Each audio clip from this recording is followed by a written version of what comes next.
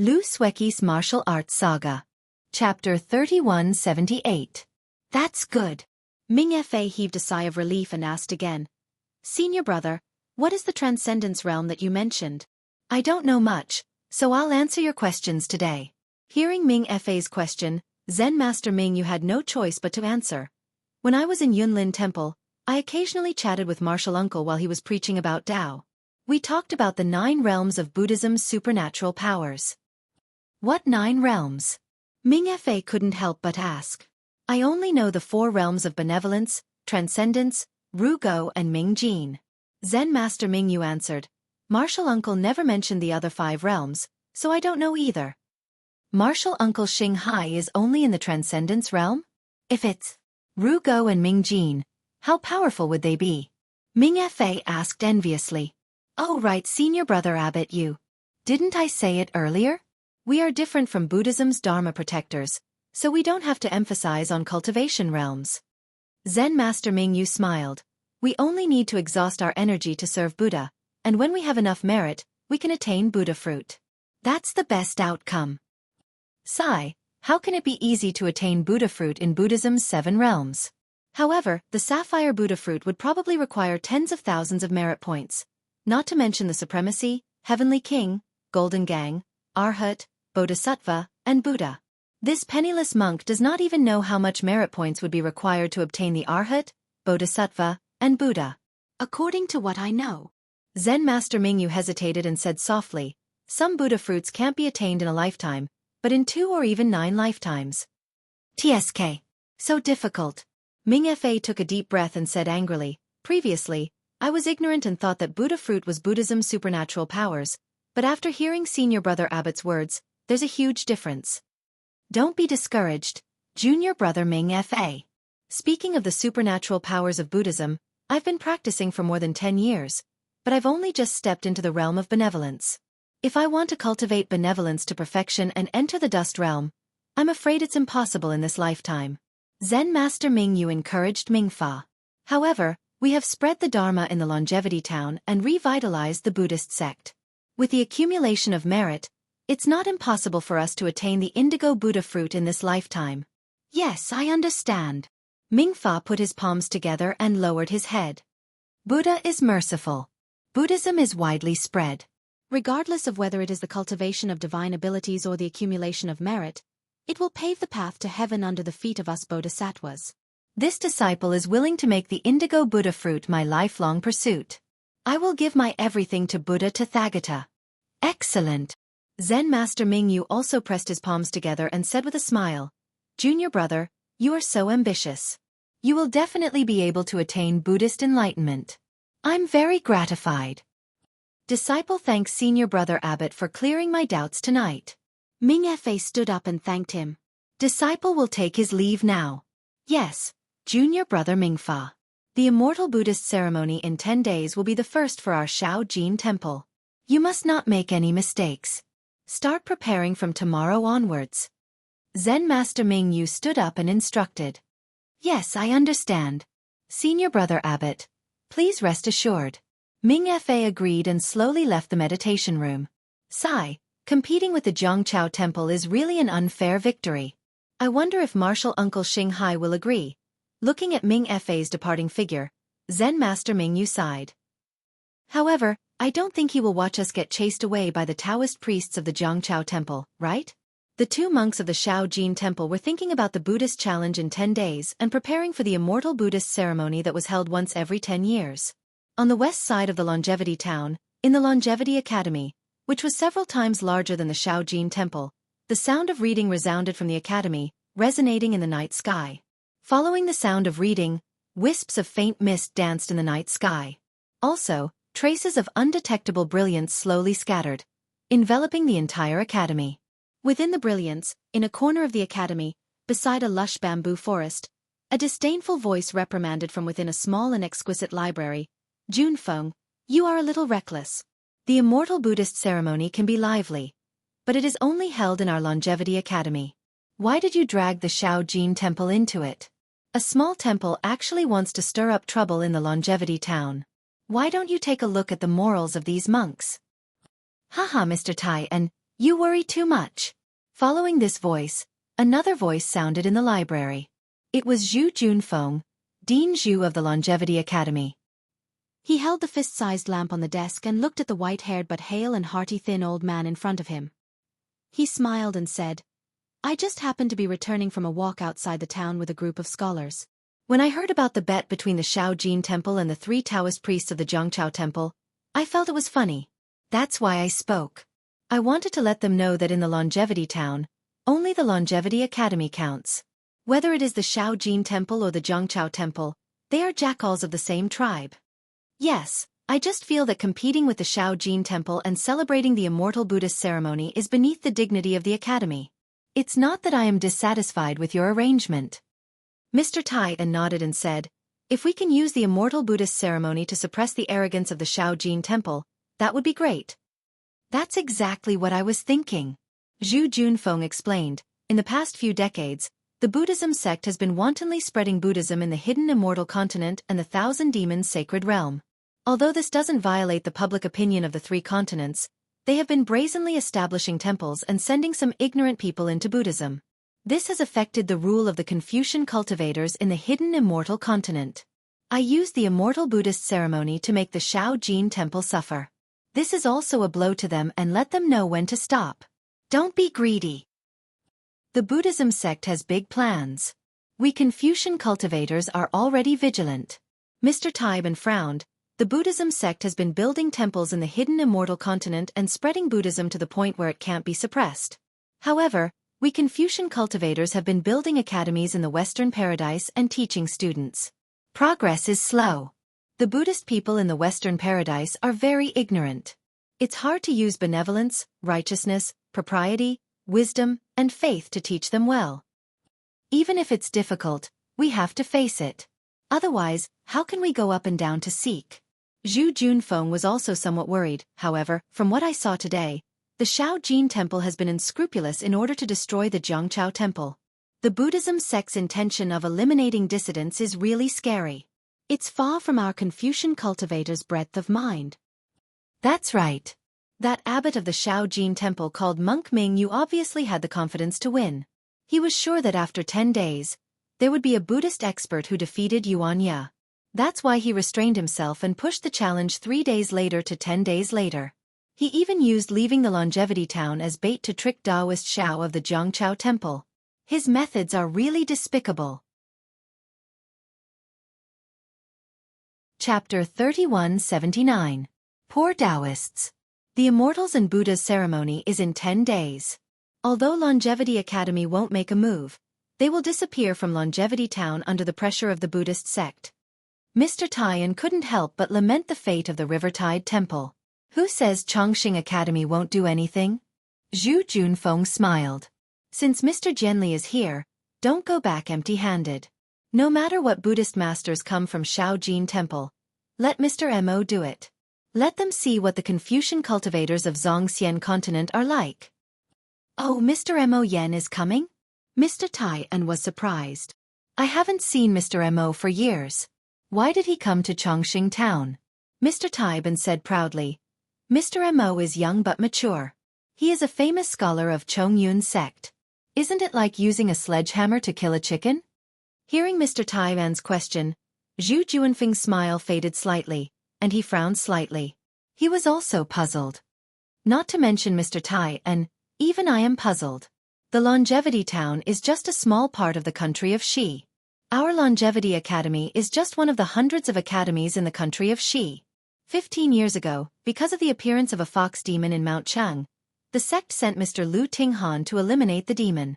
I passed by the Longevity Town and stayed for half a day. Since then, no other scholars have passed by here.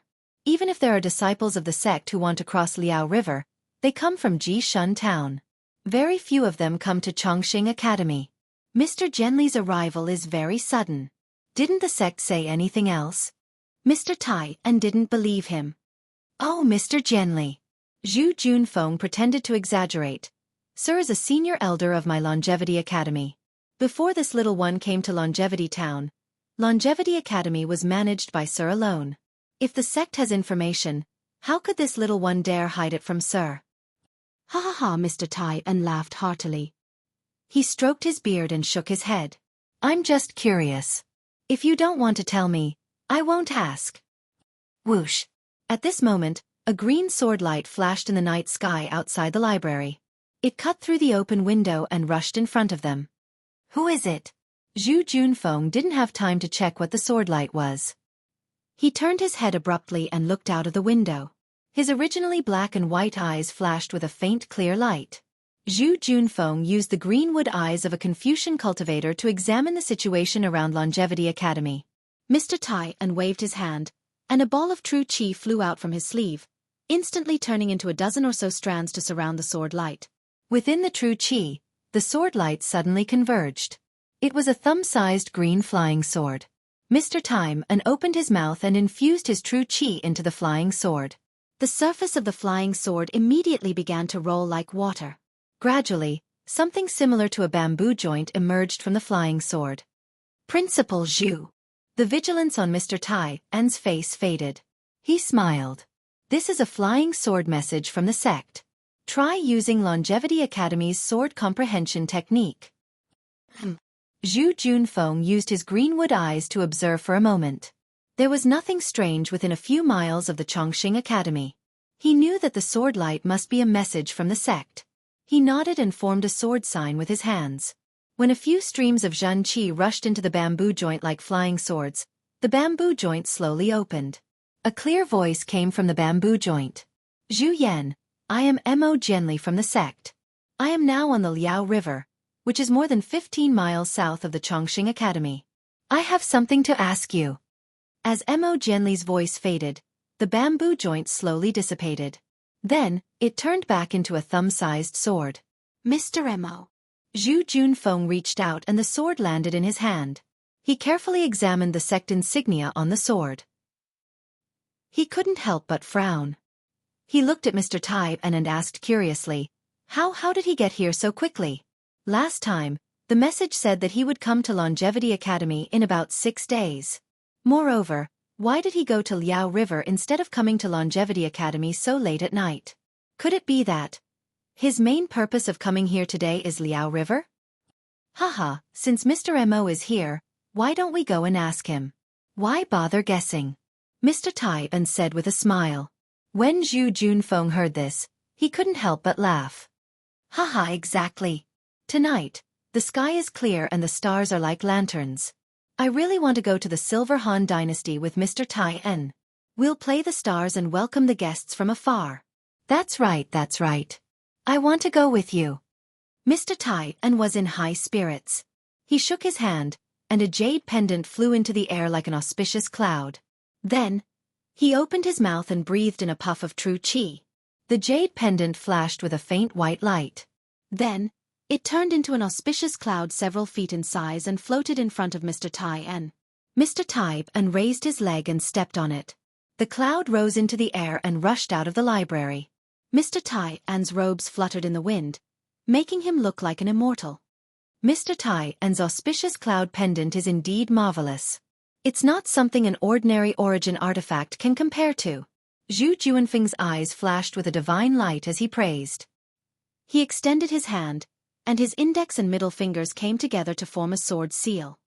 Rise, following Zhu Junfeng's soft command, a wang sound of a sword rang out. The treasured sword hanging on the wall of the library flew out of its scabbard, and like a silver dragon, it streaked across the air and rushed past Zhu Junfeng. Zhu Junfeng nimbly leaped onto it, and the treasured sword did not stop there either. It also rushed out of the library. In the sky above the library, other than the sound of students reading, Mr. Tai's voice could also be heard. The building is 100 feet high, and the stars can be plucked with one hand. I don't dare to speak loudly for fear of alarming the people in the sky. Haha. Zhu Junfeng heard this and laughed inwardly. Mr. Tai is in high spirits today. I'm afraid that Mr. Mo Jianli has inspired him. Mr. Tai has spent his entire life practicing the classics. Today, he has only reached the middle stage of transforming energy into qi. He is only a scholar. Mr. Mo, on the other hand, has practiced the noble spirit river. He is only in his 50s and has already reached the last stage of transforming energy into qi. He has become the youngest scholar in the Chongyun sect. Facing a child who once wanted to learn from him, no one would be able to remain calm. Sigh. Where do saints come from in this world? The desire to win has never ceased. If Mr. Tai and is like this, how can others be spared? Fortunately, although I am a young scholar, I am still much younger than Mr. Mo facing such a prodigy. How can I live with my dignity? Zhu Junfeng stood on his flying sword, looking like a sword immortal. He was even more graceful than Mr. Tai En. Mr. Tai En's high spirits had already attracted the attention of countless students. When Zhu Junfeng flew out, it caused a stir. Strong, quiet as a virgin, moving as a rabbit, using qi to control the sword, moving unhindered between heaven and earth. This is my life's pursuit. A few students with delicate features could not help but clench their fists and sigh. I am willing to use my heart to strike the sky. I am willing to use my pure heart to cover the 9 provinces. I am willing to use the righteous energy of heaven and earth to destroy all demons and monsters in the world. Some students even sighed in the sky. However, more students were still whispering to each other. Since the headmaster has such a cultivation, if we work hard and train hard, we will definitely be able to win first place in the annual competition. Only then will we have the opportunity to enter the sect to cultivate. Only then will we be able to fulfill our ambitions. Our wish to sweep the world with our swords and cover the 9 provinces will come true. That's right. It's better to retreat and form a net than to admire the fish in the abyss. Of course, I won't lie to you. As they spoke, some students woke up from the chaos. They picked up their books and began to study word by word. Not long after, wisps of clear energy filled the entire academy, becoming denser and denser. Outside Longevity Town, night had already fallen. The fog of dusk only began to slowly recede at this time. The Liao River, which was dozens of li wide, was currently emitting hua-hua sounds of water. Under the bright moon, it flowed endlessly towards the east. The moonlight was like frost, sprinkling specks of water on the river. From time to time, fist-sized splashes would rise up and then turn into fireflies in the air. Occasionally, large whirlpools would appear in the rapid flow of the river. The dried branches and leaves floating on the river surface would all be sucked into the water. Although it was already late at night, under the moonlight, the Liao River seemed to be as bright as day. Not to mention the huge ships in the middle of the river from time to time, they could see the dozens of small boats fishing at the river's edge. It wasn't just the huge boats. Under the moonlight, it was the time for the fish to swim upstream. Tens of thousands of small fish were like notes jumping around in the waves. They jumped and attacked the water, going against the current, unwilling to go with the flow. It was a scene full of vitality, a scene of people wanting to fight against fate. Unfortunately, on the dozens of small boats, there were some middle-aged men who wanted to take advantage of the night to go upstream and catch more fish to feed their families and buy more clothes for their children.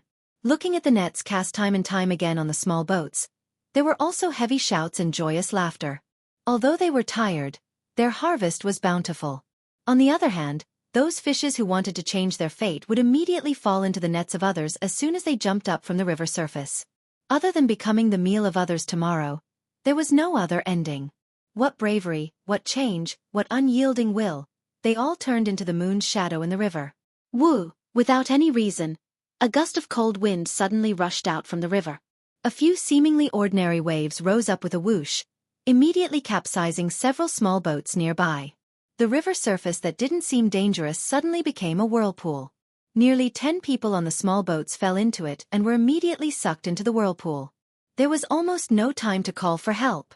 On the contrary, not far away, the fishermen who were celebrating their harvest inadvertently saw this and no longer cared about fishing. They shouted loudly, urging their family members who were trying their best to stabilize the small boats. They ignored the whirlpool on the river surface and rowed towards the small boats that were spinning rapidly in the whirlpool. There were even a few fishermen who didn't even think and jumped into the river, wanting to save the nearly 10 fishermen who had already disappeared.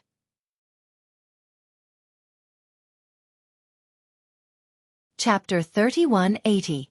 These fishermen might not be familiar with each other, but since they were still boating in the middle of the night, they knew that they were all people who worked hard. If they could lend a helping hand, no one would be stingy. How could their honest and upright hearts think more than that? Since those fishermen did not surface from the river, how much stronger could they be? But the strange thing was that these fishermen were much more agile than the upstream fish in the river. In a short moment, they had already neared the numerous large whirlpools. However, the moment the fishermen touched the whirlpools, they immediately sank into the water and did not show their heads again. It was as though they had never appeared in the first place. This time, the numerous fishermen who had rushed over from behind turned pale with fright. They hurriedly screamed and fled towards the shore with all their might. Unfortunately, it was already a little too late. The numerous large whirlpools were like huge mouths that could devour people. They were getting bigger and faster, moving towards these people. Help! The heart-wrenching cries for help could not travel far on the surging river surface. Not to mention the sound of splashing water. Even the sound of thousands of fish falling into the water could drown out these cries. Just at this critical moment, a rumbling sound of flowing water suddenly appeared in the distant night sky. This flow of water was as continuous as the river water, but it also seemed to be more imposing than the sound of the river water. It was simply like a waterfall that washed down from the cliff. Following the sound of flowing water, another voice that was full of energy and even more powerful than the rolling waves sounded. Hold on for a moment, this MO will save you all. Looking at the source of the voice, a long river that was like the Milky Way descended from the 9 heavens. On the long river, there was a scholar who stepped on a crimson cloud. He was dressed in a white scholarly robe and was flying over on a sword. Help! How could the numerous fishermen who had half of their bodies in the whirlpool care to look at the immortal's grace? They hurriedly shouted for help. Speaking of which, it was strange. When the scholar's voice sounded, the whirlpool on the river surface immediately weakened. Although the fishermen's bodies were spinning uncontrollably in the whirlpool, they did not immediately fall into the river like before. In a short moment, the scholar had already landed on top of the fishermen's heads. The scholar's thick eyebrows and his face was full of tranquility. Although he was facing the life and death of several people, his thin lips were tightly shut and there was no sign of panic. Go! The scholar waved his hand and a brocade silk handkerchief flew out. The sword wind became 10 feet long and the silk handkerchief fell down and easily wrapped around a fisherman. Then, the silk handkerchief flew to other places and wrapped around a few more. As for the scholar himself, he controlled the flying sword and grabbed the air. 2 fishermen were pulled out of the river and were brought to the shore. This humble one thanks Mr. for saving our lives. Several people landed on the shore. Their faces were already deathly pale, and they didn't think much about it as they lowered their heads and kowtowed. Ah, get up! Crow's feet appeared at the corner of the scholar's eyes. He did not look young. He waved his hand and said, "It's late now and the Liao River is not peaceful. It's better to go back and rest early. Although fishing for money is important, your life is more important. Sir, please save old second son." One of the fishermen said anxiously. "He still has a 70-year-old blind old woman at home." Ah! The scholar looked at the Liao River which was still without any waves and bit his tightly shut lips slightly. Plop plop. Several fishermen hurriedly kowtowed again.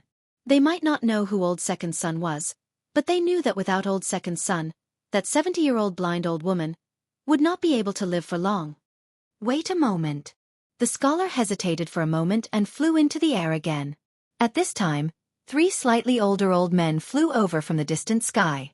They were all dressed like Confucian cultivators. However, these old men did not carry swords on their backs. Instead, they stepped on a faint green cloud. The 3 old men were very respectful when they saw the scholar. The scholar gave a few instructions and the 3 old men chased after the uncontrollable boats on the river. They seemed to want to send these boats to the shore. The scholar waved his hand and a sword light rushed into the night sky. The direction was the Longevity town. Sword light flashed around his body and then he rushed into the Liao River. A few moments later, when the 3 old men sent the boats to the shore, Mr. Tai and Zhu Junfeng arrived together on a cloud. When they saw the situation, the 2 of them were shocked. When they heard the fishermen say that it was dangerous, their expressions changed drastically. They looked at each other and then looked at each other. It was not that the Liao River was not dangerous. It was not that no fisherman had died on the Liao River. It was that, as the fishermen said, Zhu Junfeng and Mr. Tai, and had never heard of it before. My name is Zhu Yan, and my courtesy name is Zhu Junfeng. I am the dean of the Longevity Town Academy. Greetings, martial uncles. Zhu Junfeng saw that the 3 old men were Confucian cultivators and hurriedly went forward to greet them. Mr. Tai and did not dare to be negligent and bowed as well. Dean Zhu, junior brother Tai En. We pay our respects to you. The three of them hurriedly returned the greeting and introduced themselves. They were all Confucian cultivators of the Chongyun sect. Their names were Qiu Jian, Li Mo Ming, and Ji Dong. However, they did not tell Zhu Junfeng their courtesy names. After the five of them greeted each other, Zhu Junfeng did not ask too many questions because there were still fishermen from the Longevity Town. He looked at the three of them and said, Mr. Tai and will accompany the three martial uncles here. I will go and take a look. Dean Zhu. Qiu Jian hurriedly called out. The river is dangerous. Mr. Mo Ming won't even let us go near it. You should, it's fine. Zhu Junfeng smiled. I have been in the Longevity Town for a long time. If I haven't been to the Liao River 100 times, I have at least been here dozens of times. I have done many things like rowing at night and drinking. Dean Zhu. Li Mo Ming said unhappily. I know that you are in charge of this place. However, since Mr. Mo Ming is here, we naturally have to listen to his orders. Mr. Mo Ming said not to go there. That place is definitely dangerous. Furthermore, I have come here today precisely for this matter. If you think that a little scholar like you can handle it, then I will wait for Mr. Mo Ming to return and immediately turn back. Yes, I know my mistake. Zhu Junfeng's heart trembled as he hurriedly bowed. It's good that you know. Li Mo Ming nodded and did not say anything else. He raised his head and looked at the Liao River. The wide Liao River was the same as before. There was no danger at all. There were very few giant boats in the middle of the river, but one would occasionally sail by. The lights on the giant boat flickered with the stars in the sky, and the fragments of moonlight on the river's surface seemed to resonate with each other. It made one wonder if this was the falling stars in the sky. Whoosh! A long river flowed against the current and rushed up to the sky. The brilliance of the river instantly covered all the stars and moonlight. Chapter 3181. Mr. Mo is back. Ji Dong frowned and exclaimed, but Mr. Mo, yes, Mr. Mo stepped on the river and flew across the sky, landing right in front of them. Unfortunately, his hands were empty, not even the corpses of the fishermen. My apologies. Mo gently landed, ignoring Zhu Junfeng and Mr. Tai En. Instead, he walked up to the fisherman and bowed. I have failed you. Not only did I not find Sun Lauer and the others, I did not even see their corpses. Mr. Mo, you didn't go with the river? The fisherman asked in disbelief. Of course I did. Mo gently was not embarrassed by the fisherman's pointing fingers. He explained calmly, I have checked the area within a few miles, including the bottom of the river. Hiss. The fishermen were shocked, their bodies trembling. Could it be? Could it be? I don't know what it is and I didn't see it, so I don't dare to say anything. But for now, don't come out to fish at night. Mo gently said in a gentle voice, of course, we will try to find the reason around the Longevity Town, but there might be some accidents. You should wait until the truth is out. But we all fish for a living. Even if we don't come out at night, we have to come to Liao River during the day. One of the fishermen said boldly. Say. Mo gently sighed, looked at Zhu Junfeng, and said to the fisherman, the Longevity Academy of the Chongyun sect will do its best to protect you. However, you all still need to be careful. Mo gently then took out a silver coin from his pocket and handed it to the fisherman. He said, this is for Sun Lauer's mother. Please give it to that poor old woman for me. Thank you, Mr. Mo. The fisherman took it gratefully. I thank you on behalf of Sun Lauer. I will definitely bring this to Sun Lauer. Please don't worry. You can go now. Mo gently waved his hand. The fishing boat has been found. Go home quickly. Yes. Thank you, Mr. Mo. The fishermen were overjoyed, but still scared. They packed up their fishing gear and their harvest and hurried back. Greetings, Mr. Li.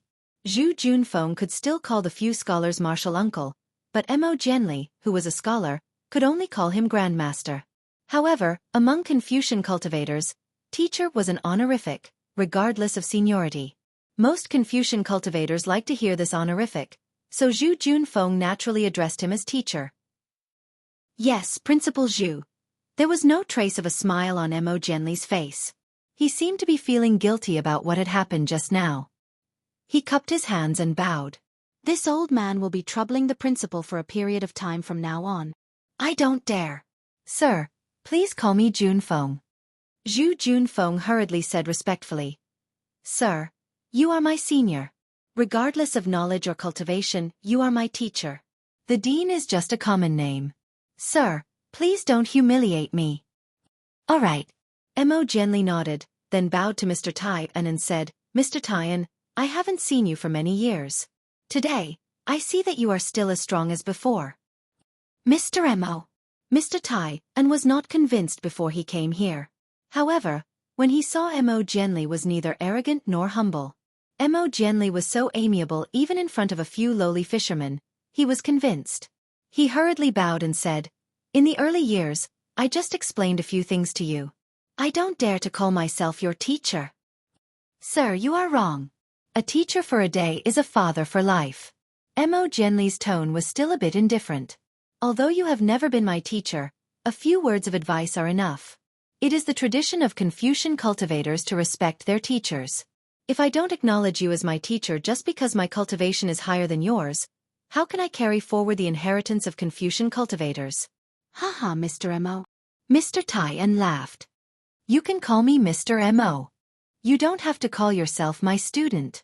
Otherwise, as a scholar, if I were to hear a scholar call me teacher, I would also feel uncomfortable in my heart. All right, I got it. Mo Genli didn't hesitate. He nodded and said to Zhu Junfeng, Junfeng, did you hear what the fisherman said just now? Do you know what's going on? I've heard about it. Zhu Junfeng hurriedly replied. I've never seen such a situation in all my years in Longevity Town. However, legend has it that thousands of years ago, Liao River was inhabited by the water tribe. These water tribe are cruel and often eat mortals alive. Every year, the Longevity Town would have to hand over virgin boys and girls on time. Otherwise, they would flood the town. That's right. Mr. Taiyan nodded. I've heard about it too. Because of the water tribe, the Longevity Town was plunged into misery and suffering. The people had no way of making a living. Almost every family was wailing in grief. 7 out of 10 people left for other places. Later on, an immortal passed by the Liao River and saw a group of fishermen carrying a crying boy and girl to throw into the Liao River as a sacrifice to the water tribe. Only then did he make a move to subdue the demon. He fought with the water tribe for 3 days and 3 nights, fighting until the sky turned dark and the earth turned dark. In the end, the water tribe was killed. Blood flowed all over the river. The immortal floated away. Later on, in order to commemorate this immortal, the Longevity Town built a Taoist temple for him on Jiangchao Ridge. It's called Jiangchao Temple. Zhu Junfeng continued. They even called the statue the god of the river. Junfeng, thousands of years ago, was there a Longevity Academy in Longevity Town? Mo Genli asked abruptly. Of course there wasn't. Zhu Junfeng said curiously. My Chongyun sect only built the Longevity Academy 1,200 years ago. At that time, I'm afraid my Chongyun sect was still a small sect, right? Mo Genli nodded. However, even if there wasn't a Longevity Academy in the Chongyun sect, there was still a Jingzhu Academy in the Bamboo sect. So why didn't the Longevity Town spread the story of the Jingzhu Academy, but instead built a Taoist temple in Jiangchao Ridge? I don't know. Zhu Junfeng was a little embarrassed. The Academy's records about this are not very detailed. I don't mean to blame you. Mo Genli explained. I received a secret order from the sect and found this information in the sect's records about the Longevity Town. I didn't know about this before. Mister, please enlighten me. Zhu Junfeng clasped his hands and said. There's no other reason. It's because the students of the Jingzhu Academy from the Bamboo sect all died in the battle with the water tribe. None of them survived. And that so-called immortal was just passing by when the water tribe died and took advantage of the situation. It's not like the story said, where they saw some virgin boys and girls. Mo Genli sneered. That so-called immortal was not a Taoist cultivator, but a Buddhist disciple. But that disciple was not a monk who shaved his head, so he was mistaken for a Taoist cultivator. A Buddhist disciple who didn't shave his head. Zhu Junfeng was surprised. There's such a person? Which one is it? The sex records didn't mention it in detail, so I don't know. Don't ask too much. I guess the sect didn't want to leave behind a thick mark of the Buddhism sect in the longevity town. Mo Jianli said lightly. And in the following thousands of years, the number of Buddhist cultivators gradually decreased. On the contrary, there were more and more monks who shaved their heads in the Zhongxian continent. Oh! Zhu Junfeng was deep in thought. Mr. Taiyan frowned and said, Mr. Mo, so what happened today? This? I don't know either. Maybe it's a little strange. Mo Jianli sighed. He turned to look at the moon, which had already set, and the Liao River, which was covered in mist again, and said, Our Chongyun Martial School has received some news. It seems that some water-kind creatures have come to the Liao River. As for whether they are the descendants of those water-kind creatures thousands of years ago, and whether they want to harm the longevity town, the Martial School has no right to know. But for the safety of the Longevity Academy, I have been ordered to come here. Hiss. Hearing this, Zhu Junfeng gasped and said hurriedly, The water tribe are naturally demons. They have a long lifespan, which is far from the human race. This Liao River is far away from the East Sea, and there hasn't been any water tribe members wreaking havoc for hundreds of years. If there really are water tribe members coming, they must be the descendants of the water tribe. It's too early to make a judgment now. Mo gently waved his hand. It's better to wait and see. All right, Mr. Taib and looked at Zhu Junfeng and said in a low voice, The Shaojin Temple seems to have sent experts here too. Could it be because of this? Maybe. Mo Jianli's eyes flashed with a trace of disgust. The Buddhism sect is everywhere in the Zhongxian continent. Their dharma is the best at bewitching people. What happened in the longevity town thousands of years ago may be hidden from ordinary people, but it may not be hidden from the Buddhism sect's experts. And now they have many spies in the Zhongxian continent. The sources of information are no less than us Confucian cultivators. If the Chongyun sect can get the information, they can get it even more. Besides, the Shaojin Temple has grown from a small temple of 2 or 3 monks to a temple of 30 or 40 people. Its future is limitless. It can't be ignored by the Yunlin Temple. I just don't know which monk from the Yunlin Temple came here today.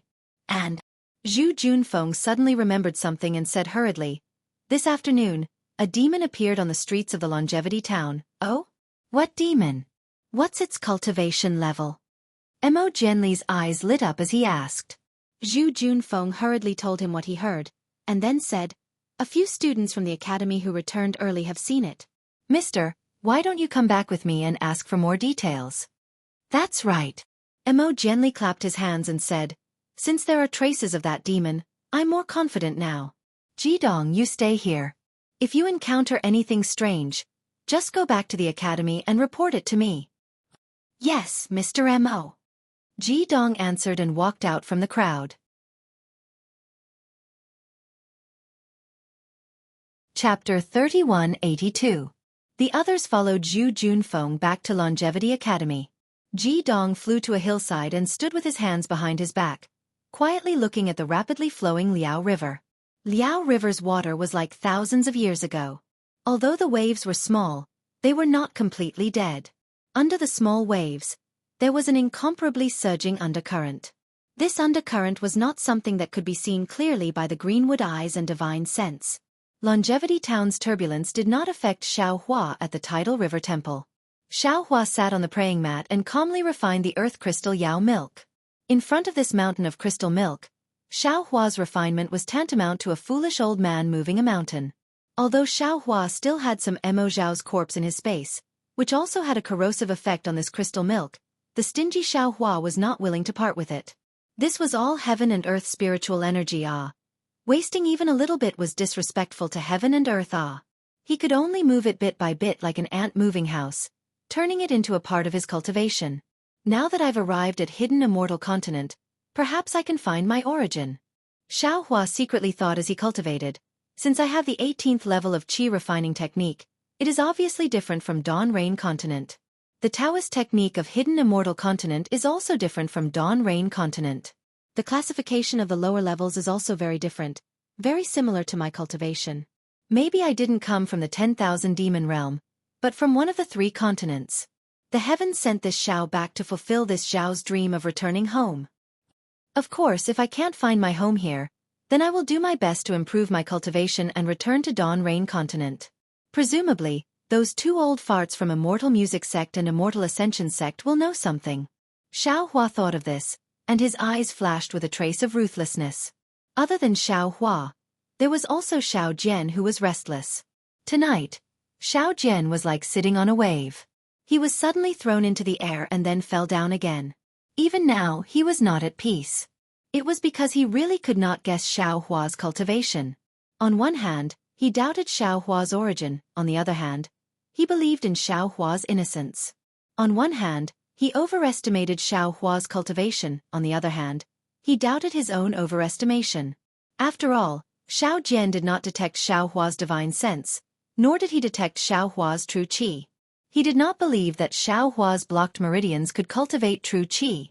But it was clear that since Xiao Hua was able to produce miraculous pills and possess divine sense, his background was in no way simple. But what made Xiao Jian about to go crazy was that this Taoist cultivator with an extraordinary background actually didn't even know about the essence energy of the three continents.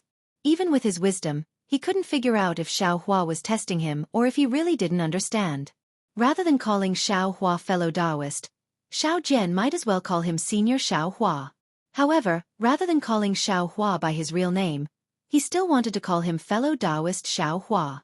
In the face of the challenge from the small golden temple, just Yuanya alone was no longer of any use. The only person he could rely on now was Xiao Hua. Xiao Hua was the only person Xiao Jian and Yuanya could rely on to not be expelled from the Longevity Town. Compared to Xiao Jian's distracting thoughts, Yuanya was much simpler. This guy hugged the branch of the banyan tree and slept soundly. His saliva, along with the smile on his face, almost got stuck on a banyan fruit. If the townspeople who flocked to the Rivertide Temple to pick the immortal fruits found out that the thing they regarded as miraculous pills was actually stained with Yuanya's saliva, would they beat Yuanya to the ground and trample on him 10,000 times? Would they not care about the happiness Yuanya brought last night because of his dream of becoming Xiao Hua's disciple? The night passed quickly. It was not delayed by the deaths of several fishermen in Liaojiang. When the first rays of dawn appeared, the sunlight passed through the banyan tree and fell into the temple. Xiao Jian's heart was even more anxious. If not for the fact that he couldn't use his divine sense often, he would have already released it. He really wanted to know if the Rivertide Temple's liveliness last night was able to attract the townspeople's attention. Would it be able to make them slightly shift their gaze and piety from the small golden temple to the Rivertide Temple? At the very least, there was no need for him, the representative of the Rivertide Temple, the successor of the Taoist school, to show his face in public and set up a stall to sell divination, right? Listening to the chirping of the birds on the banyan tree, Xiao Jian's eyes from time to time drifted towards the small door of the temple, ready to be drowned by the tide of people at any time. Unfortunately, after looking for the time it took to eat a meal, the small door did not even make a creaking sound. First, there was still the pleasant chirping of the birds, which made Xiao Jian feel that it was too noisy. That's not right. Suddenly, Xiao Jian woke up. Since when did his Rivertide Temple have birds? Those birds were a delicacy in the eyes of Yuanya who grew up in the forest. Especially when Yuanya did not have enough copper coins to buy meat buns. Therefore, after Xiao Jian and Yuanya arrived at the Rivertide Temple, there were no more birds chirping in the morning. How come there are birds today? Yeah. Has he already stuffed his teeth with meat buns? Xiao Jian immediately had a bad feeling. When he hurriedly rushed to the west wing, Xiao Hua, who was meditating there, was already nowhere to be found. Damn it, the two of them couldn't have eloped, right? Xiao Jian immediately became anxious. Although he was paranoid for an entire night and did not eliminate his doubts about Xiao Hua, but thinking about it, if Xiao Hua was not by his side, he would have no one to rely on. It would be just like when he was alone and did not have Yuanya. Xiao Jian rushed out of the temple even more hurriedly than before. When he saw Xiao Hua, who was on the empty ground next to the Rivertide Temple, using the Big Dipper magical fist, and Yuanya, who was obediently lying behind a small tree in the distance like a leopard peeping, his heart immediately calmed down. Hee, this sunlight is really beautiful. Xiao Jian looked at the distant morning sun and took a deep breath. He raised his hands and stretched his waist, pretending to dance a few times with his fists and legs. He opened his mouth and scolded. What a good-for-nothing. How can a small tree support your fat body? Since you want to secretly learn, Then do it openly and brazenly. Why do you have to be so secretive? Xiao Jian's words immediately startled the chirping birds on the banyan tree. Naturally, Yuanya also flew up with the birds. This guy's face carried a trace of shame. His hands and feet nimbly climbed up the small tree. His whole body borrowed the elasticity of the branches to rush up the banyan tree, and then hit his whole body between the branches. Hee. Xiao Hua naturally had already seen through the appearance of this pair of master and disciple. He secretly laughed in his heart and did not pay attention to them. The current him is already 200 years old. He can really call himself an old man. Xiao Jian and Yuanya are just two little children in front of him. However, Xiao Hua's face is so tender that he also likes others to call him young man. The Big Dipper magical fist was used one move after another. The slow and steady flow melted the earth crystal Yao milk bit by bit. Xiao Hua closed his eyes and enjoyed this relaxed and tranquil atmosphere. He did not seem to care about Yuanya secretly learning. If the Big Dipper magical fist could be learned so easily, would it still be a bone-tempering secret technique? Even though Yuanya, who had escaped, still revealed half of his eyes on the banyan tree. His eyes were burning with passion, but Xiao Hua did not expose him. Xiao Jian also did not think that Yuanya, who was always ignorant of the ways of the world, would be so shy today. He actually escaped back to the Taoist temple. He strolled in front of the Taoist temple for a while. From time to time, he would look down at the Jiangchao Ridge and see that there were already some people on the main road. Unfortunately, these people were only limited to the main road. Not even half of them flowed towards the Jiangchao temple. Ai, Xiao Jian sighed. He knew that his dream was shattered. He loudly berated, "Yup, quickly get down for this old man. Follow this old man to the town." Similarly, the yes master that Xiao Jian was accustomed to did not appear. Instead, it was Yuanya who asked in puzzlement, "Master, didn't we have so many copper coins yesterday? Why do we need to go to the town again?" "Oh, that's right. Master wants to eat steamed buns, right? I will look for a while and then go buy some for Master." Idiot! Xiao Jian had already entered the Taoist temple. He angrily scolded. "What do you know? Do you know how to sit and eat? Although there are a lot of copper coins, it is not enough for us to eat for a year and a half. This old man should take advantage of these days when the Taoist temple's feng shui is flourishing, to earn a few more copper coins." While speaking, Xiao Jian hurriedly entered the east room. There was a series of crackling sounds in the room. It was as if someone was looking for something. Last night, there were really a lot of people who came to the Taoist temple. There were really a lot of people who rushed into Xiao Jian's room to search for the so-called elixirs. Even the box that Xiao Jian locked with a copper lock was pried open. "Let's go," what could Xiao Jian say? Inside the achievement box was a pile of copper coins. It looked much cuter than the copper lock. However, in the time it took to brew a cup of tea, Xiao Jian had already tidied up. He was still wearing the same Taoist robe, the cloth bag, and the bamboo pole. Io Xiao Hua's Taoist robe. Lowering his head to look at his own Taoist robe, Xiao Jian suddenly remembered that the clothes that Xiao Hua was wearing today were not the same ones that he was wearing yesterday. Moreover, it looked a bit strange. It was different from what he was wearing.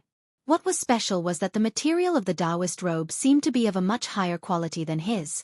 Where did this guy get these things? Look at how he has nothing on him. Damn it! Did he take the copper coins from the main hall yesterday? Xiao Jian suddenly woke up and hurriedly went to the main hall to check. However, the achievement box was still locked. He picked it up and waited a few times. The wait was the same. Only then did he fiercely look at Xiao Hua's direction, and extinguish the thought of interrogating Xiao Hua. "Master, wait a moment. Let me take a look again." Xiao Jian walked out of the main hall. Yuanya's careful voice came from the banyan tree. "You idiot!" Xiao Jian berated. "Quickly come down. How many times have you seen it? You still can't learn it? It's not that I don't want to teach you, it's that you are not cut out for it. You are just a petty person." "Yes, Master." Xiao Jian's familiar reply finally appeared. However, there was a trace of depression in his tone. "It seems that I am indeed not fit to cultivate with Master. It is only the 108 fist and leg style. No matter how I look at it, I can understand it. However, after I hit the front, I forgot the back."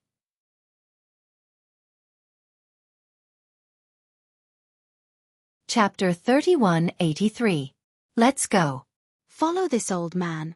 Xiao Jian raised his head and shouted unhappily. However, before he could finish his words, he was interrupted by the sound of beating drums. The sound of the drums wasn't very loud, but it was clear in Xiao Jian's ears. In particular, the sound of the drums was getting louder and louder, and there were also some messy noises. Ha ha! Someone is coming. Xiao Jian laughed and threw the bamboo pole away.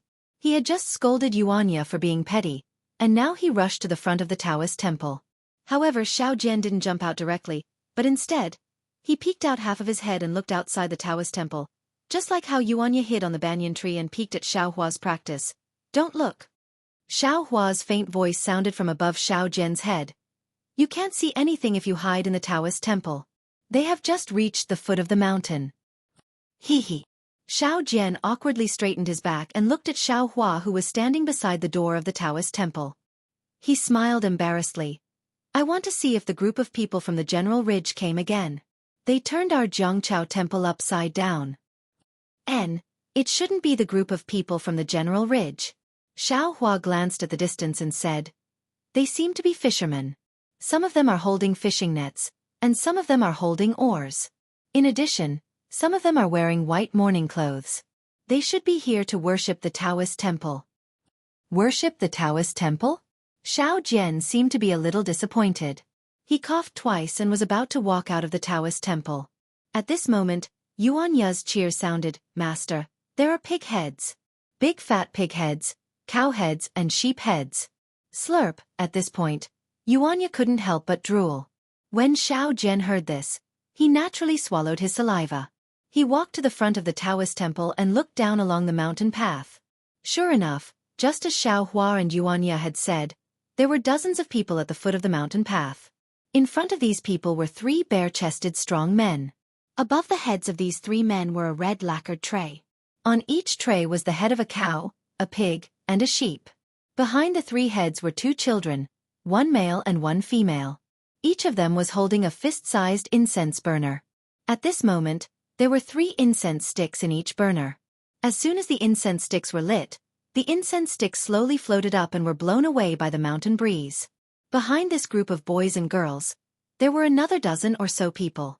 Among these dozen or so people, 2 of them were carrying a red drum that was several feet in size. There was also a burly man who was several feet tall, holding a drumstick that was even larger than his fist. He was beating the drum with all his might. Large beads of sweat dripped down the man's forehead, and his veins throbbed as he beat the drum. Next to the 3 people beating the drums, there were 4 people holding gongs in their hands. Clang, clang. As for the people dancing along with the gongs and drums, there were 2 men dressed as lions. In front of the 2 male lions, there was actually a thin young man holding a colorful ball in his hand. It was like a lion dance. As they pounced on the young man's colorful ball, the young man nimbly jumped in front of the male lions, dodging and leading the 2 male lions up the mountain path step by step. Behind these people, there were dozens of fishermen wearing tattered clothes. Each of them held a fishing net and oar in their hands, respectfully following behind the lion dance. Their faces were solemn and pious. As for the people in mourning clothes that Xiao Hua had mentioned, they were walking at the very end. There were about 10 people, women, children, and the old and weak. What is going on? Xiao Jian was shocked. This was something that he had never encountered in the years he had been at Jiangchao Temple. What are they going to sacrifice? Could it be that they are going to make a water and land Dao temple? Xiao Jian said to himself. Then, should they go to Xiao Jin Temple? Master.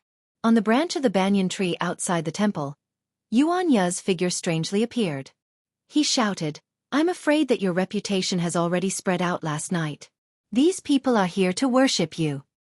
Io, not bad, not bad. Xiao Jian suddenly understood. He hurriedly lowered his head to look at his own Dao robe and immediately felt extremely dissatisfied. He turned his head and crashed into the temple.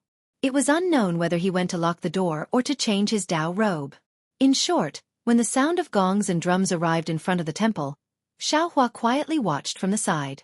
Xiao Jian was wearing a new Dao robe and brought Yuanya out of the temple. At this time, Yuanya was also wearing new clothes. However, looking at Yuanya's twisted head and back appearance, he was definitely not used to it. However, this did not affect Xiao Jian's face full of smiles and extremely amiable. Xiao Jian walked in front of the three big men holding the tray and bowed. I, Xiao Jian, am the temple master of Jiangchao Temple. May I know the reason for your visit? Who knew that the respect and answer that Xiao Jian expected did not appear?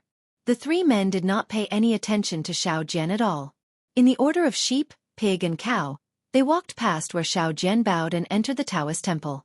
Even the boy and girl behind them with the incense burner in their hands did not pay any attention to Xiao Jian. Cough cough. Xiao Jian was extremely embarrassed. He coughed twice and was about to speak when Yuanya suddenly said in a low voice, "Oh master, I forgot. Previously, when I was in Longevity Town, I seem to have heard someone say that this Jiangchao temple used to worship the sea god. Did they come to worship the sea god? Are they not looking for master? Damn it." Xiao Jian lifted his leg and turned around to kick Yuanya's knee. Why didn't you say so earlier? Disciple just remembered. Yuanya felt very wronged, but he still nimbly dodged Xiao Jian's kick and explained in a low voice. Go in first. No matter who they are worshipping, you are the temple master now. Xiao Hua said in a bad mood. Yes, what fellow Xiao said is right. Xiao Jian felt that it was reasonable and felt less embarrassed. He did not have time to argue with Yuanya and took the opportunity to enter the temple while the lion dance was showing off in front of the temple. Sure enough, after Xiao Jian and the others entered, the dozens of people behind the lion dance also rushed in. In an instant, the small temple was completely surrounded. Xiao Jian had just walked to the center of the temple when he saw the three big men enter the main hall. One of the three big men waved his hand and the candles on the altar were swept to the ground by him.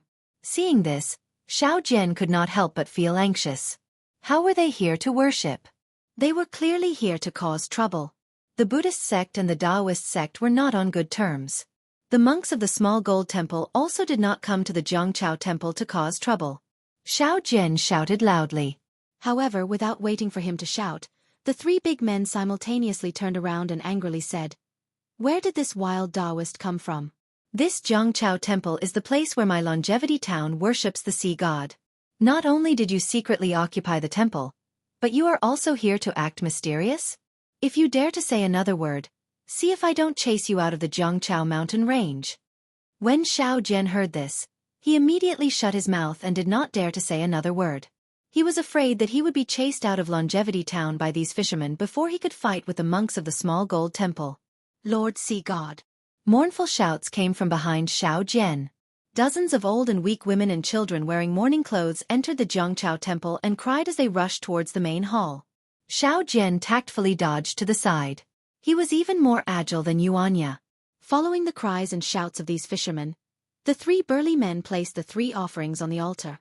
The two virgin boys and virgin girls also presented the incense burner respectfully, then stepped back to the altar with their heads bowed and eyes lowered. In the main hall, the three offerings shone brightly. The two young boys and girls were beautiful and charming. Smoke curled around the incense burner. Although the statue was still tattered, with the cries and sincere worship of the fishermen in the main hall, it was unknown how many times more powerful it was compared to the worship of Xiao Jian and Yuanya. Xiao Hua stood not far behind Yuanya. His eyes flickered as he saw everything clearly. After less than an hour, the fishermen wearing mourning clothes paid their respects. The other fishermen also paid their respects.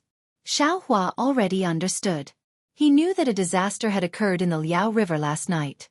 10 fishermen lost their lives in the river.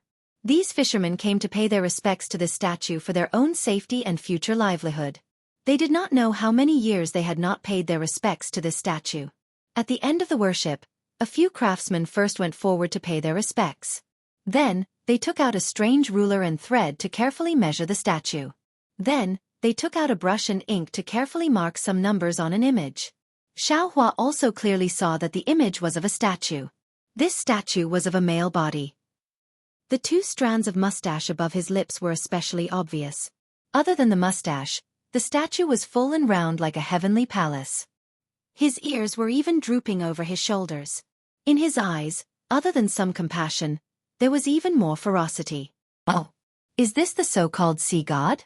It seems like it is only the Compared to Taoist Master Xiao, it is still far inferior. Xiao Hua faintly smiled and looked elsewhere.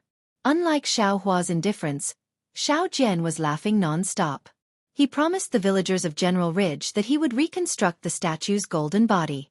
However, in reality, he did not even know what the statue originally looked like. Moreover, he still had to find the craftsmen and discuss with them how to repair it.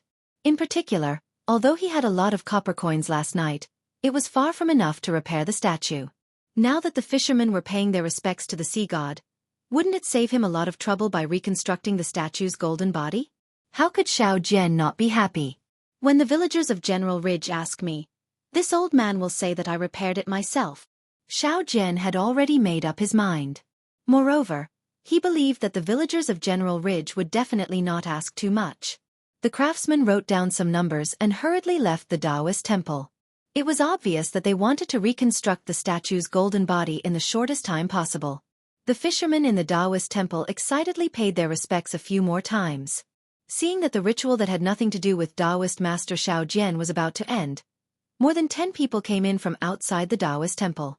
These people looked different from the fishermen. However, when they looked at the fishermen in the Taoist temple, there was no surprise in their eyes. Naturally, the fishermen did not pay any attention to them. They even nodded to each other in a friendly manner. However, when these people kowtowed, their first sentence successfully caused the emotions of the two groups of people to explode.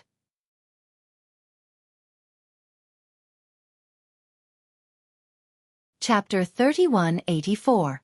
Thank you, Taoist Xiao. One of the vigorous old men knelt down in the main hall and said in a low voice, last night, I received Taoist Zhao's miraculous elixir and took it overnight. The chronic illness that I've had for decades disappeared at once. Before the old man finished speaking, the fishermen who were packing up and preparing to leave the Taoist temple could not take it anymore. A strong man hurriedly shouted, Old man, what are you talking about? This Jiangchao temple worships the sea god of our fishermen. There's no Taoist Xiao. If you want to worship, you can go to Taoist Zhao's Taoist temple. Don't worship blindly here. If you annoy the sea god, not only will we fishermen have nowhere to make a living, but the entire longevity town will also be eaten up by the monsters in the water. Little guy, what do you know? The old man glared at the fisherman with disdain and said, This Jiangchao temple worships Taoist Xiao. He just showed up yesterday. Not only did he save my family of 3 in General Ridge, but he also gave me elixirs. Look, my chronic illness and these people's illnesses are all thanks to Taoist Master Zhao's blessing. Bullshit. Before the old man finished speaking, another old man who looked older than him rushed out from the fisherman. He held a small oar in his hand and scolded, Rebellious thing. This is the place where my fishermen worship the sea god. It has been here for thousands of years. When did it become the place where you worship Taoist Xiao? Seeing that you are all villagers of my longevity town, get out of here quickly. If you dare to say filthy words again and slander the sea god, I'll beat you to death with a stick. How dare you? The few villagers next to him could not take it anymore. This is obviously Taoist Zhao's Taoist temple. Last night, we just worshipped Taoist Xiao. Furthermore, Taoist Xiao has already shown up. Beat them to death. The old fisherman was so angry that he was trembling. The oar in his hand was also trembling. When these fishermen heard that nearly 10 fishermen had died in the river last night, they already felt that something was wrong. They discussed overnight that they would rush to the sea god of the Jiangchao temple to repair his golden body. Moreover, this worship ceremony was decided after a night of discussion.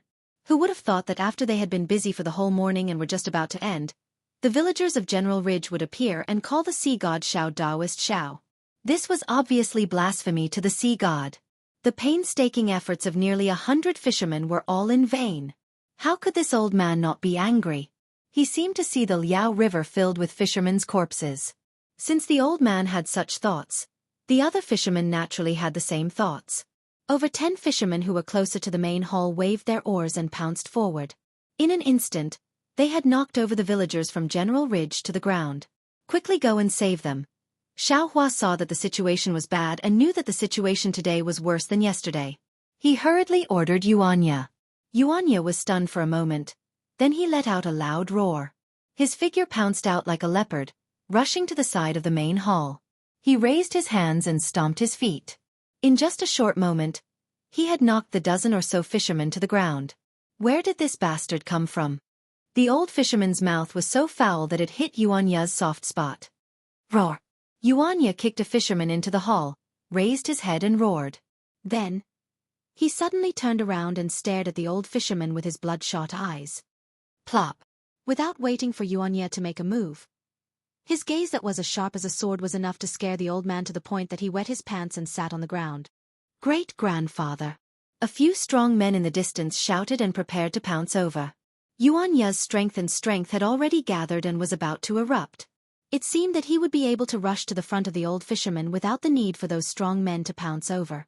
He only needed to lightly slap and he would definitely be able to kill this old fisherman who flaunted his seniority and spoke vicious words. As long as it was a farmer in the countryside, no matter if it was a fisherman fishing on the Liao River or a farmer digging for food in the fields, all they cared about was the life of their family members. All they thought about was their ordinary life. When they were powerless to control their lives, they would always place their hopes on God, on an existence that was beyond their ability. Moreover, in their simple minds, they might not risk their lives for the sake of living because there was always a glimmer of hope in life, making them reluctant to risk their lives. However, for the sake of the God in their hearts, for the sake of their last hope, they would definitely risk their lives regardless of everything. Perhaps the farmers were simple, but if they were stubborn, then even if they were to bang their head against the wall, they would not easily turn back. Therefore, even if Yuanya suddenly showed his power and knocked several fishermen to the ground in an instant, and even looked at the old fisherman like a wild beast, if something went wrong, he would immediately kill him. However, those fishermen who had been fighting against the fierce wind and fierce waves for many years instead became ferocious. That old man clenched his teeth, as if he did not care about Yuanya's snake-like gaze staring at him. He waved his hand and said, "Hit." Xiaohua was slightly angry in his heart. He could clearly see the farmer's pity, but the farmer's selfishness was also something he did not expect. Even if it was just a clay sculpture, it did not really bring them any hope, yet they were already fighting over it like this. If there were really any benefits, then it would be just like yesterday's chaos. Humph. Xiaohua snorted coldly and was just about to speak. However, he heard a loud and clear voice speak before Xiaohua could say anything. "How dare you? This is the dojo of my Taoist god. I would like to see which one of you doesn't want to live anymore and dares to anger the god. It doesn't matter if you don't want to live, but don't let the god's anger land on Longevity Town, General Ridge, and Liao Jiang." Xiaohua was startled and looked at the main hall with some disbelief. Xiao Jian, who was cowardly and fearfully shrinking back just now, actually stepped over a screaming fisherman and stood in front of Yuanya as he said coldly. The fishermen were somewhat unruly. Just when they heard the old man's command, the dozen or so well-built fishermen all wanted to pounce towards the main hall. However, Xiao Jian's cold words were like a sudden clap of thunder that struck their heads, instantly scaring them. "You are all originally pious people. Today you came to worship Lord Sea God. Lord Sea God is also very happy." Seeing that the group of fishermen were temporarily frightened, Xiao Jian hurriedly said, "But now, you dare to behave atrociously in front of Lord Sea God. Do you still have Lord Sea God in your eyes? Since you dare to make a move in front of Lord Sea God, how can you say that you believe in Lord Sea God? Since you don't believe in Lord Sea God, how can he accept your offerings? Although these three animals are extremely revered, how could they have the slightest bit of weight in the face of your disrespect? Even if you offer 10 offerings and reconstruct your golden bodies 10 times, you still won't be able to obtain Lord Sea God's gift." Hearing Xiao Jian's short words, not only did the expressions of all the fishermen change, even the old fisherman who spoke viciously was greatly shocked. "That's right, today, I came to worship Lord Sea God. If I were to make a move here, how can I be considered to be worshipping? Since I'm not worshipping, then wouldn't everything today be in vain? Lord Sea God, please forgive our mistakes. We are all people who deserve to die. I hope that your mercy will exempt us from the disrespect in our hearts." There were already a few women and children who were trembling with fear. They threw themselves onto the ground in front of the main hall and started crying. How could the fishermen who were about to make a move still move? They hurriedly shrank back and stole a glance at the old fisherman. The old fisherman clenched his teeth. Just as he was about to speak, Xiao Jian beat him to it. "You aren't my Taoist disciples, so you don't understand my Taoist rules at all. Let's not talk about the thousands of titles of the gods we worship. Even I, other than my original name, have different titles like Taoist Xiao and Wanderer Tranquil. If I were to succeed in my cultivation one day, perhaps even a holy name would descend. Therefore, Lord Sea God is Taoist Xiao, and Taoist Xiao is also Lord Sea God. By the way, this old benefactor, I want to ask you, what did Lord Sea God call himself that day? Has he ever appeared in front of you? This. The old fisherman originally wanted to say something, but his words were immediately choked by Taoist Xiao. He opened his mouth, but was unable to say anything. If I'm not wrong, Lord Sea God should have appeared before. Even all of you have seen his heroic bearing. Taoist Xiao continued. However, we don't have the immortal lifespan of gods, so how can we remember so clearly? Even if our ancestors knew that Lord Sea God was Taoist Xiao, when it was passed down to our generation, his name had long been forgotten. I can't help but say that Taoist Xiao appeared at the Riverside Temple 2 days ago and scolded us for forgetting him and cutting off his family line. Plop. The old fisherman didn't dare to say another word. His knees went soft and he knelt on the ground again. Damn it. Xiao Hua at the side couldn't help but laugh.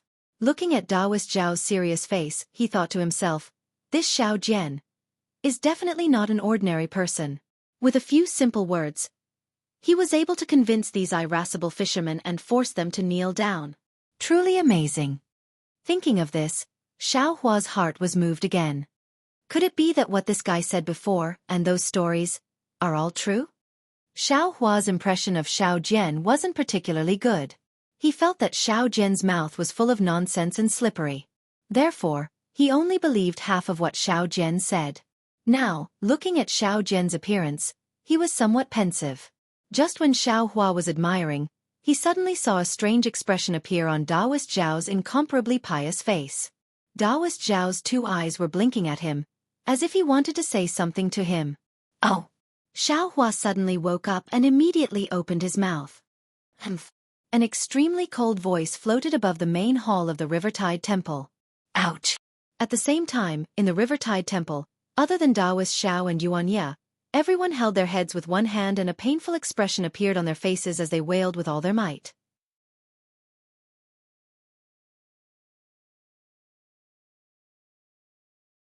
Chapter 3185. A bunch of stubborn things. At the same time, the voice scolded coldly. Back then, I saved you from fire and water. How many years has it been, and you actually don't even know my name? Lord Sea God. Lord Sea God. Everyone was trembling with fear, shouting loudly and banging their heads on the ground. Moreover, all of you actually dared to cause trouble in my training ground. You've truly disturbed me. You wait. Forget it. Following the last sentence, the faintly discernible voice suddenly stopped. At the same time, everyone's head no longer hurt. Lord Sea God, Lord Sea God. All the fishermen wailed loudly, please don't give up on us. Taoist Xiao, Taoist Xiao. More than 10 villagers from General Ridge also shouted loudly, looking abnormally remorseful. Sigh, humans, their nature is just so despicable. Taoist Zhao's words leisurely rose. Living comfortably, they forget their own beliefs. Only after receiving a lesson in suffering do they realize their unbearable stubbornness. After saying that, Taoist Xiao turned his head and knelt in front of the statue. Kung kung kung, he kowtowed a few times. His forehead was clearly bruised, but Taoist Xiao was still unwilling to give up. He directly kowtowed 9 times. A stream of blood flowed out from his forehead. Only then did he cry out sorrowfully. Taoist, don't blame them for not believing, don't care about their stubbornness, this is all my fault. It's all my fault for not waiting for Taoist to teach them properly. If Taoist master wants to blame me, any punishment will fall on this lowly one. I am a Taoist disciple, I should receive this boundless punishment. I am willing to represent everyone in Longevity Town. Speaking until here, Taoist Zhao's voice immediately stopped. He hugged his head with both hands and rolled on the ground. In just a moment, his Taoist robe was already in a mess. His teeth were also clenched so hard that it made creaking sounds. Blood even seeped out. Xiao Hua was stunned. He looked at Taoist Xiao with some disbelief and said inwardly, this guy, isn't his acting too realistic? I didn't use the soul-piercing technique on him at all. Taoist Xiao, Taoist Xiao. Seeing Taoist Xiao in such pain, a few villagers hurriedly shouted. Humph. When he saw this, Xiao Hua knew that it was time for him to enter the arena. Thus, his cold voice resounded once more. Out of consideration for the fact that I'm a disciple of the Taoist sect. Xiao Hua had also learned to be obedient now. He didn't even finish his sentence and let others guess the second half of his sentence. Sure enough, as soon as Xiao Hua's voice faded, everyone cried tears of joy and shouted, "Lord Sea God, we know our wrongs, we know our wrongs." Naturally, Xiao Hua wouldn't make another sound. As for Taoist Xiao, he stood up in an awkward manner. His face, which was in so much pain that it was almost convulsing, still carried a trace of glory and even some unusual excitement. Oh no! This Xiao has fallen into his trap again. Xiao Hua looked at the excitement on Xiao Jian's face and suddenly had a feeling of being schemed against. That's right. Last night, no matter how Xiao Jian probed, Xiao Hua didn't say anything.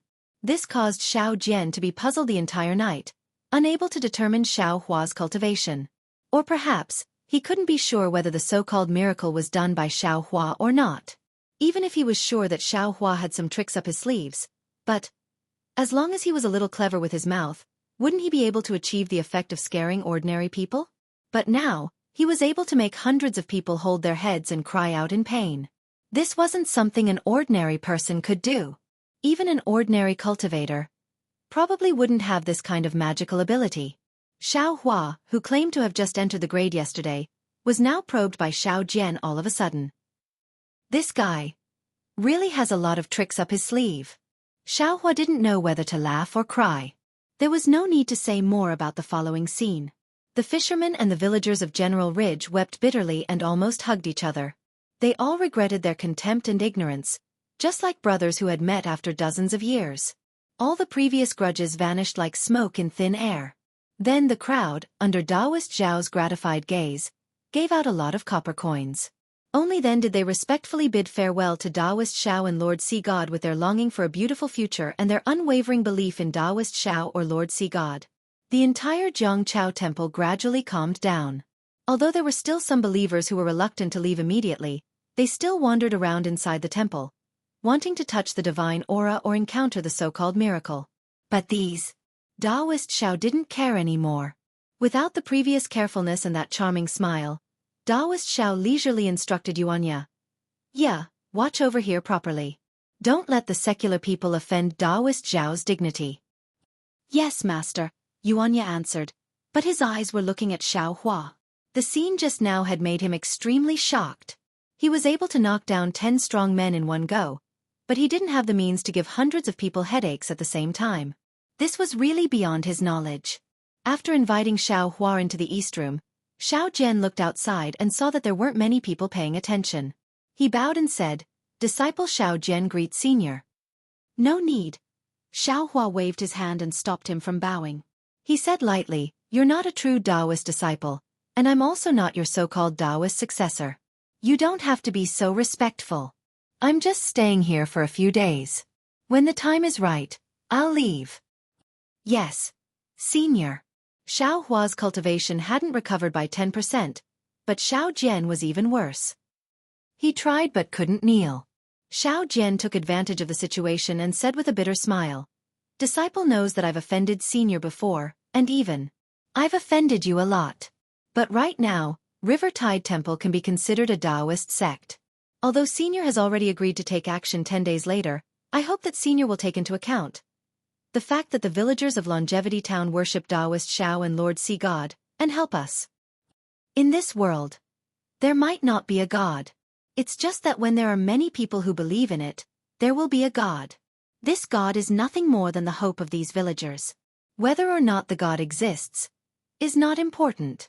That so-called miracle is even less important." Xiao Hua said indifferently. Yes, senior's words are very pertinent. But right now, the ignorant villagers don't know that this God is in their hearts. They've only been blinded by the mortal world, and only want some miracle to help them escape from the mortal world. It's just like how poor people yearn to become rich overnight. Xiao Jian agreed with Xiao Hua's words. That's why, although this disciple tried his best to pass on my Taoist teachings to them, they simply didn't listen. They only looked at the methods of the Xiao Jin Temple's bald donkey. Hee hee. Xiao Hua knew that Xiao Jian and Monk Mingyu were the same kind of trash, so he was too lazy to point it out. He only smiled and didn't say anything. Xiao Jian was somewhat unable to understand what Xiao Hua was thinking. He looked at Xiao Hua somewhat awkwardly, as if he wanted to say something but hesitated. If you have something to say, come in and say it. Xiao Hua raised his eyebrows. Do you think this old man can't see you hiding there? Yes, master. Yuanya jumped out from the door of the east room and once again knelt down in front of Xiao Hua with a plop, kowtowed and said, Master, please accept this disciple's kowtow. It's useless for you to kowtow again. Xiao Hua didn't stop him. His tone was still indifferent as he said, This old man has already said that you are already old, and your meridians have completely matured. You simply can't cultivate my Taoist techniques anymore. Moreover, your temperament hasn't been guided since young, only knowing how to kill. Now that you haven't obtained a divine ability, you are already somewhat unable to control yourself. If you obtain this old man's divine ability, wouldn't you be even more rampant? This old man can naturally control you, but what if this old man isn't here? You will bring about a huge disaster. Master. Hearing this, Yuan Ye's face became very anxious. However, he also didn't know how to explain himself. He obediently got up and opened his mouth, not knowing how to persuade Xiao Hua. Xiao Jian even gave him a look, telling him to continue kneeling and rather die than get up. Xiao Jian already saw some clues. Xiao Hua was someone who could be persuaded but not cowed by force. If he continued to pester him, he might be able to make Xiao Hua change his mind. Unfortunately, Yuan Ye wasn't Xiao Jian. Although he understood Xiao Jian's look, in the end, he still didn't kneel down. Senior. Xiao Jian's eyes turned, sighed several times, and similarly pleaded, Ye is a good child. This is something this disciple knew when I first saw him. That's why I brought him by my side. Xiao Jian. Hearing this, Xiao Hua immediately interrupted him and said coldly, Don't think that this Xiao is kind and deceived this Xiao. Don't think that this Xiao doesn't know that you left Yuan Ye behind. Because you want him to protect you. It's not because of your so-called kindness, nor is it because of his nature. Don't think that this Xiao doesn't know that there are several eyesores under Jiangchao Ridge. Hearing this, Xiao Jian's face immediately turned pale. He bit his lips and looked at Xiao Hua in disbelief. He didn't understand. In just a day's time, Xiao Hua already knew so much. AI, it's all this disciple's fault. Xiao Jian lowered his head and said very sincerely, Just now in the main hall, this disciple had some thoughts. This disciple actually had the delusion of testing senior's cultivation. I really deserve to die. And Xiao Hua didn't comment. He was indeed a bit angry because of what happened just now. Moreover, this disciple also admits that when I saw Ya, my first thought was that he was a rare commodity worth hoarding. Since he was going to be thrown into the wilderness or killed in the arena, why not see if I could make him submit to this disciple and become this disciple's protection? Xiao Jian continued, however, this disciple's heart isn't made of stone. All these years, this disciple saw something in Ya that this disciple couldn't see in other people. Although he didn't live in the human world since he was young and didn't understand human nature and ethics. But it was also because of this that he maintained his pure heart and maintained his innate hobby. He likes to kill, and this is the most direct way to solve problems. But he wouldn't cause trouble for no reason and kill people for no reason. You also saw it for yourself. He would rather buy a few meat buns on credit than rob others. He would rather give his precious meat buns to Senior than let Senior starve.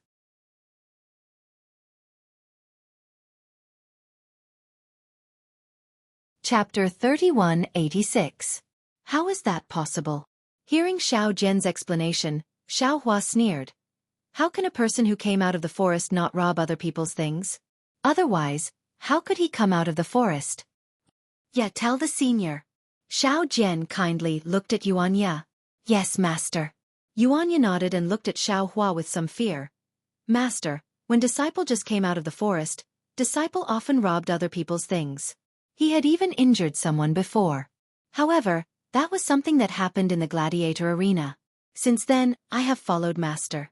Master told disciple that other people's things belong to other people. Only things obtained with one's own strength are one's own. Especially when disciple saw the bun shop owner and his staff buy meat, knead the dough, wrap the buns, and steam the buns. Disciple knew that buns are not fruits on the tree and do not grow out of thin air.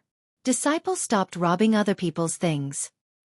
And Xiaohua's expression did not change. Seeing that Yuanya had stopped talking, he asked again. And that's all. Yuanya was stunned and answered casually. Say. Xiao Jian sighed in his heart. Xiaohua's tone was obviously a little loose. Perhaps Yuanya could say a few more words? Actually, Xiaohua had already vaguely promised Yuanya before, but Xiao Jian was still not at ease. After all, Yuanya did not become Xiaohua's disciple. How about this? Xiaohua saw Yuanya's honesty and thought for a moment. This old man has a weapon here. If you can pick it up, this old man will accept you as his disciple. Saying this, Xiaohua shook his hand and took out the heaven-leveling rod and casually placed it on the ground. Looking at this 1-meter-long iron rod as thick as a duck egg, Xiao Jian was overjoyed. Yeah, quick, quick. Senior Xiao wants to accept you as his disciple. That's right, this heaven-leveling staff was so unremarkable. Anyone who saw it would know that this was Xiaohua giving Yuanya a way out. Xiao Jian was very clear about Yuanya's strength. Not to mention this thin staff, even if there were 2 more, Yuanya would still play around with it. Yes, master. Yuanya's eyes were also filled with ecstasy. He rushed to the heaven-pacing staff, bent down, and grabbed it with one hand. He channeled his strength and tried to lift the heaven-pacing staff. Unfortunately, when Yuanya exerted his strength, his hand actually slipped. He leaned back and almost fell. Ah! Xiao Jian was stunned, and he couldn't help but stare fixedly at the rod that seemed extremely ordinary. Rise! Yuanya didn't dare to be careless this time. He walked in front of the heaven-leveling staff and reached out with both hands. The sky-leveling staff didn't rise as Xiao Jian and Yuanya had expected. It didn't even sway. Master, I can't lift it. Yuanya was very direct. He immediately let go after trying. His eyes were filled with frustration, but he still answered Xiaohua honestly. Then don't call me master. Xiaohua waved his hand. Yes, master. Yuanya was so used to answering that he blurted it out without thinking. Xiaohua was too lazy to bother about it. He stretched out his hand and easily grasped the heaven-leveling rod. Then, he pulled the rod into the space. Seeing the sky-leveling staff mysteriously disappear, Xiao Jian suddenly exclaimed, "Small universe pouch. Senior actually has a small universe pouch. All right, you can busy yourself later." Xiaohua didn't ask what a small universe pouch was. He saw that Yuanya's shout had already attracted some villagers. He waved his hand, turned around, and walked out of the east room. Now, there seemed to be some people in the temple, and they were respectfully offering incense. He walked out of the temple, found a secluded place, and started practicing the Big Dipper Divine Fist again. Seeing that Xiaohua had left, Yuanya hung his head dejectedly. Xiao Jian looked at him and wanted to comfort him, but he knew that anything he said would be useless. He could only say nothing and walk out on his own. As soon as Xiao Jian walked out of the east room, someone immediately saw him. 2 middle-aged men hurriedly stepped forward and bowed. Daoist Xiao, this humble one is from the immortal town's eastern suburbs. I just heard that Daoist Zhao's cultivation is profound, so I hurriedly came to seek Daoist Zhao's advice. This humble one's family is about to be married, and I don't know which day is suitable. Seeing that there were people coming over, Xiao Jian's face immediately became solemn. After listening to the 2 men, he pretended to be profound. His finger was still moving up and down. After half a cup of tea's time, he opened his mouth and said, "If we're talking about marriage, cough cough, if we're talking about an auspicious day, it's tomorrow at noon." Xiao Jian's spittle flew everywhere, and he spoke for half a meal's time. The 2 middle-aged men were completely convinced by his words, and they were so happy that they wanted to take out their copper coins as thanks. Xiao Jian shook his head slightly and pointed at the merit box that had just been placed on top of the main hall. He said in a deep voice, "This old man is under Daoist Zhao's orders to solve the problems of the villagers of Immortal Town. These gifts can be sent to the merit box. That's for Daoist Zhao. This old man will use the merit in the box to reconstruct Daoist Zhao's golden body, so that the villagers of Immortal Town will forever be under Daoist Zhao's grace." Excellent. The 2 middle-aged men looked at each other, and their eyes were filled with sincerity. Fine, the merit given to Daoist Zhao was naturally different from the gifts given to Daoist Zhao. The copper coins from before were not enough, so the two of them took some more before they were willing to put them into the merit box and hurriedly left. Damn it! This old man finally knows why the monks of Shaojin Temple are so rich. Seeing this situation, Xiao Jian could not help but curse Monk Mingyu in his heart. Those bald donkeys took too many copper coins from this old man's pocket. In 10 days, no, in 9 days, I will chase all of you out of Immortal Town. This old man wants to take back what I lost before. Yeah. Taoist Xiao was prepared to go to the main hall by himself, but he thought that it would be beneath his status as a Taoist disciple, so he thought of Yuan Ye. However, after a while, Yuan Ye did not reply. He raised his head and saw that Yuan Ye had unknowingly climbed up the banyan tree and was secretly looking out of the Taoist temple. His caution and eagerness made it seem as if he was peeping at a woman taking a bath. Taoist Xiao could not help but shake his head and sigh. Senior Xiao has already said so much, and even took out something heavy that you can't lift. Don't you know that the old man has already blocked the way? Forget it. This old man will go there myself. Taoist Xiao had no choice but to personally go to the main hall of Jiangchao Temple to receive the devotees who were worshipping the sea god. There were not many people on this day, and it was much better than the deserted streets. Of course, it was a world of difference compared to Shaojin Temple's prosperous incense. However, in Taoist Zhao's eyes, this was already the life of a deity. Every time he saw the devotees take out copper coins, and every time he heard the crisp sound of copper coins falling into the merit box, Taoist Zhao's wrinkles would increase by another layer. His eyes had long been narrowed into slits from smiling. There were even more people on the second and third day, and Taoist Xiao became more and more tired. However, the more tired he was, the more his heart was filled. It was filled with flying copper coins. However, just as he was about to calculate the most suitable birth characters for a boy and a girl who were in love with each other, a pungent stench rushed to his nose. A hoarse and pitiful voice sounded. Taoist Xiao, have pity on us. When Xiao Jian raised his head, he saw a filthy beggar wearing tattered clothes. The beggar was holding a bloody thing in his arms as he knelt in front of him. The stench was coming from the beggar's body. Sigh, how pitiful! Xiao Jian hurriedly reached out and took out a few copper coins from his arms. That kind of nimbleness was far different from the poor man who could not even take out a single copper coin a few days ago. Then, he happily handed them to the beggar and said, "Take these and go buy some food, Taoist Xiao." The beggar did not get up. Instead, he handed the bloody thing in his arms to Xiao Jian and said sorrowfully, "I don't dare to ask for Taoist Zhao's charity. I only ask for Taoist Zhao's grace to save this child." Only then did Xiao Jian see clearly that there was a bloody child in the beggar's arms. Although he did not know where the child was hurt, looking at the child's purplish lips and tightly shut eyes, Xiao Jian already knew that this was not something he could do. "Get up quickly." Xiao Jian hurriedly took out a few more copper coins from his arms and handed them to the beggar. "This child is injured, right? I am not a doctor. How can I cure him? Quickly take these copper coins and go to the medical hall to find a doctor to treat him. Taoist Xiao, please take pity on this child." The beggar still did not get up and pleaded. "This child was picked up from the gutter by me. I have already raised him up. Today, I was begging on the street with him when he was hit by a crazy horse carriage. Not only was this child trampled by a horse, but he was also run over by a horse carriage. A kind doctor in the medical hall has already seen him. I'm afraid he won't survive the night. I heard that there is a deity in the Jiangchao Temple who saved the villagers of General Ridge. Therefore, I came here step by step from the town. Please pray for this child. Taoist Xiao. Please save this child, Lord Sea God. Father. I'm in pain." At this point, the bloody child seemed to wake up and groaned as he spoke softly. "Goa goa." The beggar shouted. "Father is begging Taoist Xiao. He will definitely save your life." Ah, this beggar. At this moment, some people had already gathered around. A young man exclaimed, "He has no legs. He crawled up the Jiangchao Temple while kneeling." "Oh, that's right.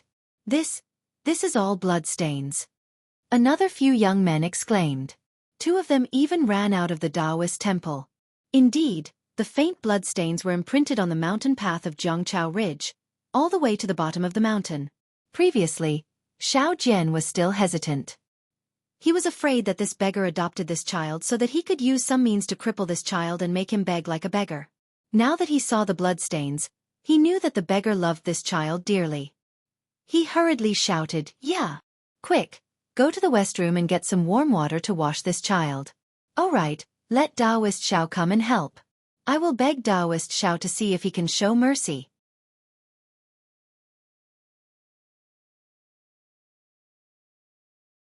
Chapter 3187. Yuanya was originally lying on top of the banyan tree, secretly watching Xiao Hua practice martial arts. He was startled by Xiao Jian's fierce shout. When he saw the situation inside the Taoist temple, he hastily shouted, "Master, quickly come over, there is a pitiful child here. Master asked you to come and help." As he spoke, he quickly jumped down from the tree and started a fire on the stove in the corner of the temple, preparing to boil water. Xiao Hua, who had been in peace for 3 days, suddenly heard Yuanya calling him. He released his Buddha's sense, and when he understood, he couldn't help but sigh in his heart. Xiao Jian was right. This matter, he had to help. This injured child's injuries were very serious. If it wasn't for the fact that the child was young and full of vitality, he wouldn't have been able to hold on until now. Moreover, the child had already reached the final stage. In less than an hour, if he wasn't treated, he would definitely die. Forget it. Xiao Hua withdrew his fists and slowly walked back to the temple. After all, it is a life. If I can save it, I will save it. When Xiao Hua walked back to the west wing, Yuanya had already placed a large wooden bucket inside. He was waiting for the water to heat up so that he could wash the child. "Go and bring the child in," Xiao Hua ordered. "Yes, master." Yuanya responded and prepared to go out. However, after taking 2 steps, he turned his head and whispered, "Master, this child. You must save him. As long as you save him, I will do whatever you ask me to do." "Including not peeking at me practicing martial arts? Including not worshipping me as your master?" Xiao Hua said with a smile. "Yes." Yuanya clenched his teeth and said, "Why?" Xiao Hua asked curiously. "Because this child also has no parents," Yuanya said, then turned around and left, not saying another word. Xiao Hua looked at Yuanya's firm back and didn't know what he was thinking. Yuanya carried the child into the west wing. However, other than the beggar who was anxiously looking at him, everyone's gaze fell on Xiao Hua, who was shouting in the main hall. "Taoist Master Xiao, please have mercy and save this child." Xiao Hua's words came one after another as if he didn't stop. It was as if the worn-out statue could still hear his voice. While Taoist Xiao was trying to act mysterious, Xiao Hua took the child from Yuanya's hands. Xiao Hua placed his hand on the child's pulse, closed his eyes for a moment, then moved his fingers as if they were flying, pointing at several places on the child's body. Soon after, he strangely took out a dozen silver needles and inserted them into the child's body. As the silver needles entered the child's body, black blood slowly flowed out from the child's 7 orifices. Ah! Yuanya was shocked at first, but when he saw that there were small blood clots in the black blood, he immediately understood that this was the dirty blood that had accumulated in the child's body. Xiao Hua was cleaning this dirty blood out. Immediately after, Xiao Hua waved his hand and took out 2 pieces of yellow paper. He waved his hand and placed them on the child's body. With a flash of green light, the yellow paper disappeared. The child's body slightly trembled and no longer moved. "Call Xiao Jian in." After Xiao Hua fed the child another pill, he handed the child to Yuanya and said, "Clean the child." Yes, this time, Yuanya did not call him master. After cleaning the child, Yuanya hurriedly called out according to Xiao Hua's instructions. "Master, the child has been cleaned. Come and take a look." Xiao Jian, who was in the main hall, was already exhausted. He was waiting for Yuanya's call. He knew that Xiao Hua would definitely not watch with folded arms, so he hurriedly rushed over from the main hall. Immediately after, he pretended to take a look, then turned around and returned to the courtyard of the Taoist temple. He kowtowed towards the statue in the main hall and muttered something that no one knew. When the beggar saw this, he hurriedly moved to Taoist Zhao's side and kowtowed with all his strength. When the people at the side saw this, a woman knelt down first, then everyone else also knelt down one by one. They called out to Taoist Xiao, or Lord Sea God, asking for the god's grace. The sound of prayer became louder and louder, causing Xiao Hua's heart to move. When Xiao Hua's mind entered his Naiwan palace, He saw that the Buddha's fire in the Buddha's sarira was flickering with a golden light. It was flickering incessantly above the prayer. This Buddha's fire. I'm afraid it's related to prayer and the power of faith. Xueqi looked pensive.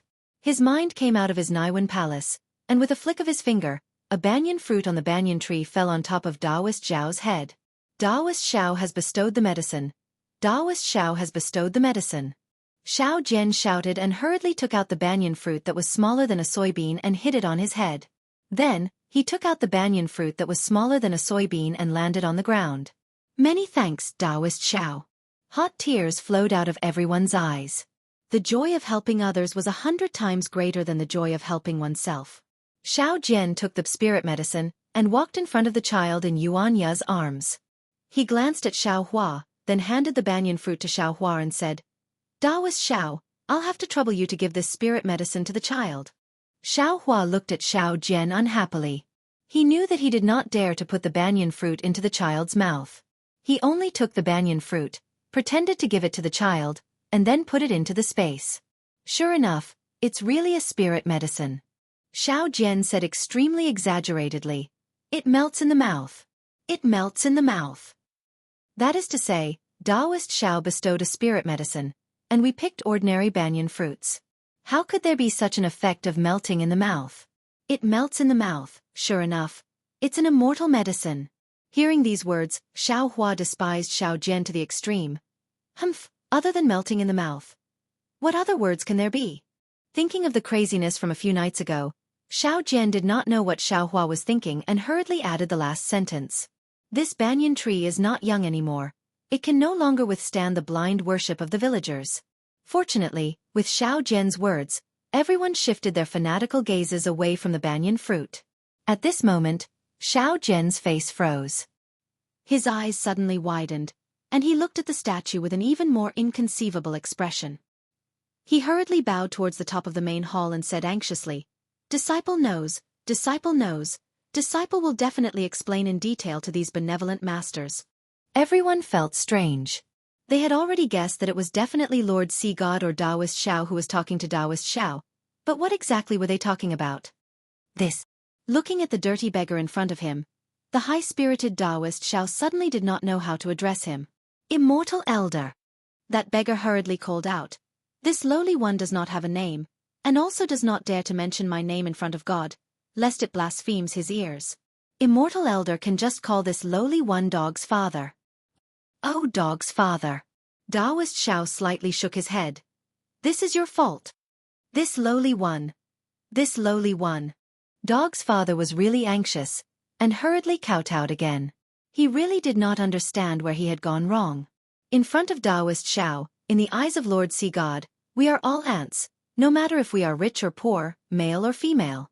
We are all his people, and we all have to be protected by him. If you feel that your name has blasphemed Lord Sea God's ears, then wouldn't you have to remove yourself from Lord Sea God's eyes? This lowly one does not dare. This lowly one does not dare. That dog's father was moved to tears. He really did not expect that a beggar like him would actually have the same status as others in front of God. All right, I will not say any more. Taoist Zhao hurriedly waved his hand again, and then raised his voice to say to everyone, Just now, I received Lord Sea God's oracle. Dog's life is already fine. However, there are still some injuries on his body, and these are things that I, a mortal, can heal. Thus, Lord Sea God disdained to take action, and let us send Dog to the town's medical hall. Why does Taoist Zhao need to personally go? Just as Xiao Jian finished speaking, a few kind men and women had already stepped out from the crowd. Leave this matter to us.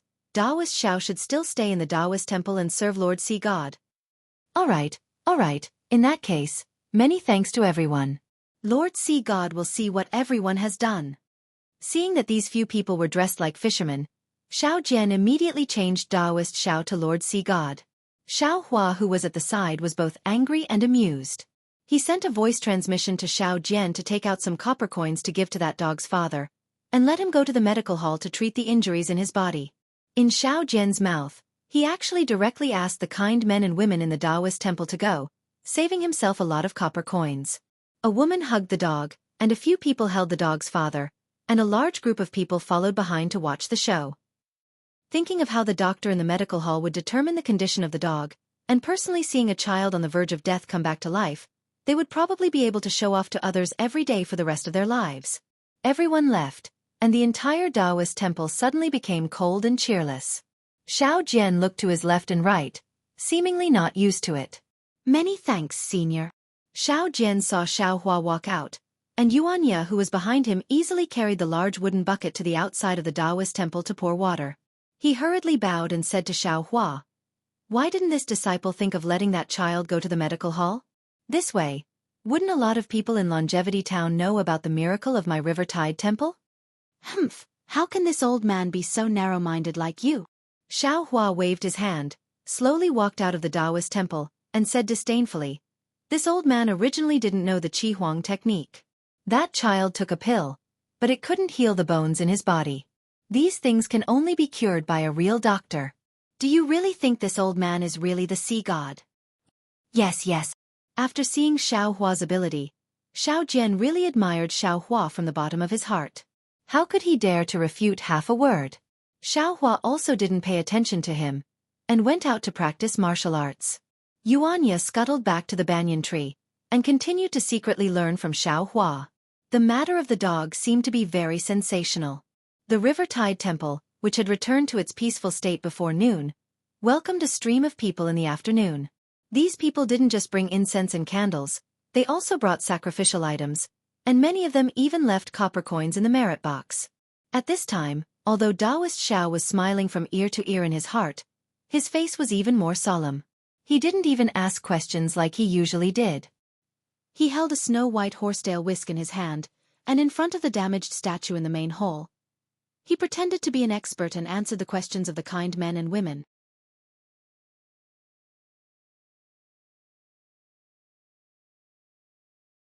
Chapter 3188.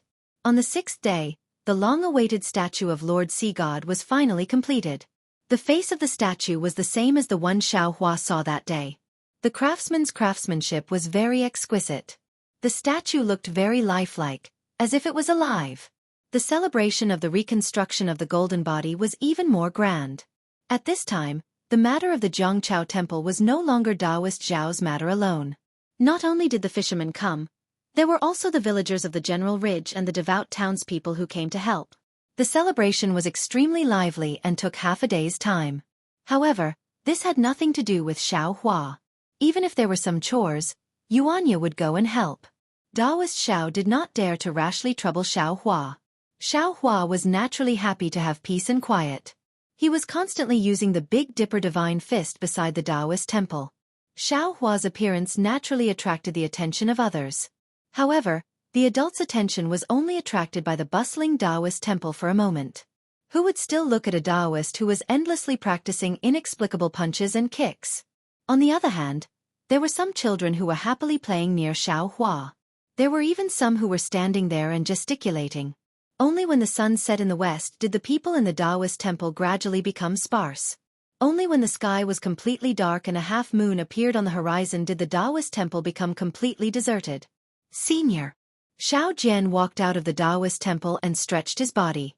He raised his voice and said, "You have been practicing punches and kicks here for an entire day. Aren't you tired?"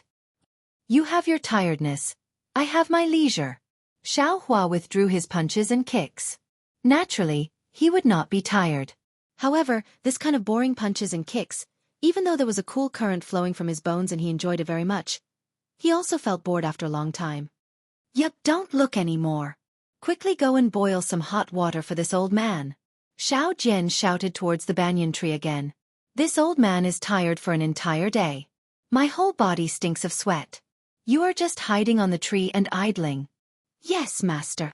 Yuan Ye's unchanging voice came from the top of the tree. Then, there was the sound of the branches swaying. The pitiful banyan tree, in these few days, other than Yuan Ye hiding on top of it, it was also ravaged by many good men and women. The effect of the banyan fruit was already equivalent to an immortal pill. Who didn't come to Zhongqiao Temple to get one or two? Although Xiao Jian had already made it clear, how could a person's greed be dispelled with just a few words? Looking at this Xiao Taoist who was not too particular about cleanliness a few days ago, Xiao Hua smiled and said, "Congratulations, Taoist Xiao, this Zhangchao temple is becoming more and more prosperous. Today, Lord Sea God's golden body has been reconstructed. I'm afraid it won't be long before Zhangchao temple is rebuilt. Hee hee. Isn't it all thanks to Senior's help? Xiao Jian said with a smile. And in a few days, I still have to rely on Senior's help. Yes, if Senior wins against the Little Gold Temple, this disciple won't have to rebuild the River and Tide Temple. I'll just chase away the bald donkeys in the Little Gold Temple and erect the statue of Lord Sea God there. It can't be that simple. Xiao Hua said with a smile. Zhang Chao Guan is but a single disciple of Yuan Ye. This old man doesn't know how many monks there are in Shaojin Temple, but there are definitely more than Zhang Chao Guan. With just the two of you, how can you stand firm in Shaojin Temple? Hee hee, I won't hide it from Senior. Xiao Jian laughed softly and said, Disciple is already considering how to recruit disciples. But, speaking to here, he said regretfully, it's a pity that this disciple has only used a few Taoist techniques. I can only rely on Yuan Ye to teach them some martial arts. I still can't form a real threat to Shaojin Temple. Xiao Hua said with a smile. Although this old man doesn't know, this old man doesn't believe that other than Zhang Chao Guan having Taoist disciples, there aren't any other places? As long as your Zhang Chao Guan's name is spread out, there will definitely be other Taoist disciples coming to contact you. Yes, it should be like this. Xiao Jian didn't hide anything from Xiao Hua inside. Today's Zhang Chao Guan can be considered as a paradise. It is the time for this disciple to be at peace. If other Taoist disciples were to find out, they would definitely reach out. But this disciple doesn't have any magic power, so I can only be used as a wedding dress by others. Actually, this disciple is sometimes very conflicted. On one hand, this disciple wants Zhang Chao Guan to have a flourishing incense and endless miracles to benefit the longevity town.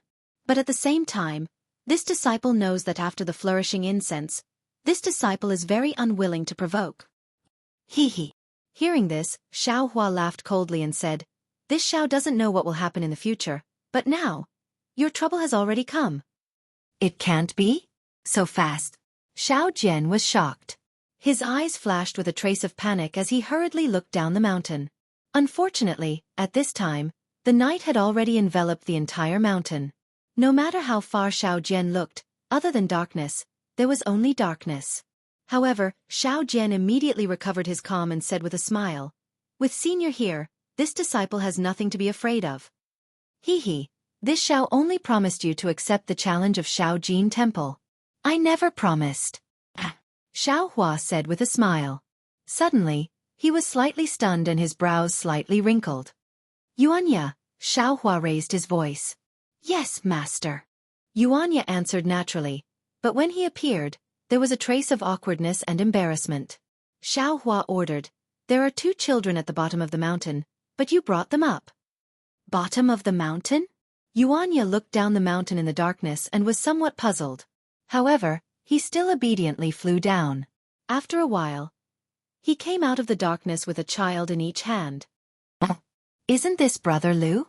Without waiting for Xiao Hua to speak, Xiao Jian saw the blood-stained youth in Yuan Ye's left hand and the flesh on his body was lacerated. You know him? Xiao Hua asked curiously. This disciple doesn't know this Brother Lu's name, but he is a small hoodlum from the town of Longevity's cloak gang. This disciple often saw him when he was selling divination in Longevity's town of Longevity. Xiao Jian nodded. Yuan Ye came in front of the two and put Brother Lu down. Brother Lu shouted as soon as he landed. Daoist Xiao, quickly leave. Boss Zheng is here to find you. Boss Zheng? The boss of the cloak gang? Xiao Jian was shocked. Why is he looking for this old man? My Zhangchao temple is in a complete mess. The few copper coins we have were all donated by benevolent people. Those are Lord Sea Gods. Immortal. Immortal Elder. It really is you. At this moment, Lu Gu saw Xiao Hua at the side. Although there was a kind of surprise on his face, it was more of a gratification. Then with a plop sound, he knelt in front of Xiao Hua and cried, Immortal Elder, please reach out and save my sister. I know. Lord Sea God who saved Go is you. As long as you give me a pill, my sister's life will be saved. This child still hasn't recovered? Xiao Hua looked at the girl in Yuan Ye's hand. Sure enough, The girl's eyes were tightly shut and she looked like she was unconscious. That's right. Immortal Elder. That day, you gave me some copper coins. I immediately brought my sister to the medical hall. Lu-yi knelt on the ground and refused to get up. He cried and said, "The doctor prescribed medicine for me. However, after taking it, not only did my sister's condition not get better, it became even worse. Now the copper coins have been spent and my sister is unconscious. Moreover, my sister's body is very hot. No matter what, I can't lower her temperature. A few days ago, I heard about the miracle of the Zhangqiao Temple from the medical hall's doctor. I also wanted to ask Lord Sea God for help. But Boss Zhang has been looking for me. I don't dare to show myself." At this point, Lu-yi suddenly remembered something. He knelt and shouted, "Daoist Xiao, you must leave quickly. That Boss Zhang has invited an expert and is about to go to the Zhangqiao Temple. If you don't leave now, I'm afraid it will be too late." "Brother Lu, this old man's Zhangqiao Temple is extremely poor. Why did Boss Zhang come here? Even if the Zhangqiao Temple is prosperous these few days, it shouldn't attract the attention of the Zephyr Gang." Xiao Jian trembled and asked Lu-yi, "Do you know the specific reason?" "I don't know." Lu-yi was very anxious.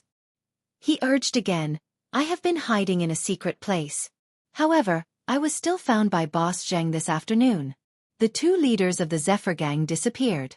Boss Zhang suspected that it was related to me. Therefore, he blocked me and my sister at that place and used cruel means to deal with me. The injuries on this little one's body were caused by someone beating me up in the afternoon. Looking at Boss Zhang's posture, I knew that I wouldn't be able to come out alive today. However, at dusk, someone suddenly reported to Boss Zhang that the person he was looking for had arrived. Boss Zhang seemed to attach great importance to everyone. He immediately ordered his subordinates to hang me up high and let me slowly starve to death. Then he hurriedly left. When I was in a daze, I heard him shouting Zhangqiao Temple. At this point, Lu-yi licked his dry lips and said with a trace of luck on his face, "Fortunately, I used to have a life-and-death friend in Longevity Town who could be said to be congenial. After Boss Zhang left, he sneaked back and put me and my sister down from a high place. He told me to quickly leave Longevity Town. Dog butchers always have righteous people." Xiao Jian sighed when he heard this. "Humph. Dog butchers are more vicious and merciless people." Xiao Hua coldly retorted and asked again, "Then why didn't you quickly escape from Longevity Town? Why did you come to Zhangqiao Temple? Don't you know that coming to Zhangqiao Temple is leading a disaster for Zhangqiao Temple?" "Because." Lu-yi looked at Xiao Hua's calm face. He didn't know what he was thinking. He slightly gritted his teeth and said, "I know Daoist Xiao and also know Ya. I remember that I was caught by Ya. However, not only did he not send me to the yamen, he even gave me a meat bun." "There is such a thing." Yuanya nodded at the side and agreed in a low voice. It was obvious that he had a good impression of Lu-yi. Also, Lu-yi stole a glance at Xiao Hua and said carefully, "Just now, I already said that I heard that Zhangqiao Temple has the miracle of Lord Sea God that can revive the dead. Thus, I had the thought of sending my sister here. Now that my sister is on the brink of death, I can't care too much. Moreover, I can also send a letter to Daoist Xiao."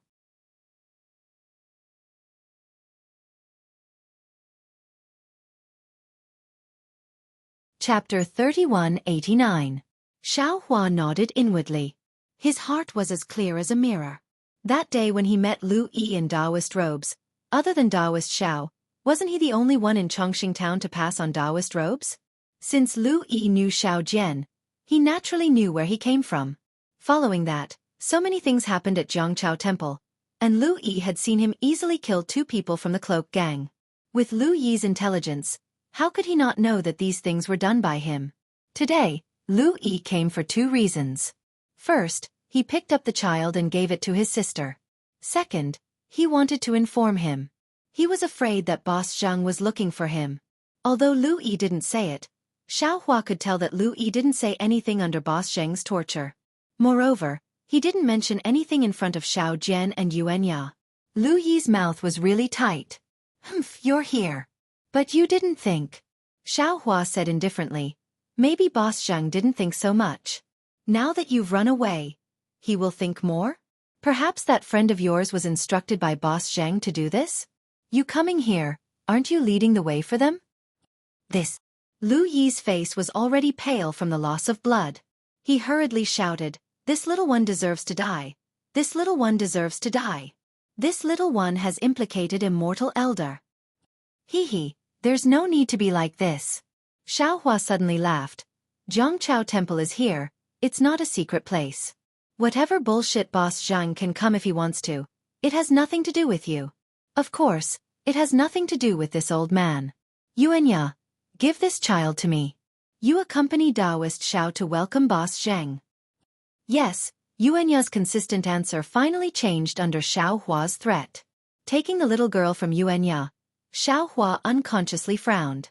The little girl's body was especially hot, like the heat of an ordinary person. However, when Xiaohua looked at her, this girl's face didn't have any special redness. She didn't look like a normal child with a fever. Lu Yi, come with this old man. Xiaohua put away his cold face and said warmly.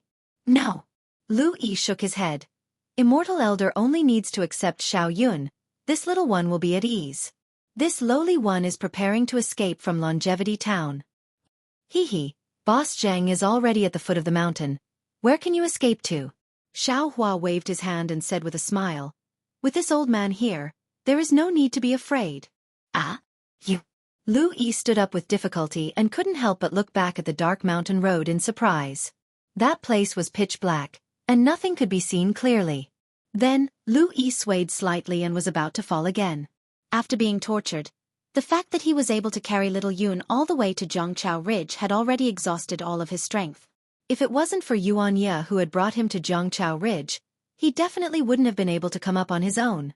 Now that he saw Xiaohua and the others, the determination in his heart disappeared. How could he still hold on? Sigh this child. Xiaohua sighed. He reached out and grabbed Xiao Jian's neck, easily lifting him up. He didn't care about Xiao Jian's anxiety and returned to the Taoist temple. Yeah.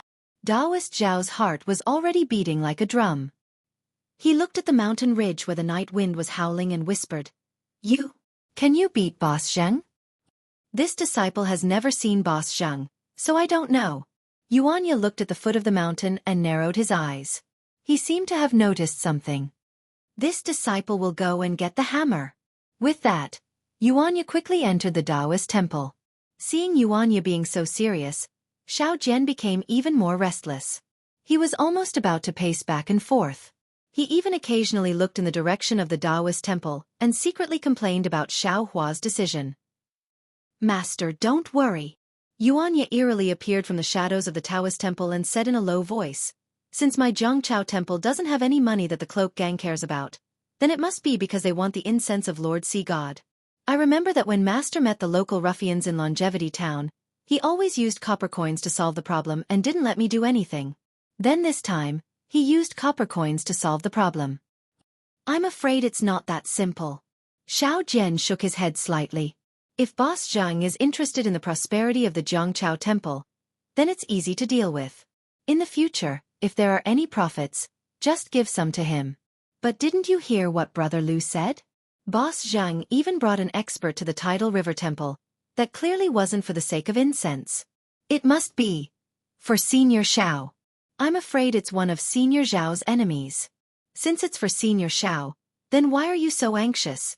Why are you in such a hurry? Yuanya hit the nail on the head. It has nothing to do with you. Killing to silence. Yeah, why don't you understand? Xiao Jian smiled bitterly. You grew up in the jungle, so you don't know how vicious and merciless these people are. We already know so much. How can they let us live to see the sun tomorrow? There's such a saying? Yuanya was also stunned. Where did you get this stick? Xiao Jian suddenly saw that the hammer in Yuanya's hand had disappeared and was replaced by a pitch-black stick as thick as an egg. He asked curiously. Senior Xiao gave it to me. Yuanya explained. That hammer was too light, so this stick was just right for me. Xiao Jian rolled his eyes and said in a low voice. What else did Senior Xiao say? Kill. Yuanya's face turned cold. Brother Lu said that most of the people in the cloak gang had killed people before. Especially the people around Boss Zhang, they didn't kill anyone. Senior Xiao told the disciples to kill without fear. This kind of killing is a good deed. Phew, Xiao Jian finally let out a sigh of relief.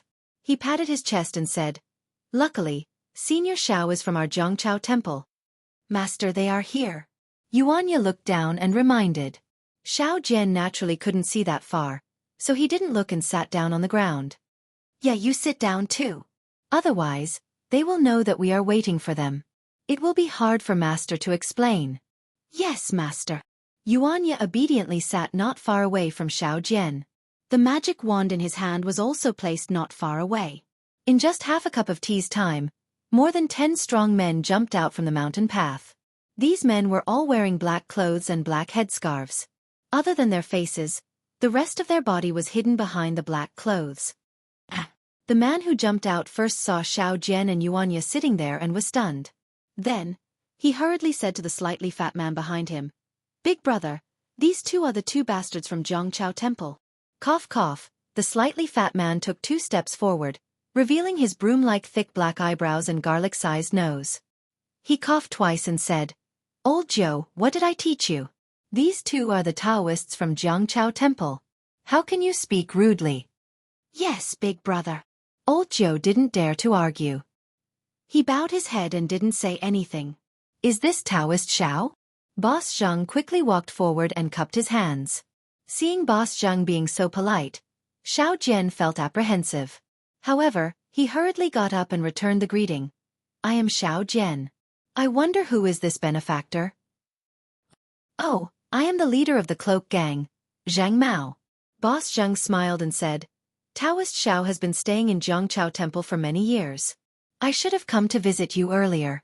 However, because I was busy with the gang's affairs, I neglected it." "Oh, so it's gang leader Zhang." Xiao Jian's face turned serious. He hurriedly tidied up his Taoist robe and bowed. "I didn't expect you to come to my Zhongchao Temple. Please forgive me." It's fine. Zhang Mao waved his hand. "Taoist Xiao has already welcomed me at the entrance. How is this neglect? It really made me feel a little panicked." "What's going on?" Xiao Jian originally thought that they would start a fight the moment they met. Who knew that they would be so polite, which really made him confused. "Is gang leader Zhang here to burn incense in my Zhongchao Temple?" Xiao Jian rolled his eyes and said with a smile, "If so, please come to the main hall and kowtow to Lord Sea God." Hee. Zhang Mao waved his hand and said with a smile, "I have never believed in ghosts. Although Zhongchao Temple is prosperous now, in my eyes, those things are no different from the things that the monks of Shaojin Temple did. Moreover, I have never entered Shaojin Temple. Is this Zhongchao Temple? It's better not to enter." "So it's like this." Xiao Jian panicked and asked again. "Then why did Lord Gang Leader come here so late at night?" "Forget it. A straightforward person doesn't resort to insinuations." Zhang Mao looked at the Taoist temple not far away and said, "I came here today to discuss a business deal with Taoist Xiao." "Business deal?" Xiao Jian saw that Zhang Mao was not looking for Xiao Hua and his heart relaxed. He hurriedly said with a smile, "Since it's a business deal, it's easy to talk about it. Lord Gang Leader, please say a price. In the future, when my Zhongchao Temple is prosperous, I will definitely send things to Cloak Gang on time to show my filial respect to Lord Gang Leader." Ha ha ha, seeing Xiao Jian being so tactful, Zhang Mao laughed loudly. "How could your Zhongchao Temple's little bit of incense money be in my eyes? How could it be worth for me to come here personally? Even for the little gold temple, I only sent a deputy gang leader over." When Xiao Jian heard this, he was even more baffled. He carefully said, "Since Lord Zhang doesn't care about my Zhongchao Temple's incense money, then I don't know what else my Zhongchao Temple can do business with Lord Zhang." "Taoist Xiao, what do you think this is?" Zhang Mao said as he took out something from his bosom and casually threw it to Xiao Jian. That thing was black. Xiao Jian didn't dare to catch it and hurriedly dodged. With a pu sound, that thing fell to the ground. Hee, Taoist Xiao is quite cautious," Zhang Mao said with a smile. Xiao Jian hurriedly picked up that thing from the ground and said with a smile, "I am old and can't see clearly." When Xiao Jian saw the thing in his hand, he couldn't help but stare blankly. "What? Taoist Xiao doesn't recognize this thing?" Zhang Mao narrowed his eyes and looked at the thing in his hand. He then looked at Xiao Jian with a smile.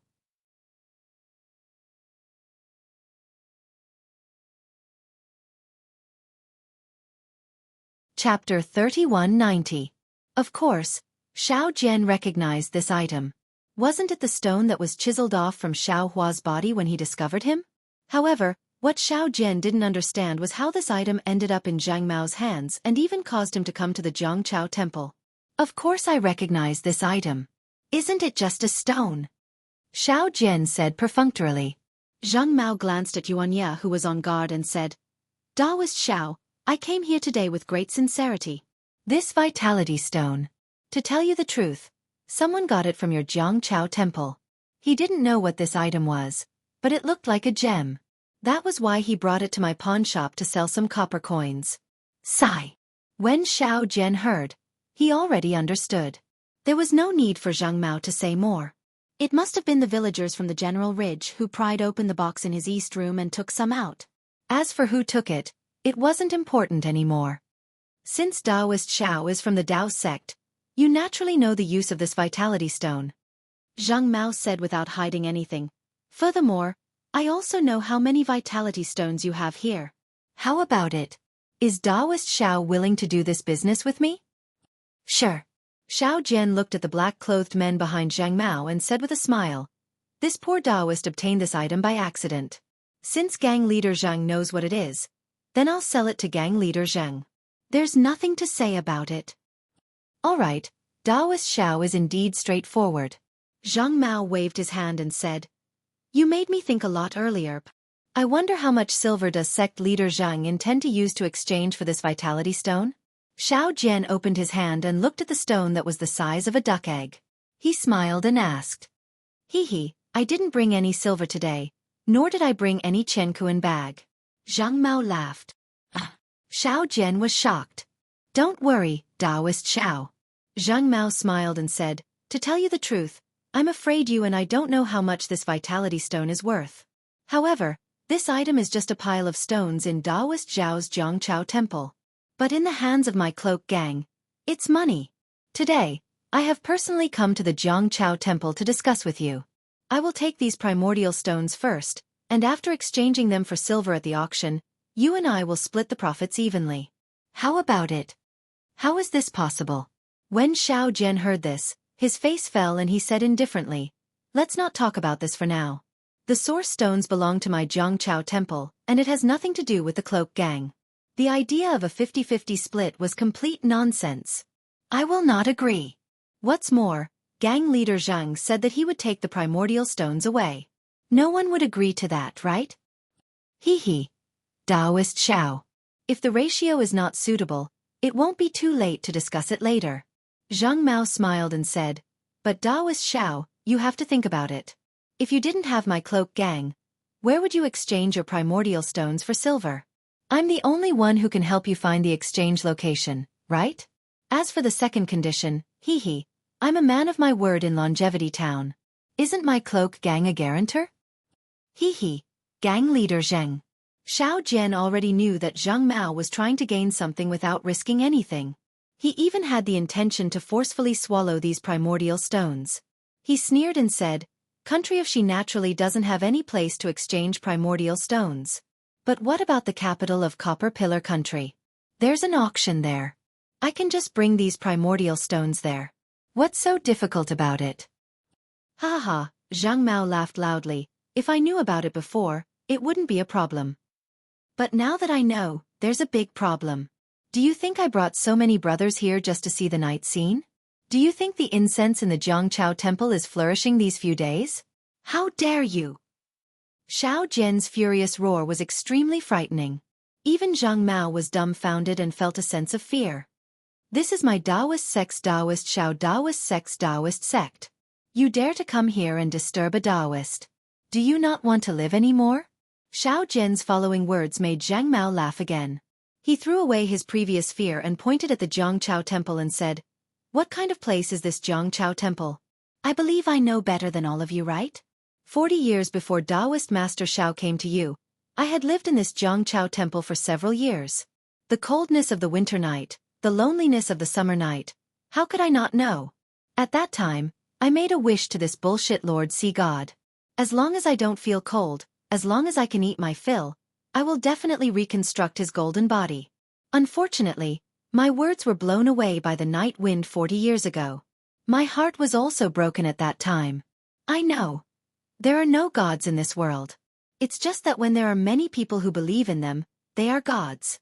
I also know that only by relying on one's own ability can one eat their fill and live in a big house that doesn't feel cold. Taoist Xiao has been in Longevity Town for so many years, but I have never caused you any trouble. Of course, it's because Taoist Xiao also doesn't have enough to eat. More importantly, it's because you stayed in Jiangchao Temple and I didn't want to disturb you. But today, Zheng Mao looked left and right. I brought my brothers here just to have a good discussion with Taoist Xiao. If it was before, how could I say so much to you? How could I give you 50% of the benefits for free? Headmaster Zheng. Taoist Xiao took a deep breath and said, perhaps it is because of your obsession in front of Taoist Xiao that you have achieved what you have today. Headmaster, what you need to do now is not to force a deal, but in front of Taoist Xiao's statue. Bullshit. Zhang Mao sneered and interrupted Taoist Xiao's pretense. He said loudly, when I left Jiangchao Temple, I should have killed the Buddha in my heart. Shaojin Temple's Buddha was like that, and so is Taoist Jiangchao Temple. There's no need to talk about the secular people in Longevity Town. They only know how to work at sunrise and rest at sunrise. They only put their lives on the illusory hope. Reconstructing the golden body for Taoist sea god of Jiangchao Temple is just their hope for the future. The illness of the little girl in General Ridge and the injury of the beggar under the East Pass Bridge is just the power of your Taoist elixir. Xiao Jian. You can fool others, but can you fool me? You. Taoist Xiao secretly complained in his heart, but he still forced himself to be calm and said angrily, Headmaster Zheng, you're blaspheming Taoist Xiao. Humph. I'm not just blaspheming. If you don't hand over the vitality stones, I'll kill you too. This Jiangchao Temple has no need to exist anymore. Zhang Mao sneered. I know. Taoist Xiao raised his eyebrows and shouted, You've accepted the benefits from the monk of Shaojin Temple. You can think whatever you want. Zhang Mao let out a long breath and looked deeply at the Jiangchao Temple behind Taoist Xiao. What he said just now was for Taoist Xiao, but more importantly, Zhang Mao wanted to say it to himself. At this moment, he was already a little disinterested. He waved his hand and said, Xiao Jian, you're just a wandering Taoist. Since you're pretending to be confused, I'm too lazy to talk to you anymore. Call out the Taoist cultivator behind you. Yeah. Taoist Xiao saw this and took a few steps back.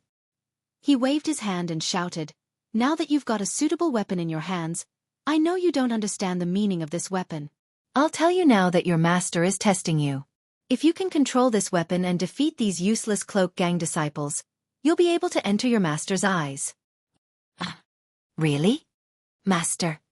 Hearing this, Yuanya was really ecstatic. He couldn't believe it and asked back. It's up to you to believe it or not. Taoist Xiao snorted, Anyway, this is also a way for you and me to escape with our lives. It'll be best if your master can see it. Kid, give me your life. Yuanya couldn't hold it in anymore. He roared and waved his magic wand towards Zhang Mao. Come out. Zhang Mao didn't advance but retreated. The four disciples on his left stretched out their hands and took out their weapons to meet Yuanya. Zhang Mao himself sneered and shouted towards a dark place on the left side of the Jiangchao Ridge. Following Zhang Mao's words, two old men jumped out from the mountain ridge. They were the two people Xiao Hua saw playing chess under the tree at the foot of the Jiangchao Ridge. Ha! Xiao Jian saw two strangers and couldn't help but be stunned. You two have followed me up the mountain and have been watching from the side for a long time. I don't know where you're from. I'm an honest person who doesn't do underhanded things. I didn't say anything before. Now that I can't do business with you two, it's time for you to come out. Zhang Mao saw that the two people were very agile and wasn't surprised. He asked indifferently, friend or foe, please make your choice. Ha ha ha. Zheng Mao is really like what people say. He's an ambitious and ruthless person. One of the old men laughed. To be able to see such a talent in the Longevity Town is really beyond this old man's expectations. When Zhang Mao heard this, he frowned and looked at the four people who were already fighting with Yuanya. It was obvious that the cloak gang was well prepared. Although Yuanya was powerful and the magic wand in his hand was heavy, under the siege of four experts, he was already somewhat powerless. Seeing that the situation didn't deviate from his plan, Zhang Mao turned his gaze back and said coldly, "If the two old men are here to see me, please wait here. After I'm done with my business, I'll invite the two of you to my cloak gang's headquarters for a chat." "Haha, with the two of us here, how can we let you disturb the peace of the Jiangchao temple? I'll let you have a taste of this old monk's methods." The other old man had no intention of revealing his name. With a wave of his hand, he tossed out a Buddhist staff that was 8 feet long. Immediately after, he chanted Sanskrit and formed a Buddhist seal with his hands. The Buddhist staff emitted a faint Buddhist light. Like a huge python, it pounced toward Zhang Mao and the others. A sharp blade-like sound of wind was produced, covering an area of 10 feet around Zhang Mao.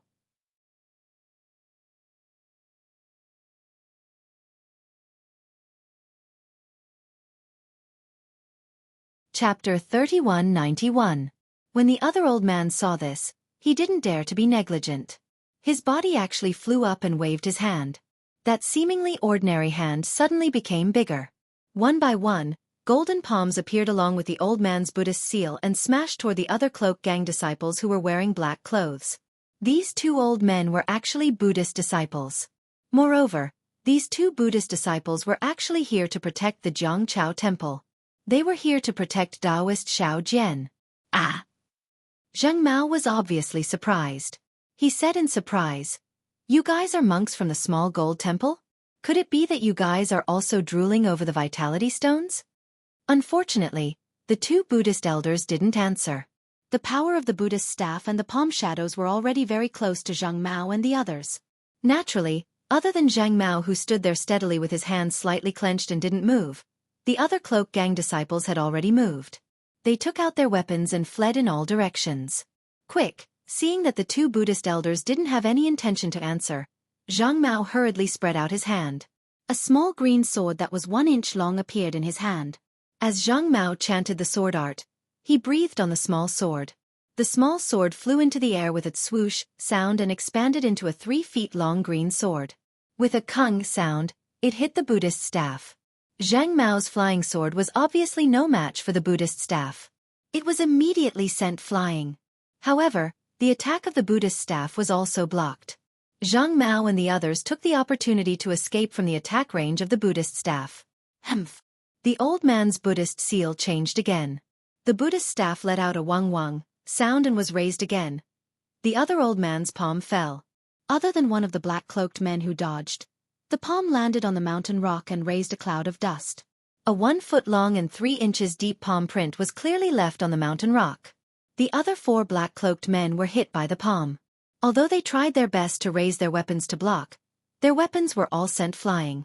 They all spat out blood and rolled on the mountain ridge. "Junior brother, don't leave him alive," the old man controlling the Buddhist staff warned when he saw this. He once again controlled the Buddhist staff to attack Zhang Mao. Zhang Mao's small sword's brilliance had dimmed. He had been seriously injured just now.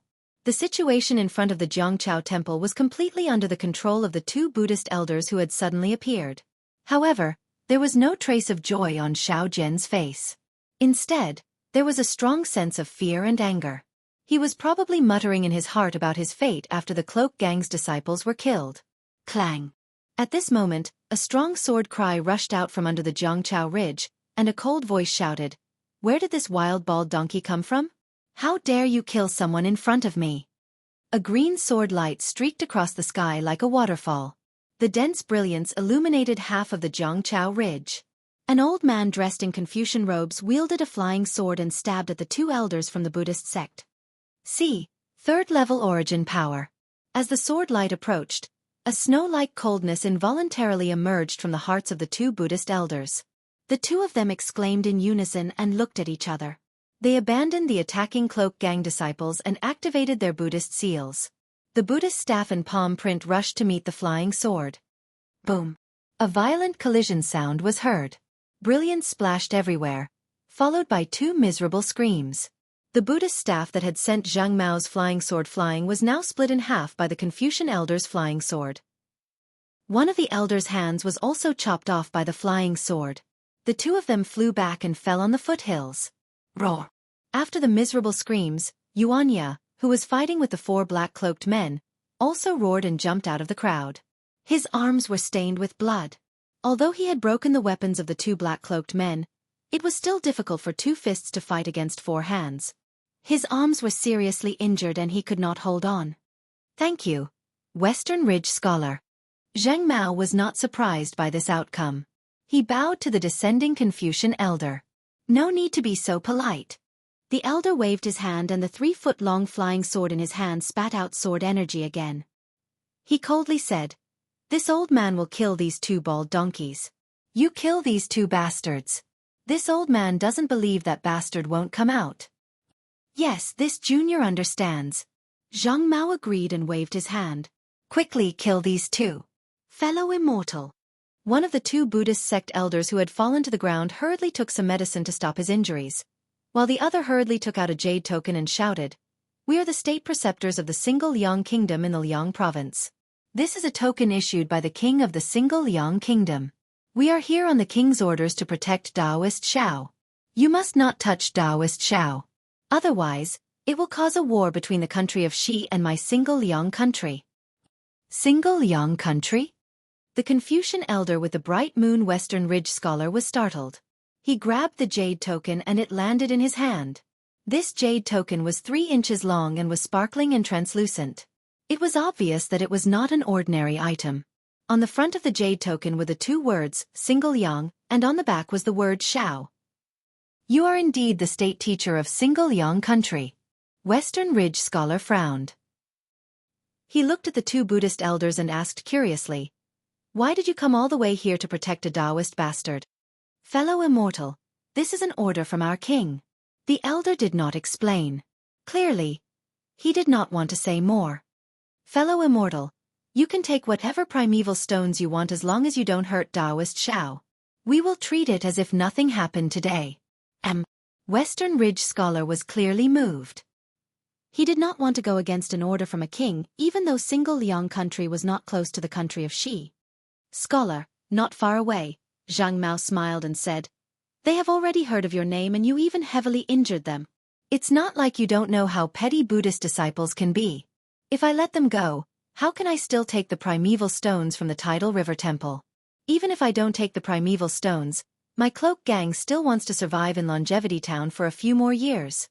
You don't need to be chased to the ends of the earth by others, right?" "That's right." Western Ridge Scholar looked at the tidal river temple which was still motionless and grinned.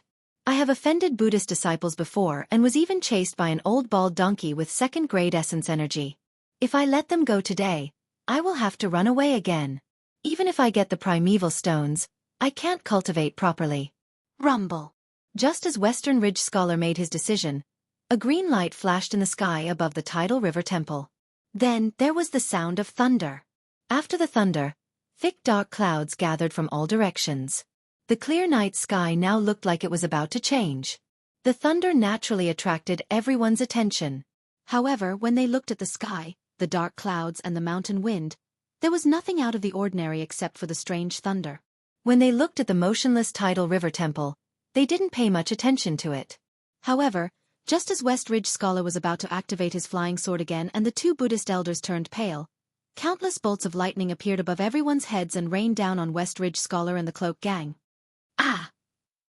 The lightning moved quickly and Western Ridge Scholar hurriedly used his flying sword to block it. However, under the powerful lightning, the flying sword was instantly shattered. Western Ridge Scholar was struck by 3 bolts of lightning and died with a scream. As for Zhang Mao and the others, they were even worse off. They couldn't resist at all and had several large holes in their bodies. They died on the spot. Rumble. More than 10 lives were lost in an instant, but the remaining heavenly lightning continued to strike. Thunder and lightning continued to roar above the foot of the mountain. After a while, the foot of the mountain regained its tranquility. Other than the 4 people who were dumbfounded, there were only the mountain rocks and the mountain path that had been charred black. However, the charred area was covered by the night sky. Apart from the rising smoke, it couldn't be seen. The tranquility only lasted for a few breaths. Bean-sized raindrops fell from the dark clouds above the lightning, hitting the faces of the dumbfounded people, the corpses that were killed by the lightning, and even the Zhongchao Ridge. After the time it took to finish a meal, the thick clouds gradually moved away, revealing the half-moon in the sky. The raindrops also gradually thinned out. Xiao Jian seemed to have woken up from a dream and said coldly to the two Buddhist elders, "Both of you, scram back to the country of Danliang and tell that Xiao Jun. This old man has the protection of my Taoist god. I don't need his hypocritical kindness. Also, pass on this old man's words to him. When this old man is tired of living in the hidden immortal continent, I'll return to the country of Danliang and take back the throne that belongs to this old man." The two Buddhist sect elders looked in horror at Western Ridge Lei and the others who had been struck to death by the heavenly lightning. Then they looked at the charred ground. Finally, they looked at themselves, who were unharmed, and the slightly muddy mountain. They exchanged glances and bowed deeply to Xiao Jian. Then, they rushed down the mountain path in a sorry state and gradually disappeared. Master. Yuanya finally dared to speak. He said with an incredulous tone, "Disciple? Disciple isn't dreaming, right?" "Yeah." Xiao Daoist still dragged his voice and called out, "Yes, master." Yuanya replied absent-mindedly, "Come here." "Yes, master." "Use all your strength and pull this old man's arm." Xiao Daoist's words floated like a gust of wind. "Yes, master." "Ah!" Xiao Daoist's miserable scream was comparable to a pig being slaughtered. "Damn it, this old man told you to use all your strength, not to torture this old man to death." "Yes, master." Yuanya's voice didn't carry any shock. Instead, there was a hint of confusion. This disciple didn't use much strength. Damn it, looks like this isn't a dream. Xiao Daoist looked at the bruise on his arm and sucked in a breath of cold air. There was a trace of excitement in his mouth. Is this master's divine ability?" Yuanya moaned and stuttered in a low voice, "Master? Is he human?"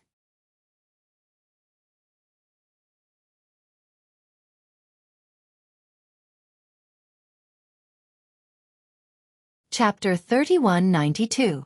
Xiao Daoist sneered. He looked at the dark clouds in the sky and said, "This old man's luck is good. The gods and Buddhas in the sky are protecting this old man. Heavenly thunder bombardment is not something an ordinary cultivator can use. Although Senior Xiao is powerful, if he could cultivate to this level, it would be impossible even in 1,000 years." At this moment, Xiao Daoist seemed to have thought of something.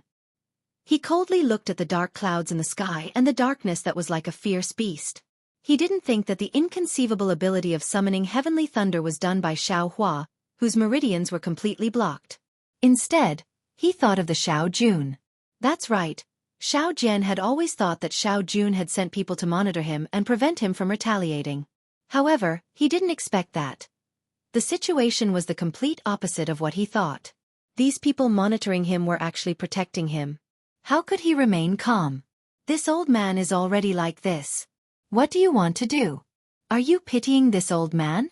Damn it, this old man doesn't care. Suddenly, Xiao Jian couldn't help but roar at the night sky like a hungry wolf. "Master." Yuanya didn't understand these things and looked at Xiao Jian strangely. "Forget it. Yeah, go see what Senior Xiao is doing." Xiao Daoist dejectedly lowered his head and waved his hand. "Yes, master." Yuanya's unchanging answer quickly rushed into the Jiangchao temple. In the west room, there was a huge wooden bucket. It was the one that Yuanya used to clean his dog. At this moment, the girl called Xiao Yun was soaking in it. Unexpectedly, a string of bubbles appeared in the clear water. Not only did it make a goo-goo-goob sound, it even showed signs of boiling. As for Lu Yi, his starry eyes stared at Xiao Yun's tightly closed eyes and her slightly reddened face. The anxiety on his face lessened. "What?" Xiao Hua saw Yuanya rush into the west room. He didn't raise his head and asked indifferently, "Is it raining outside? Was there thunder just now?" "Yes." Yuanya faced Xiao Hua. It was as if the word master had disappeared and he was used to answering. "Oh, that's good. Spring rain is as precious as oil. Right now is the planting season. More rain is good for the crops. Right, if it rains, don't forget to put away the clothes." Xiao Hua's answer was really out of Yuanya's expectations. He didn't understand what it meant by spring rain is as precious as oil. Also, did someone find trouble with your master? Do you need this old man to take action? Speaking up to hear, Xiao Hua seemed to have suddenly realized something and hurriedly asked with concern. Facing Xiao Hua's sincere smile, Yuanya felt guilty for no reason. He waved his hand and said, "No need. Master has already sent those people away." "That's great." Xiao Hua raised an eyebrow, somewhat surprised. "If Daoist Xiao can handle it yourself, then that would be for the best. This old man will take a good look at this little girl." As he spoke, Xiao Hua once again stretched out his hand.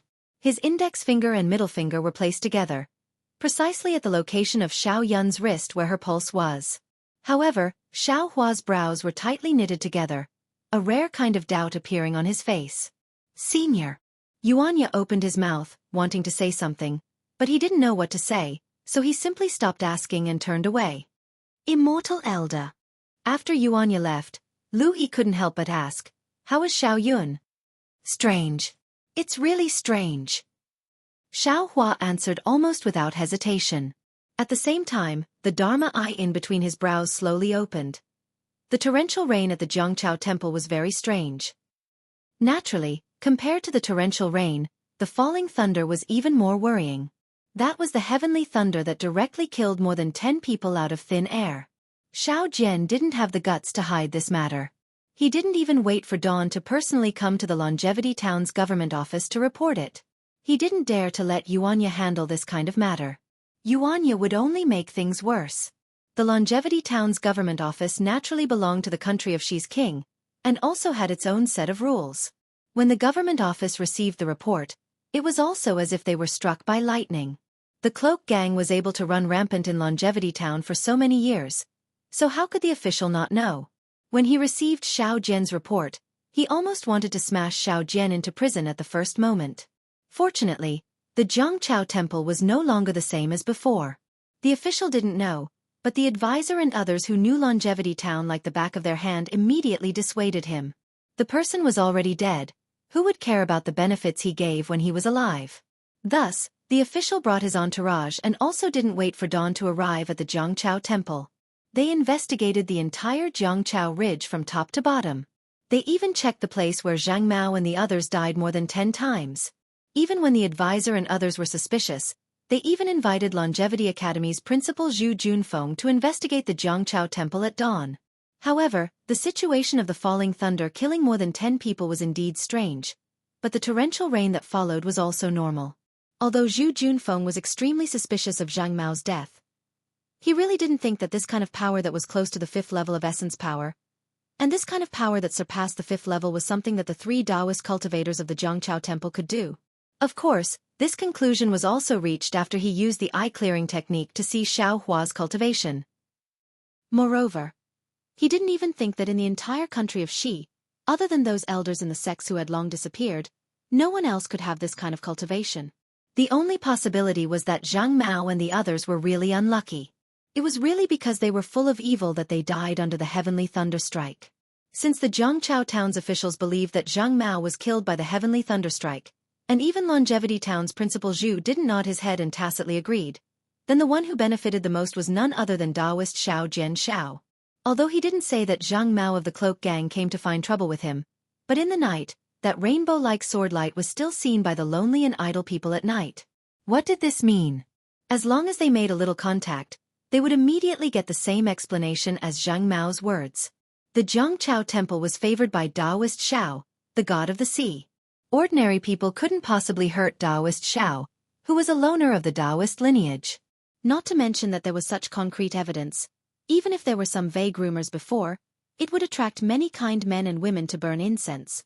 Now that the Zhangqiao temple was in an uproar, there was no reason for the incense to not flourish. Early in the morning of the 7th day from the beginning, there were a few men and women probing. Until late in the morning, groups of men and women swarmed into the Zhangqiao temple. Taoist Xiao Jian Xiao didn't even want to set up a divination stall in the Longevity Town, let alone set up a divination stall in the Zhangqiao temple. It was so noisy for more than 3 days. Until the evening of the 9th day, Xiao Jian suddenly received a sealed letter from Yuanya. That letter was red, and there was a small goose feather pasted on the outside. When Xiao Jian saw the letter, he frowned, because he knew that if there was a goose feather pasted on the letter, it meant that it was extremely urgent. He wanted to open the letter as soon as he saw it. But, what was in the Longevity Town that made Taoist Xiao Jian Xiao so anxious? This was simply impossible. Therefore, Taoist Xiao didn't care at all. After all, tomorrow was the day of the competition between the Zhangchao Temple and the Shaojin Temple. That was the day of the Immortal Buddha ceremony. It was also a big matter for the Shaojin Temple and the Zhangchao Temple. After that day, there could only be one temple in the entire Zhangchao town. Of course, Taoist Xiao was sure that the Shaojin Temple would definitely be destroyed under his plan. Compared to the big matter of the next day, this goose feather letter was obviously insignificant. Taoist Xiao could even see the perverted smile of the Shaojin Temple's bald head in the goose feather letter. The goose feather letter had been thrown in the corner for 2 hours already. Xiao Jian didn't even ask Yuanya how he received the goose feather letter. After Xiao Jian sent off the last batch of worshippers and said that there was an even more important challenge the next day, the last batch of worshippers left resentfully with some copper coins. Even if Xiao Jian was willing to fulfill their wishes, Taoist Xiao wouldn't be happy. To make the descendants of worshippers who didn't have any children be comparable to the sand on the beach. Even if Xiao Hua was given 100 times more power, he still wouldn't be satisfied. Xiao Jian, who was lying on the bed, stretched his body. He tossed and turned, but couldn't get up. Maybe it was because of the competition the next day, or maybe it was because he was still worried about something, but he couldn't fall asleep for a long time. When he saw the goose feather letter in the corner, he simply lit the oil lamp and sat up. As the saying goes, if you don't find it strange, you will be defeated. Taoist Xiao had already made up his mind to not believe anything, so he opened the goose feather letter. However, when he finished reading the words inside, Xiao Jian immediately jumped up from the bed. Because this goose feather letter only had a few words written on it. My daughter is sick. Taoist Xiao, please have mercy. Signed off, Hao Jianzhong. Although the name written on the goose feather letter was Hao Jianzhong, Xiao Jian's gaze didn't stop on these 3 words for a moment. His mind immediately appeared in Chongqing town. Under the scorching afternoon sun, sitting in a small sedan chair, the kind Hao family's young miss who wanted to give him copper coins. With this thought, how could Xiao Jian still stay in the East Room? Those few copper coins in the afternoon, those few meat buns when he was hungry, it was no different from sending charcoal in the snow. Amidst the cold words and disdainful gazes of the bystanders, the Hao family's young miss clear gaze, that faint smile, and that questioning that didn't contain any meaning of charity, immediately drove away Xiao Jian's tiredness. The Hao family's young miss was in trouble. How could Xiao Jian just stand by and watch? Moreover, he had also told Xiao Hua that if there was any difficulty, he should go and find the Hao family's young miss. Now that Squire Hao's letter for help was in front of him, how could he not go? But just as he took the things and valiantly rushed out of the east wing, the cold wind in front of him blew away his impulse. Yes, the goose feather letter mentioned Taoist Xiao. It must be that Squire Hao knew about the miracle of Zhangchao Temple and Taoist Xiao's magical ability, so he thought of me in this crisis. But am I Taoist Xiao? I'm afraid that if I don't bring Yuan Ya, I won't dare to go to Zhangchao Temple, right? The Hao family's young miss is sick. If it was an ordinary illness, only the doctor in the medical hall would be able to deal with it. Squire Hao might not think of Zhangchao Temple. But since he mentioned Taoist Xiao, it must be a thorny matter. I'm afraid this old man will have to discuss it with Senior Xiao. After thinking for a moment, Xiao Jian secretly walked to the West Room. The West Room didn't change much from a few days ago. The water in the big wooden barrel was still steaming. Xiao Yun was still lying inside and hadn't woken up. Even someone as strong as Xiao Hua couldn't think of a good way to wake her up. In a corner of the West Room, Lu Yi had already curled up his small body and fallen asleep. This child was mentally and physically exhausted, and his body was also deeply damaged by the cloak gang. Now that he was in front of Xiao Hua, he didn't have to worry about anything. How could he endure? In a day, he was only awake for 4 to 6 hours. The rest of the time, he was sleeping soundly.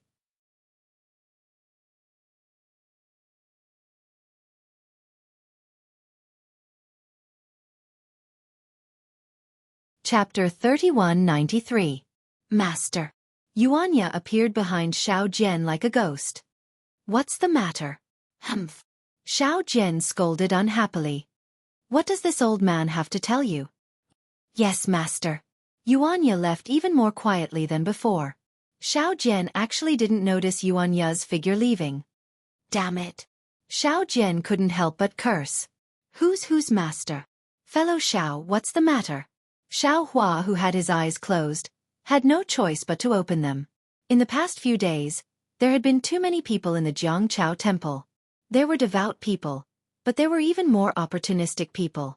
There were even a few villains suppressed by the cloak gang in Longevity Town, who came to the Jiangchao temple to sound out the situation.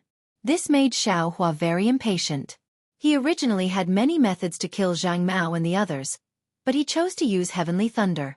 Afterwards, wasn't he just trying to hide in peace? Today, he saw Xiao Jian, who had been too busy to come to the West Wing, come here at night. He knew that there was something troublesome and had to ask. Senior, please take a look. Xiao Jian gave the goose feather letter to Xiao Hua and told him his thoughts. Oh, it's that little girl. Xiao Hua nodded slightly. He didn't like Xiao Jian's unscrupulous and lies, but he still approved of Xiao Jian's gratitude. Now that he saw the goose feather letter, he thought of the sedan chair that day and asked, "It's already late. What do you think?" This letter was sent in the afternoon close to dusk. Xiao Jian said honestly. As for who it was, disciple already doesn't know, master. Yuan Ya, who had just disappeared, appeared again and said in a low voice. It was a white-haired old man. He looked very anxious and hurried. He gave this strange letter to disciple and left in a hurry. That old man is probably a servant of the Hao family. Xiao Jian looked at Yuan Ya and then looked at the night outside. Although it's already late, disciple has no choice but to go. That day, disciple clearly told senior that if I ran out of copper coins, I would have to go to the Hao family's young miss to eat. Now that the Hao family's young miss is in trouble, disciple naturally has to help. What else did that old man say? Xiao Hua ignored Xiao Jian and turned to look at Yuan Ya and asked again. That old man asked me to tell master that no matter how late it is, as long as master is free, he can go.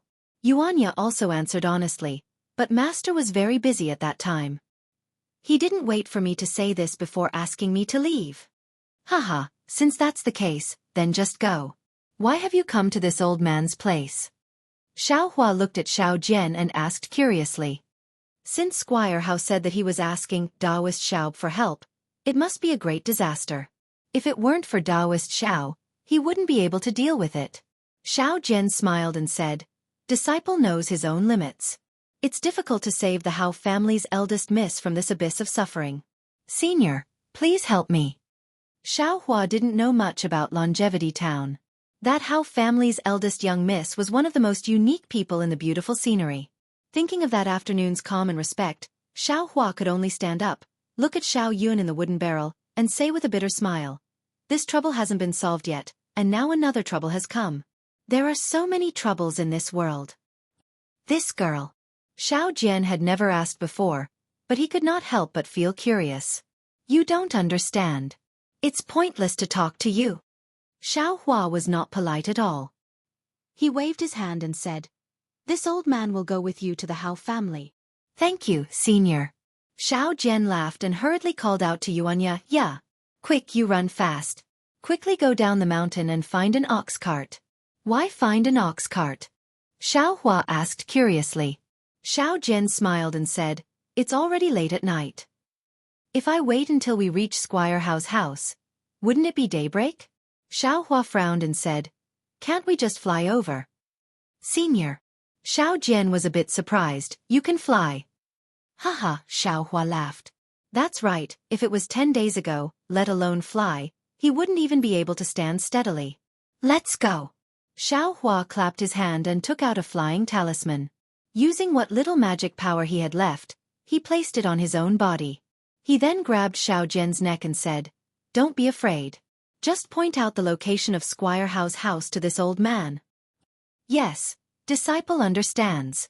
Xiao Jian didn't feel awkward being grabbed by Xiao Hua's neck at all. Instead, he felt that Xiao Hua was even more mysterious. Xiao Hua activated the flying talisman and flew out of the Taoist temple with Xiao Jian. They flew into the dark night. Yuan Ya jumped onto the banyan tree and stared at Xiao Hua's back. His eyes were filled with envy and fanaticism. Even after Xiao Hua's figure disappeared, he was still unwilling to leave. That night, Yuan Ya didn't play his mournful musical instrument, which was a rare occurrence. Under Xiao Jian's guidance, Xiao Hua quickly found the location of Squire Hao's house among the tens of thousands of lights. He saw that it was a manor that was several mu in size. The manor was brightly lit and it looked very lively. Xueqi only used his divine sense to scan the manor and roughly knew what was going on inside. Thus, he brought Xiao Jian to a place not far from the manor. He looked at the door of Squire Hao's house that was also hung with a few lanterns and said to Xiao Jian, "Daoist Xiao, in front of others, this Xiao is your follower. You should do whatever you need to do. If you encounter anything abnormal, this Xiao will naturally act. Do you understand?" "Yes, this disciple understands." Xiao Jian nodded. He smiled and pointed at his cloth bag and the peachwood sword in it and said, "Otherwise, this disciple wouldn't have taken these things." Xiaohua nodded. Then, Xiao Jian cupped his hands towards Xiaohua and walked towards the door of Squire Hao's house. Xiaohua closed his eyes and put his hands in the sleeves of his Taoist robe and slowly followed behind Xiao Jian. Xiaohua wasn't familiar with Longevity Town and was even more unfamiliar with Squire Hao's house. Although he had seen a bit, he was still confused. Since it was like this, why not let Xiao Jian take the lead and make things clear? If it was really worth Xiaohua taking action, then it wouldn't be too late for Xiaohua to take action. Ayo! Taoist Xiao! Taoist Xiao! Outside the door of Squire Hao's house, there was a white-haired old man. That old man had been looking in another direction, but when he heard the footsteps behind him and turned around to see Xiao Jian's figure, he couldn't help but be overjoyed. He hurriedly rushed out of the house and said with a smile, "You really came. This old man has been waiting here for you for more than 2 hours. I thought you wouldn't come. Who knew?"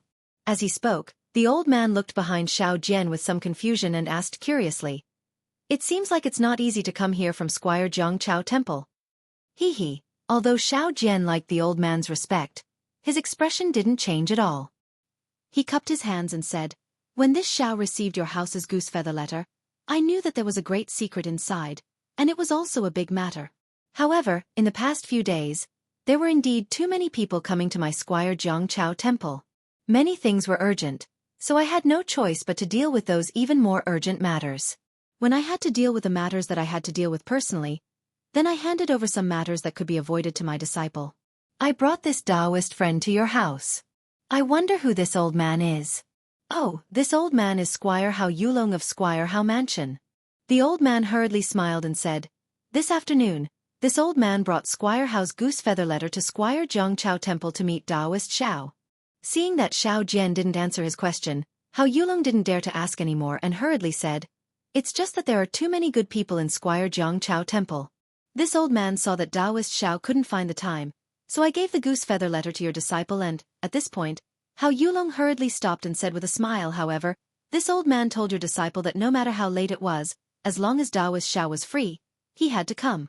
This old man knew that Taoist Xiao would definitely keep his promise, so I've been waiting here. Come, come, my squire has been eagerly waiting for Taoist Xiao's arrival." As he spoke, Hao Yulong hurriedly asked Xiao Jian to come forward. At the same time, he also very politely nodded to Xiaohua. Xiaohua didn't mind. He grinned and closed his eyes again. Following Hao Yulong to the entrance of the Hao mansion, Xiao Jian felt a bit emotional as he looked at the entrance of the cave. He understood in his heart that for a big family like Squire Hao in Longevity Town, the entrance wouldn't be opened very often. Unless it was an important guest, they would have to go through the side entrance. He had also been to Squire Lu's house before, but every time he entered through the side entrance, he had never received such courtesy. Now that Squire Hao had opened the entrance, Xiao Jian had already received a courtesy that he had never received before. "Quick, inform the squire that Taoist Xiao from Squire Zhongchao Temple has arrived." Hao Yulong immediately shouted towards the entrance as soon as he reached the entrance. There was a similar response from inside, and the sound of footsteps hurriedly went away. Squire Hao, seeing how respectful the Hao mansion was, Xiao Jian's heart couldn't help but become nervous again. He glanced at Xiaohua who seemed to be asleep behind him and whispered to Hao Yulong, "What illness does Miss Hao have? Why is there such a big lineup? If possible, I would like to ask Squire Hao to reveal a thing or two in advance." If it's an ordinary illness, there's naturally no need to invite Taoist Xiao." Hao Yulong seemed to have something that he couldn't say, so he only sighed and said, "This matter is hard to explain in a few words. I'll have to ask Taoist Xiao to move your toes. Once you enter my mansion, You'll naturally know. Oh. Seeing that Hao Yulong didn't say anything, Xiao Jian could only nod his head, but the doubts in his heart grew even stronger. After entering the Hao mansion's entrance, a few servants wearing green clothes and small hats immediately came up to greet them. These servants had respectful expressions on their faces, as well as the green bricks, green tiles, carved beams, and painted pillars along the way, and even the strange flowers and plants in the night didn't attract Xiao Jian's attention. He had always been wondering what exactly happened to Miss Hao. After passing through a fragrant garden, he was met with a white wall that was as tall as 2 people. On the wall, there were strange windows that looked like fans, flags, fishes, and birds. A fat old man was standing in front of the only moon gate on the wall. He was wearing a bright official's robe.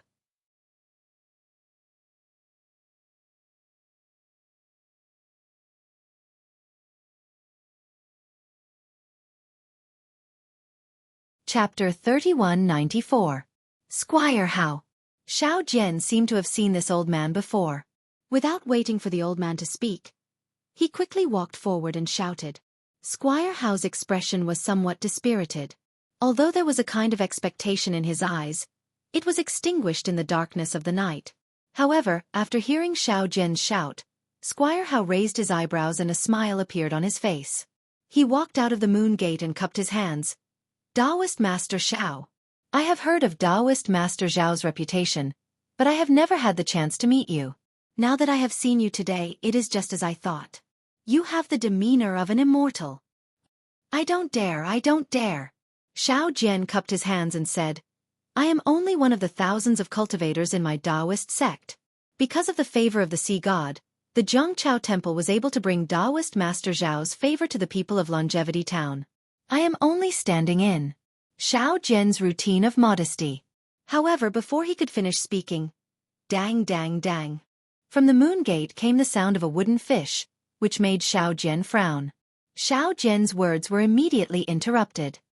He looked at the shadow behind Squire Hao with a puzzled expression. He, Taoist Master Xiao. Squire Hao's face was slightly embarrassed. He said in a low voice, I have sent the goose feather letter to the Zhongqiao Temple, but I haven't seen Taoist Master Xiao for a long time. I know that the Zhongqiao Temple is very popular now, so Taoist Master Xiao doesn't have much time. Therefore, I thought of the monks of the small gold temple. Of course, the small gold temple can't be compared to the Zhongqiao Temple, but it is better than nothing, right? Therefore, I took the liberty to invite the monks of the small gold temple. Of course, since Taoist Master Xiao is here, I will drive these monks away. After saying that, Squire Hao pretended to turn around. Xiao Jian's heart was as clear as a mirror. Hao Yulong, his name was changed, must have sent the goose feather letter to him and immediately left for the small gold temple without waiting for his reply. Since Squire Hao had invited the monks of the small gold temple and the Zhongqiao Temple, how could he drive them away? What he said just now was just polite words. If he had followed his words, he would have been the one to be driven away.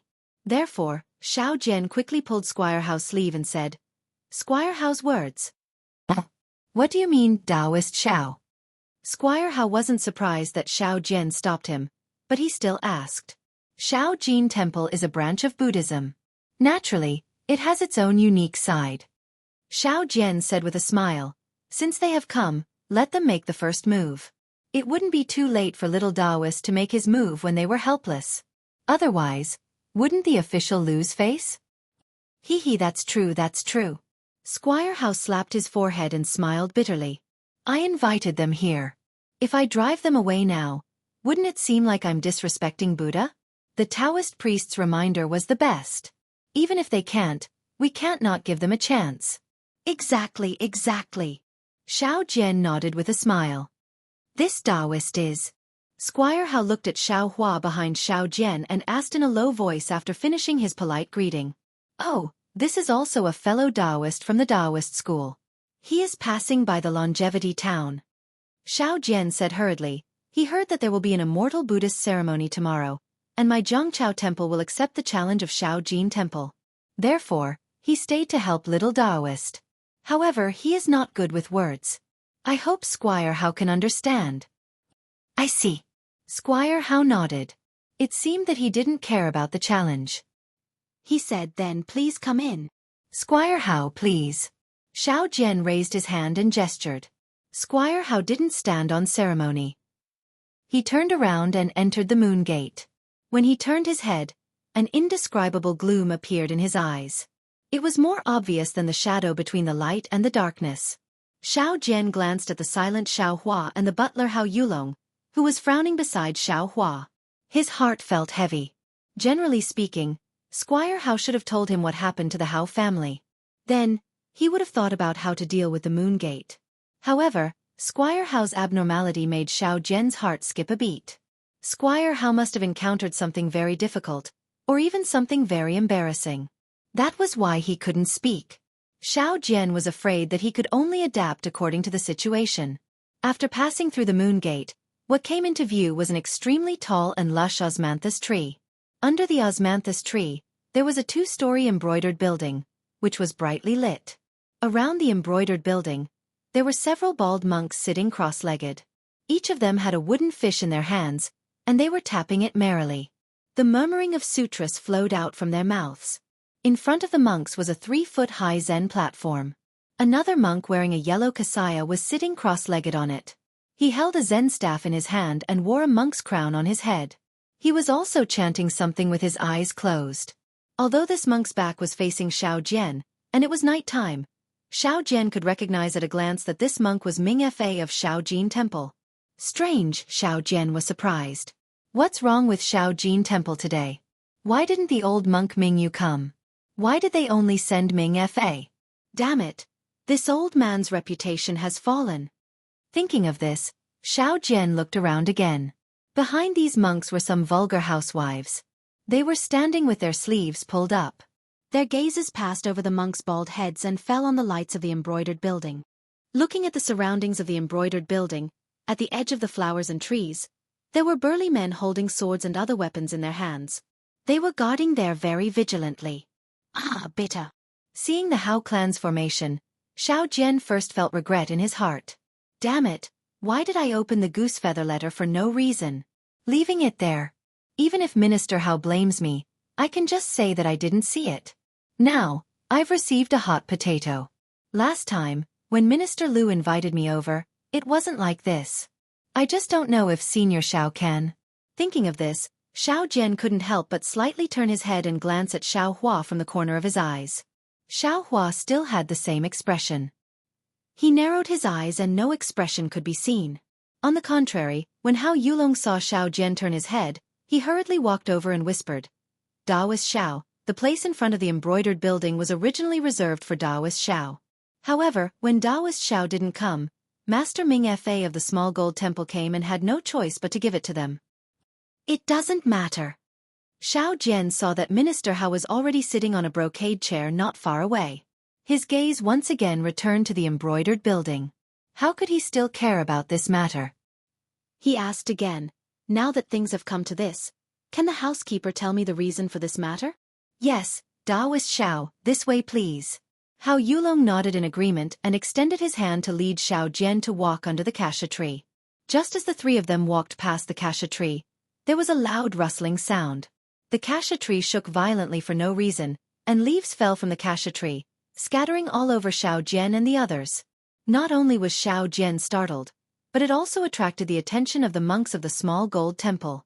Their gazes, sharper than swords, instantly clashed with Xiao Jian's gaze several times. On the contrary, Hao Yulong didn't have any abnormalities. It was as if he had already experienced this. Seeing that Hao Yulong didn't panic and Xiao Hua still had that deadpan expression, Xiao Jian's heart calmed down. There was even a trace of a smile hanging on the corner of his mouth.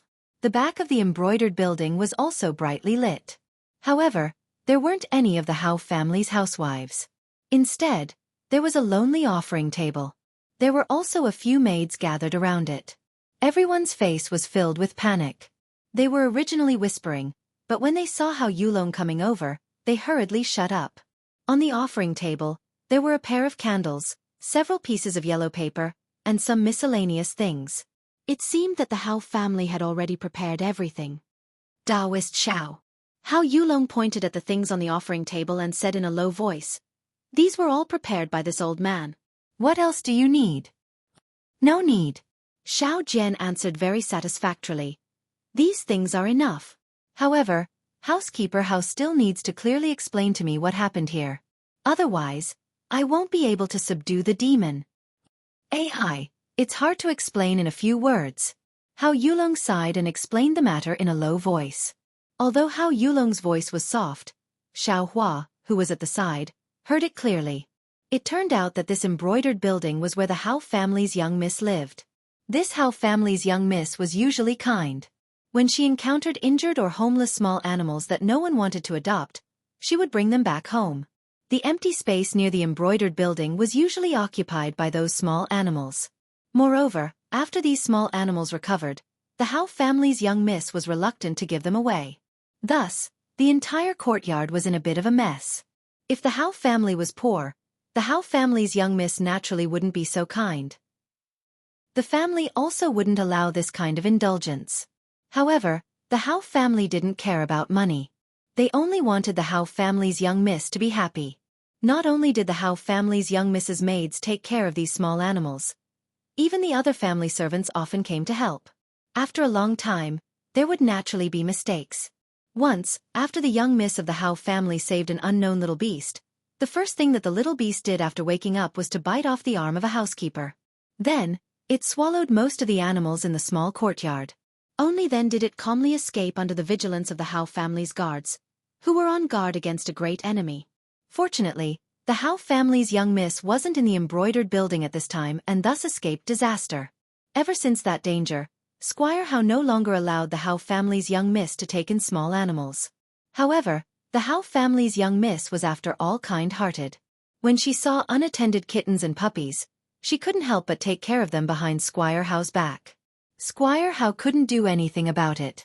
He could only tell the Hao family's young miss's maids that they were only allowed to take care of and take in common animals. Moreover, once these animals recovered, they had to be released or given away. They absolutely weren't allowed to appear near the embroidered building.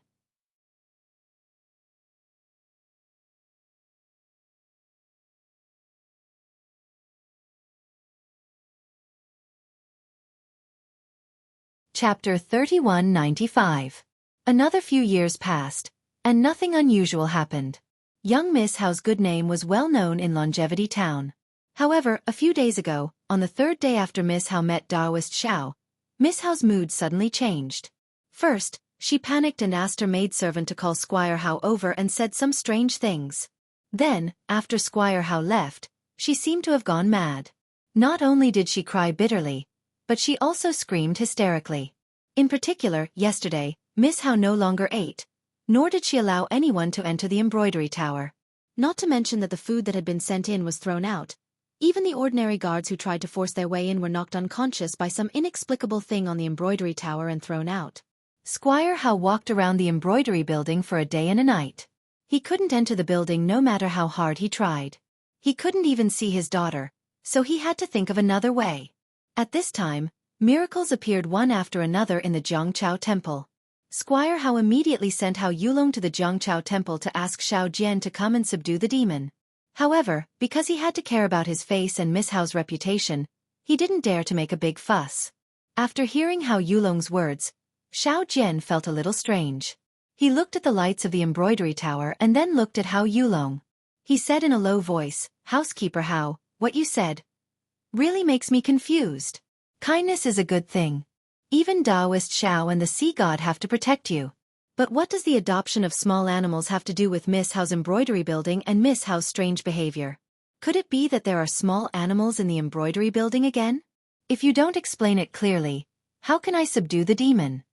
Unexpectedly, Hao Yulong really didn't say anything. He pointed at the offering table in front of him with a wry smile and said, "Taoist Xiao, don't you know better than me if there are any strange things? Besides, you can't always listen to me, right? If you want to subdue the demon, you have to do it first, right? The monks in the Xiao Jin temple have been practicing for a long time." When Xiao Jian heard this, he knew that if he did not show his true ability, Housekeeper Hao might not say anything. Therefore, he nodded his head and walked a few steps to the altar. He took down the cloth bag from his shoulder and carefully placed it beside the altar. Then he took out a pen, a bell, and the peachwood sword that he often held. After finishing his preparations, Xiao Jian turned his head and said to Xiao Hua, "Fellow Taoist, please come and protect this poor Taoist." Xiao Hua responded. He looked at the things on the altar and was somewhat puzzled. He didn't understand what kind of magic power these things had. However, Xiao Hua still walked to Xiao Jian's side. After waiting for Xiao Hua to stand still, Xiao Jian turned towards the embroidery building and stretched out his hand. He lowered his head and took a deep breath. Then, he raised his head and lightly reprimanded like spring thunder. Then, he slapped his hand on the altar and very skillfully caught the brush that was slapped. Shwa! The brush streaked across the air and accurately touched the ink that had been ground beforehand. When the tip of the brush was full of ink, rise. Xiao Jian waved his hand again. His left hand landed on a piece of yellow paper on the altar like a dragonfly skimming the surface of the water. Shuffle, shuffle, shuffle. Another few crisp sounds of paper. Several pieces of yellow paper were grasped in Xiao Jian's hands. Boundless Tao Lord. Xiao Jian chanted a Tao name. The brush streaked through the air, and several drops of ink danced in the air. Xiao Hua watched as the brush landed on the yellow paper in Xiao Jian's left hand. Between the dancing of dragons and dancing of phoenixes, rune-like words appeared on the yellow paper. Swoosh, swoosh, swoosh. There were continuous light sounds. One after another, realistic yellow runes appeared in Xiao Jian's brush. Then, Xiao Jian threw them one after another in the air and they slowly floated down. Xiao Hua's heart also shattered along with these yellow runes. Damn, this is the hidden immortal continent's yellow runes? Xiao Hua was dumbstruck. He was somewhat unable to understand. Could it be that the hidden immortal continent's Taoist yellow runes are so easy to refine? Xiao Hua did not believe that Xiao Jian could refine yellow runes so easily. However, he also could not believe it. If Xiao Jian could not, how could he use it in such an important occasion? Moreover, looking at Xiao Jian's familiar appearance, it was far from the first or second time he used it.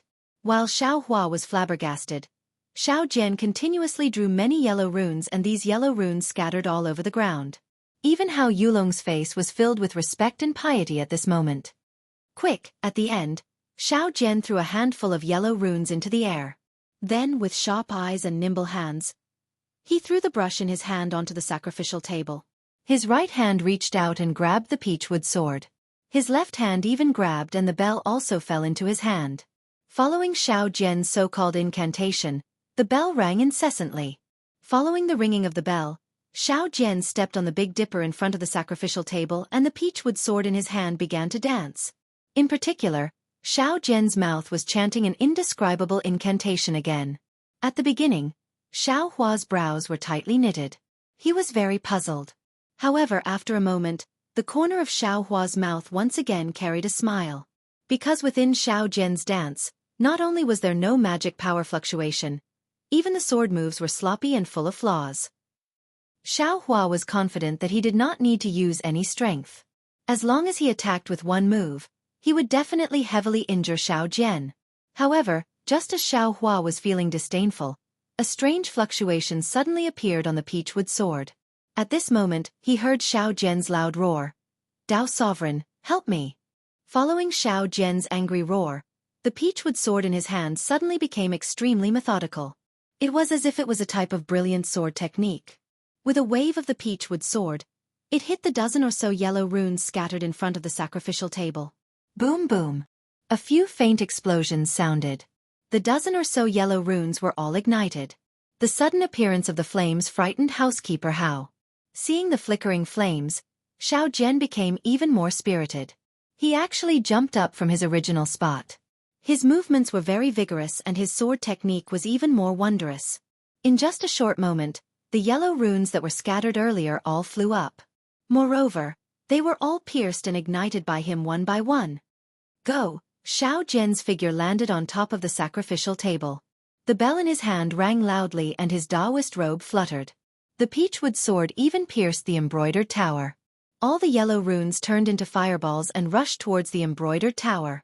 Unfortunately, it was unknown whether Xiao Jian's magic power was insufficient or whether the demon within the embroidered tower was too powerful. Those fireballs only flew a few feet and were annihilated before they even touched the embroidered tower. They turned into ashes and scattered in the air. Evil creature! Xiao Jian's body slightly swayed on top of the sacrificial table. As if his magic power was insufficient, he actually jumped down from the sacrificial table. Immortal Elder. Xiao Hua naturally reached out his hand to support Xiao Jian, who landed on the ground. Hao Yulong also hurriedly went forward and shouted with some worry. Alas, the demon within the embroidered tower is somewhat strange. Xiao Jian sighed. This old man's magic power is limited. If housekeeper doesn't explain in detail, this old man won't have a detailed countermeasure. I'm afraid that I won't be able to subdue the demon. Hao Yulong was still hesitant. However, he turned his head and looked into the distance. Xiao Jian's movement just now had already attracted the attention of Squire Hao. However, seeing that Xiao Jian's method was ineffective, Squire Hao sat down again. Squire Hao had already seen Hao Yulong's gaze. He seemed to think for a moment and slightly nodded his head. Alas! After receiving Squire Hao's approval, Hao Yulong sighed. He looked at the embroidered tower and said, "Poor young lady. This matter involves young lady's innocence. Taoist Xiao, you have to swear that you won't speak of this matter to anyone else. This old man can only speak to you." Of course. Xiao Jian naturally also saw Squire Hao nod his head. He patted his own chest and said, "I don't dare to boast about other things, but I'm famous for being tight-lipped in Longevity Town. Since housekeeper Hao invited I here, I swear that I won't speak of this matter to anyone else." What about this Taoist? Hao Yulong turned his head and pointed at Xiao Hua. It seemed that because Xiao Hua was here, Hao Yulong didn't finish his words. Xiao Hua unhappily opened his eyes and coldly said, "Isn't it just a little white rabbit? What's the fuss about? You even want this old man to swear. Do you think it's worth it?" Ah! Hao Yulong's face was full of shock when he heard this. Even his hands were trembling. You actually know." Unfortunately, Xiao Hua closed his eyes again and ignored him. Hee, housekeeper Hao. Xiao Jian's heart was clear. He laughed and said, "Since that's the case in I's opinion, there's no need to swear, right?" And Hao Yulong looked at Xiao Hua suspiciously and then at the embroidered tower. He really didn't know how Xiao Hua knew that there was a white rabbit in the embroidered tower. He could only nod and say, "It wasn't until after the incident that Master flew into a rage and interrogated young ladies' maidservants one by one. Only then did he know that last summer, young lady saved an injured little white rabbit. Young lady was reluctant to give this rabbit away. She even loved it and kept it by her side every day and night. When the incident happened, only that rabbit was by young lady's side. So it's like that."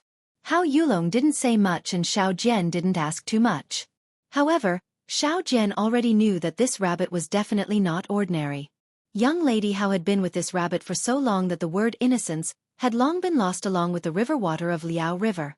This was the most important thing that Squire Hao was worried about. This was also the reason why Squire Hao didn't dare to make it public. If it wasn't for the fact that he was at his wit's end, Squire Hao definitely wouldn't have invited Shaojin Temple, Jiangchao Temple, and Buddhist sect to his home.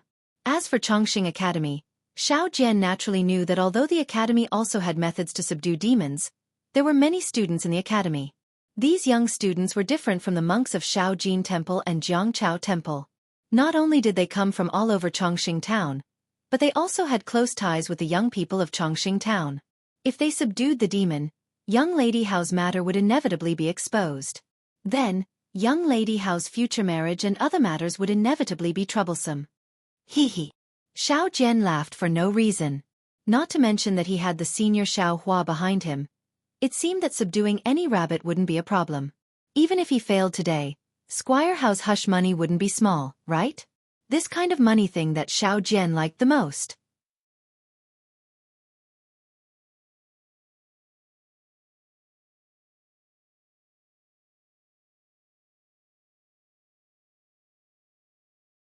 Chapter 3196. Taoist Priest. Seeing the smile on Xiao Jian's face, Hao Renjie's heart relaxed. He hurriedly said, "If it's possible, could you please cast the spell again? This little one will go and report to the master right away." "Don't be anxious." Xiao Jian pulled Hao Renjie back and said with a smile, "Steward Hao, the matter of subduing the demon should be left to I. Furthermore, you have seen that the demon in the embroidered building is very powerful. Even if I cast the spell again, I don't know how effective it will be. If you report it now, I won't be able to subdue the demon. Wouldn't that make Steward Hao happy for nothing? All right. Seeing that it wasn't Xueqi who was casting the spell, Hao Renjie frowned and said, "Then, please hurry up." Before Hao Renjie could finish his words, a few extremely high-pitched noises came from the embroidered building. As soon as the noises entered Xiao Jian's ears, the smile on his face instantly disappeared and was replaced by a kind of pain. At the same time, the osmanthus tree in front of the embroidered building shook violently. "Go, why are you all standing there stupidly? You only know how to watch from the sidelines. Quickly go and save the young miss." Steward Hao seemed to have endured for a long time and finally couldn't bear it anymore. He didn't have the nerve to scold the monks of the Shaojin temple, so he could only vent his anger on his own family's soldiers. "Yes, yes," a man behind Steward Hao answered. He turned his head and pointed at a few of his family's soldiers. He shouted, "You all hurry up. And you." Steward Hao suddenly jumped up from his chair and kicked that man's leg.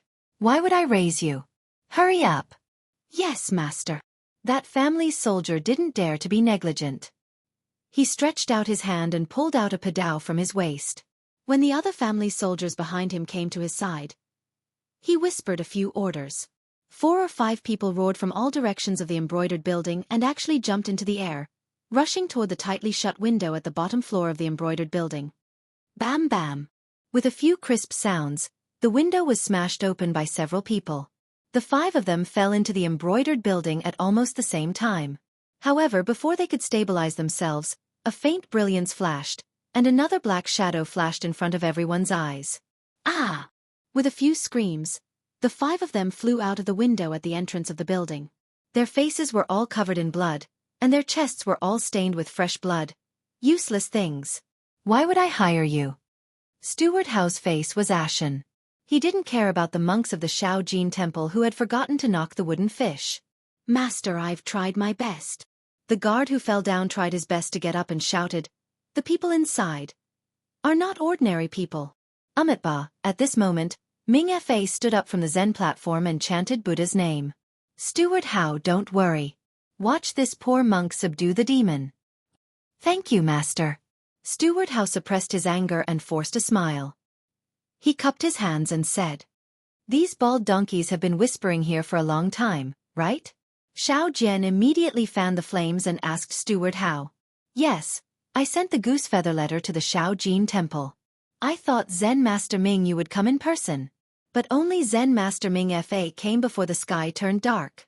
Master didn't like it at first, but he brought a lot of monks with him.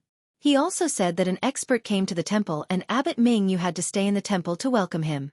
Zen Master Ming Fa also said that an expert came to our longevity town.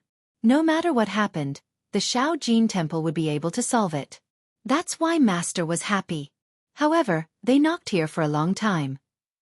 The wooden fish was about to break, but they didn't seem to have any effect. The Buddhist sect's dharma is naturally incomparable. But this Shaojin temple is only a wild fox Zen. I won't hide it from Steward Hao. I have been fighting with Shaojin temple's Zen Master Mingyu for a long time. If you don't believe me, you can go to Steward Lu's house and ask. Last time, these bald donkeys were defeated by I. Xiao Jian immediately said, "This Ming Fa is a monk. How can he be a Zen master? I'm afraid that he doesn't have any tricks up his sleeves. When he can no longer pretend, he will have no choice but to come down and let I show off my skills." Cough cough. Steward Hao didn't know how to answer. He could only cough twice and say with a smile, "Let's see Shaojin temple's methods." "Yes, this old man will wait and see." Xiao Hua, who was behind Xiao Jian, said proudly. Buzz buzz. Just as Xiao Jian was slandering the little gold temple, Ming Fa, who was on the Zen platform, reached out his hand and took out an alms bowl. The alms bowl was purple gold in color and looked very simple. Ming Fa then began to chant. At the same time, the dozen or so monks below the Zen platform also stopped knocking the wooden fish. They began to chant along with Ming Fa's Zen voice. Following the rhythm of yin and yang, strands of Buddhist light gradually gathered around the alms bowl. Rise. After a moment, Ming Fa raised his hand and formed a Buddhist seal. His slightly weak magic power rushed into the alms bowl. The alms bowl flashed with a faint Buddhist light and slowly flew into the sky. Ming Fa actually has this move. Xiao Jian couldn't help but cry out in surprise. As he spoke, Xiao Jian didn't forget to look at Xiao Hua. Seeing that Xiao Hua's expression didn't change, he felt relieved. Seeing that the alms bowl was getting higher and the Buddhist light on it was getting stronger and stronger, Steward Hao couldn't help but feel a new hope in his heart. The alms bowl flew over the embroidered building and stopped in the air. Looking at Ming Fa, who was casting the spell, his forehead was already covered in sweat. It was clear that controlling such a Buddhist weapon was beyond his ability. Withdraw, looking at the alms bowl, Ming Fa clenched his teeth and the Buddhist seal in his hand changed again. Wang wang. The alms bowl began to tremble. The Buddhist light on the alms bowl trembled and overflowed. It was like a lotus flower was gradually blooming layer by layer. When the lotus flower was extremely bright, a suction force came from the alms bowl. The suction force formed a pillar of light that covered the inside of the embroidered building. Wang wang. There was another strong hissing sound. Boom boom. Along with the hissing sound, there were another series of loud noises. The previously closed windows of the embroidered building were completely shaken open by the hissing sound. Even a few of the window frames were knocked out of the air. At the same time, the Buddhist light on the alms bowl was also fiercely flickering.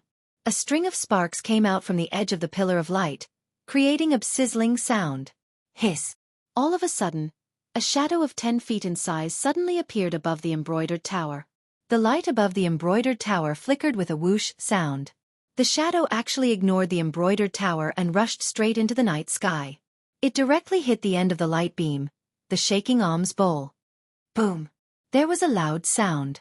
The Buddhist light on the alms bowl disappeared and it immediately fell from the sky. Puff puff. All of the chanting monks spat out blood and curled up. Even Ming Fa, who was on the meditation platform, was also dispirited and listless. He powerlessly watched the alms bowl fall to the ground with a clang sound. It rolled a few times and no longer made any sound. When he looked at the embroidered building again, he didn't know when the shadow had disappeared. The entire embroidered building was once again exposed to light. However, the windows were all wide open and not tightly shut like before. Father. On the embroidered building, a mournful voice called out, "You old man, don't do useless things here. It's better to quickly pack up and evacuate all of my Hao clan's 100+ people from Longevity Town. If we're late, no one will be able to leave Longevity Town alive." Daughter. When Minister Hao heard this, he couldn't help but cry. What's wrong with you? How can you still be so stubborn?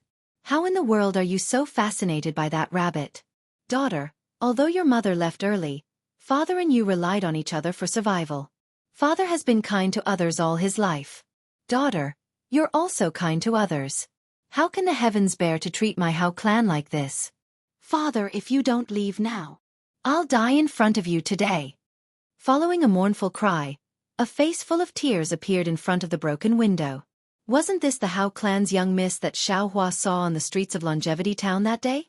However, the Hao clan's young miss was still sitting in a wooden wheelchair, her body just barely reaching the window. Io, this Hao clan's young miss is actually unable to walk? Xiao Hua immediately understood. What a pity. Daughter. Can you not force father? Minister Hao cried out with a heart-wrenching voice. It's fine if you stay with it. Father would rather not ask about it, but this old man can't not see you. If you insist on leaving the Hao clan with it and leaving Longevity Town, how will you survive? What will you eat? What will you drink? You can't eat radishes and cabbages, right? Father. Hao clan's young Mrs. face was ashen. Why won't you listen to your daughter's words? How is your daughter as unbearable as you say? Your daughter only wants to tell father that Longevity Town is facing a great disaster. Other people's daughters might not be able to persuade you, but our Hao clan's daughter must say it. Even if father sees your daughter as a lunatic, your daughter must tell father. These few days. I'm afraid it's the final deadline. If father still doesn't agree, your daughter can only let it kidnap father. Daughter. Don't say any more. Minister Hao sighed. Father knows you've been charmed by that Uncle Rabbit. You only listen to its words. You only want to leave Longevity Town, that's why you made up such a lie. Don't be afraid. Shaojin Temple's monks and Jiangchao Temple's Taoist priests are useless. Father will go beg Longevity Academy's Principal Zhu right now. Father will sacrifice his face. I'll save you from this Uncle Rabbit's hands. Father. You must not go. Hao Clan's young miss was very anxious. She used her hand to push against the window and shouted, "If you leave even half a step, your daughter will jump down from upstairs." Chap chap. Several horrifying screeches rang out. The previously broken window frames and other objects were suddenly broken and thrown high into the air. Several housewives and servant girls covered their ears in pain and squatted on the ground, paralyzed like mud. Those family guards also threw their weapons on the ground, doing their best to cover their ears. Aside from Xiao Hua, the others all showed pain on their faces, their bodies trembling.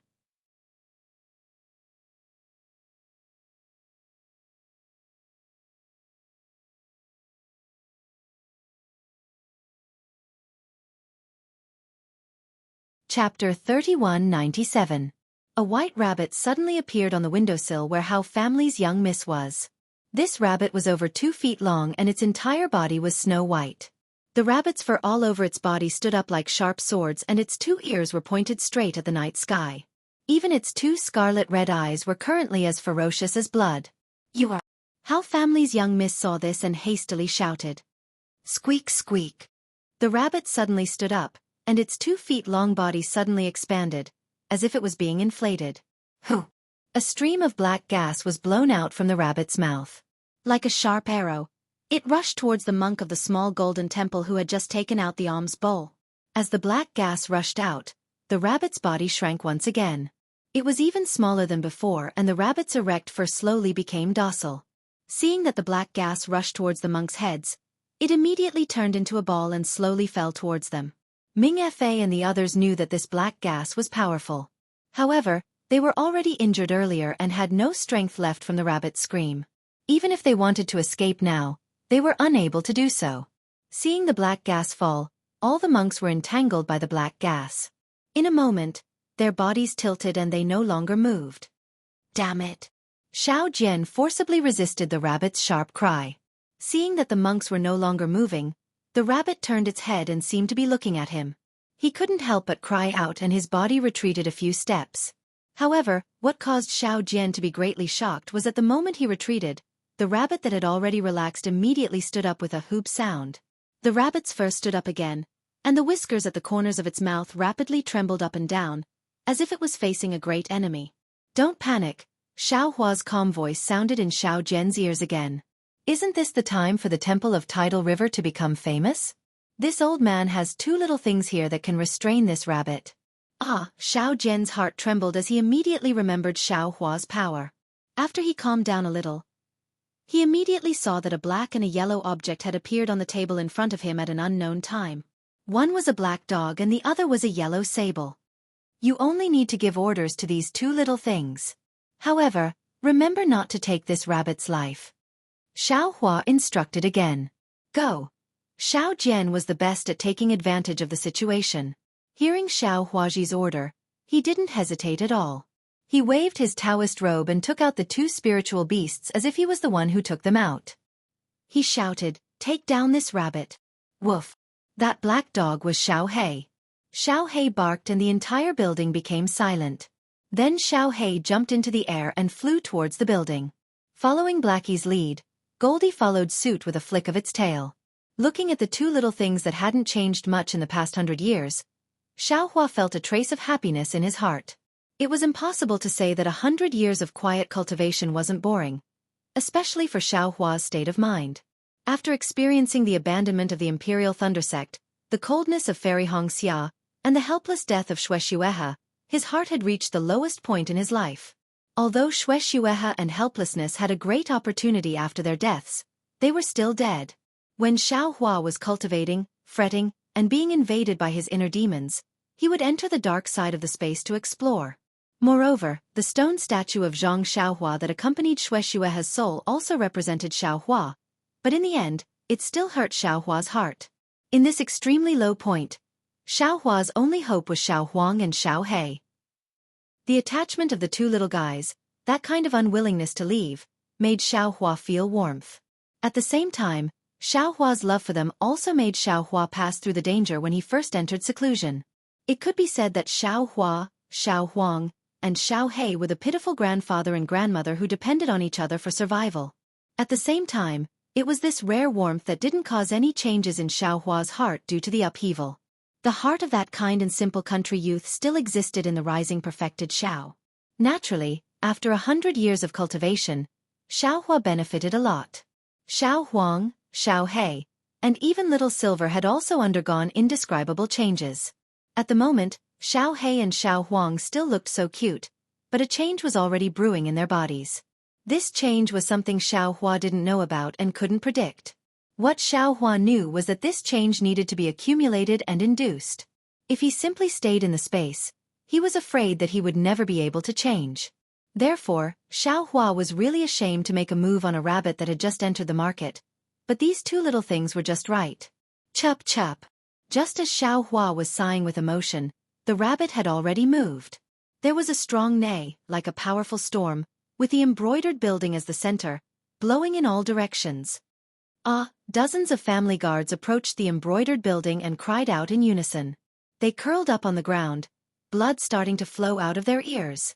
The leaves on the osmanthus tree fluttered down and scattered all over the open space in front of the embroidered building. Woof woof. Xiaohei was furious and barked wildly. That sound was very strange, and it cancelled out the rabbit's neigh. Squire Hao and the others, who were already scared witless, weren't hurt by the rabbit. Xiaoyu.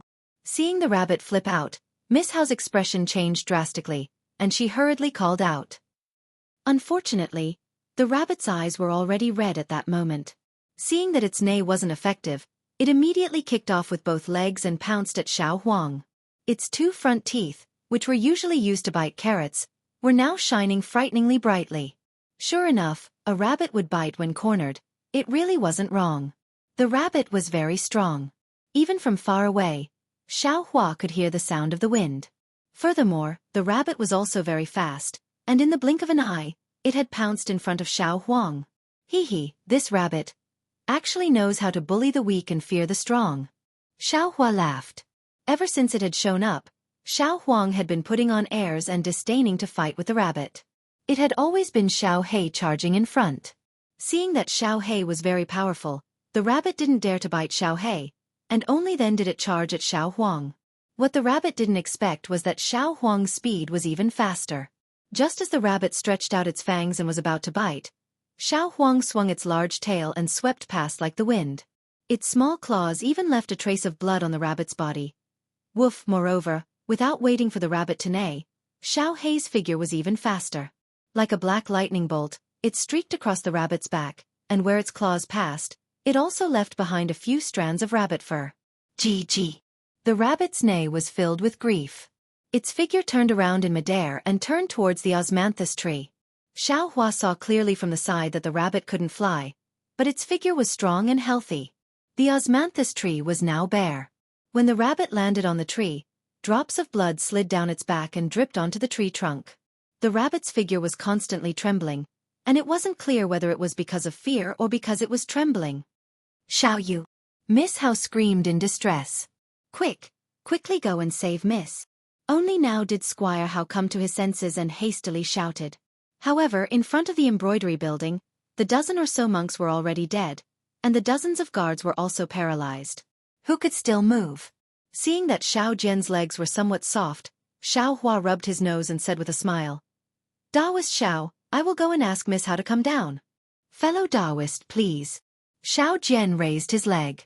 His legs were indeed somewhat weak, but he wasn't particularly afraid. This was precisely the power of the rabbit's neigh, and Xiao Jian's body was unable to resist it.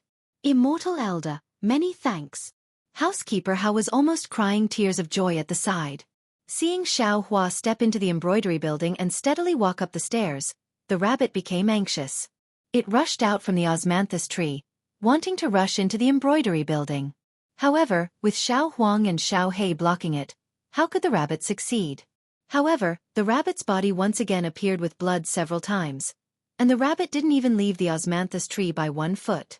Xiaohua went up the embroidery building. This was a very clean room. The reason why it was clean was not because it was clean, but because there were very few things.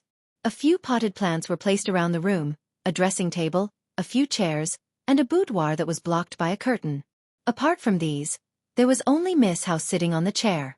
The chair was very big, and Miss Howe could only reveal half of her head. On both sides of the chair, there were two wheels that were much bigger than ordinary wheels, blocking Miss Howe's two arms. Xueqi casually glanced a few times and warmly said, "Miss Howe, Big Brother Taoist, Big Brother Taoist." Miss Howe was only concerned about the rabbit on the osmanthus tree and didn't notice Xueqi's arrival.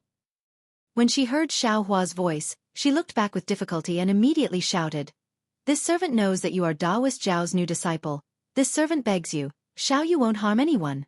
It is usually very obedient, but Taoist Xiao and the monks of Shaojin Temple forced it. Gee.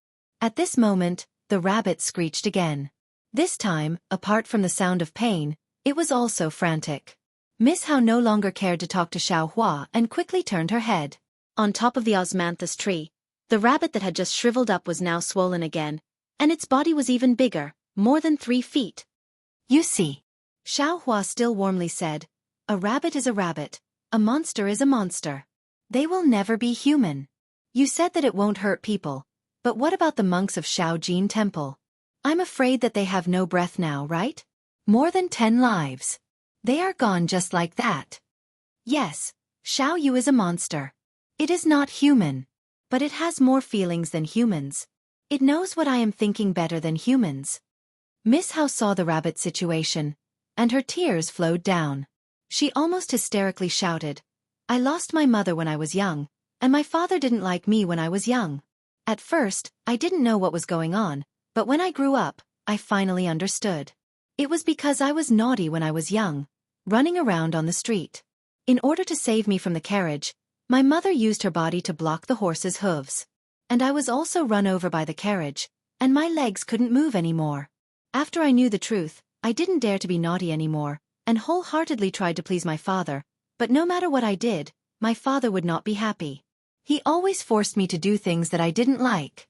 And he never treated me as a human. Look at me."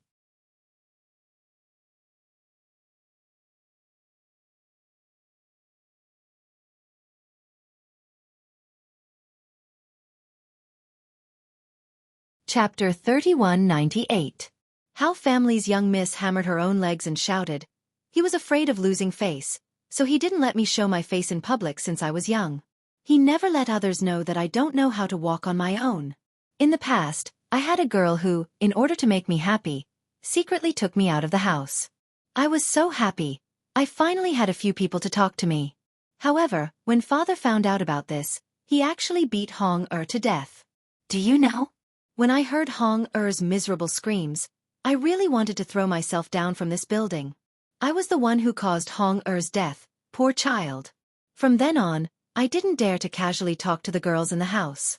They also avoided me. If it wasn't for the fact that they couldn't come here, they definitely wouldn't get close to me. As for me, I could only raise some small animals and let them accompany me. But even if it was these pitiful little animals, father didn't let them go. He also beat them to death. The more How Family's young miss spoke, the more excited she became. Her voice spread far and wide. The rabbit on the osmanthus tree was still accumulating power, as if it didn't have the confidence to deal with Xiao Huang and Xiao He. Do you know the feeling of no one talking to you? Do you know the loneliness of everyone avoiding you? Do you know the feeling of looking out the window in the dark and seeing the insects chirping softly because of you? This. Xiao Hua touched his nose. He really didn't think that this seemingly gentle and quiet girl would have so much pain in her heart. Do you know? If I didn't know the cause of my mother's death, I would have long secretly vowed to live for my mother. I definitely wouldn't let down the life my mother gave up for me. I would have left this world long ago. I would have left Longevity Town long ago. I really hate everything here. I hate the lifeless lives here." How Family's young miss face was covered in tears. Sigh. Hearing this, Xiao Hua's heart was also indescribably sour. There is never a lack of love in this world. It can be seen everywhere.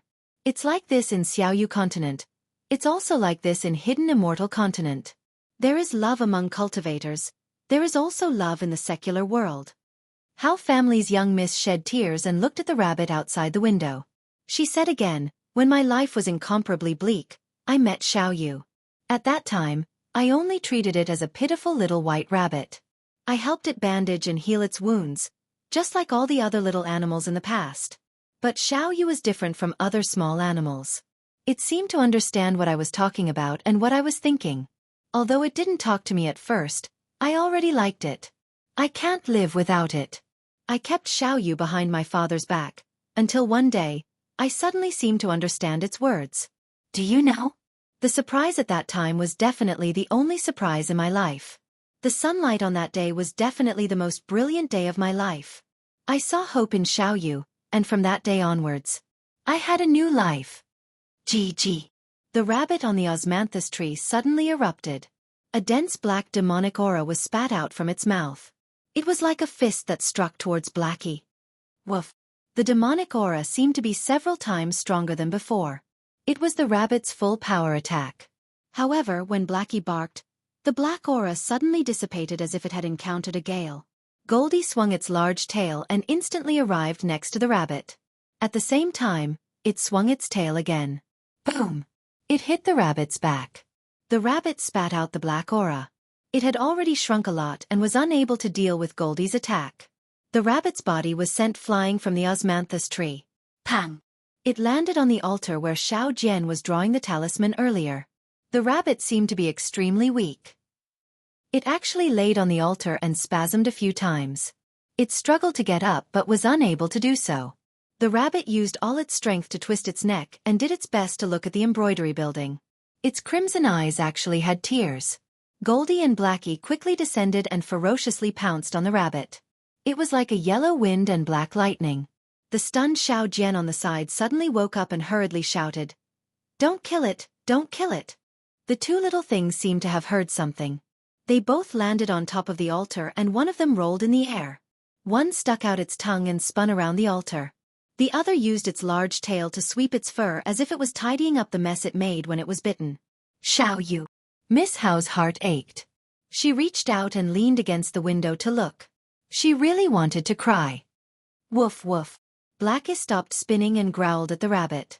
The rabbit's gaze shifted back from Miss Hao and also growled in a low voice. "I beg you, brother Taoist." Miss Hao begged again, "Even though Xueqi is a demonic creature like you said, it really doesn't have the heart to harm people." "All right." Miss Hao seemed to have thought of something. She said as if she was grasping at straws.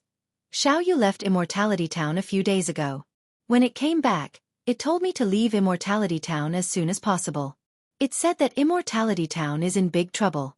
In a few days, Immortality Town will be wiped out and there will be no one left." I didn't dare to be negligent and hurriedly told Father about this. But Father didn't believe me and even said that I was crazy. He wanted to take Xueqi away from me. If Father didn't send people over to endanger Xiaoyu's life, how could Xueqi be so crazy? I don't understand. Xueqi was so kind to pass the news back. Why didn't Father believe it? Why did he think that bringing Xueqi with me was a disgrace to the Hao family? Why did he think that I wanted to leave this family? I did want to leave. I wanted to do so many years ago. But for Mother, I wanted to stay at home. I didn't want those second and third mothers to make the house a mess and not see Mother's shadow. You're right. Xiao Hua looked at this pitiful child and said in a low voice, "You've already suffered a lot, and you carry a lot of expectations. You're not only living for yourself, you're also living for the mother who died for you. That's why you should live a better life than others, a life more exciting than others. But your life isn't just your life, it's also your father's life. You're the eldest miss of the Hao family, so you have to bear the Hao family's reputation. Your father doesn't let you show your face in public and doesn't let others know that you can't move your legs. It's not just because of your Hao family's reputation, it's also your own reputation, your future, your happiness. You can't just look at your father's actions from your own point of view. You have to look at his actions from your father's point of view." Xiao Hua still said warmly, "The animals you raised weren't wrong. Your father didn't care about you at first, right? He was probably very indulgent, right? But didn't something happen later on? Didn't a servant get hurt? If it wasn't because your father was afraid that you'd get hurt, why would he kill all those animals? Now, it's been a few years, and you've started raising animals again. Your father didn't seem to ask much, right? Also, Don't tell me that you've never sat in the sedan chair to relax, and that no students have ever brought gifts to see you? Xiaohua thought for a moment and asked again. Humph. Hearing this, Hao family's young miss got angry again and said angrily, every time I went out, my father strictly instructed me not to leave the sedan chair. And every time a student came, my father also made me sit in the chair and not move. I understand that he wants to marry me off earlier, and those shifty-eyed students, which one of them didn't come from my father's family property? You'd better come down with me. Xiaohua looked at the rabbit on the altar and said in a low voice, your Xiao Yu's life isn't in danger. Taoist Zhao's spirit beast knows its limits. Really? Hao family's young miss was almost crying tears of joy. Can I walk out of Longevity Town? Hao family's young miss was immediately dejected. Everything is possible. Xiaohua smiled, pushed the wooden wheelchair, and slowly walked out of the embroidery building. The window of the embroidery building was like paper, and as Xiaohua walked down step by step from the air, Hao family's young miss was like a fairy who fell into the mortal world. And Xiaohua, who was pushing her from behind, had a kind of holy luster on his compassionate face. Ah! Hao family's young miss almost couldn't believe that she flew down from the embroidery building. That Minister Hao and the others who still had some sanity were almost shocked. When Xiaohua pushed Hao family's young miss in front of Minister Hao didn't even dare to breathe loudly. Minister Hao, Xiaohua said with a smile, you heard your daughter's words just now. Do you have anything to say? Daughter! Seeing his daughter appear alive in front of him, Minister Hao couldn't help but cry. Ignoring the filth on his body, he rushed over and hugged Hao family's young miss in his arms. Father is sorry. Father only cared about his own face, only wanted to give you the best, only wanted to arrange your future life, only wanted to let you live the good life that your mother wanted you to live. He never thought about what you thought. Do you know why I didn't let you go out? The most important thing isn't my face. It's your marriage. If other people knew that you couldn't move, who would marry you? If they coveted our family's property, even if you married into our family, when father gets old, wouldn't you still be bullied? You see, father didn't even dare to invite Chongqing Academy's principal Zhu over today. That's because father already asked him to find a good match for you in the academy. This rabbit's matter definitely can't be known by others. Moreover, that girl you said was beaten to death by father, you only saw her bring you out, only saw her treat you well, but what you didn't know was that she relied on your love for her to point fingers in front of other girls, and even said that you couldn't move inside and outside the mansion, even. Father only beat her to death because father found out that she wanted to collude with evil thieves to kidnap you. Father had no other choice.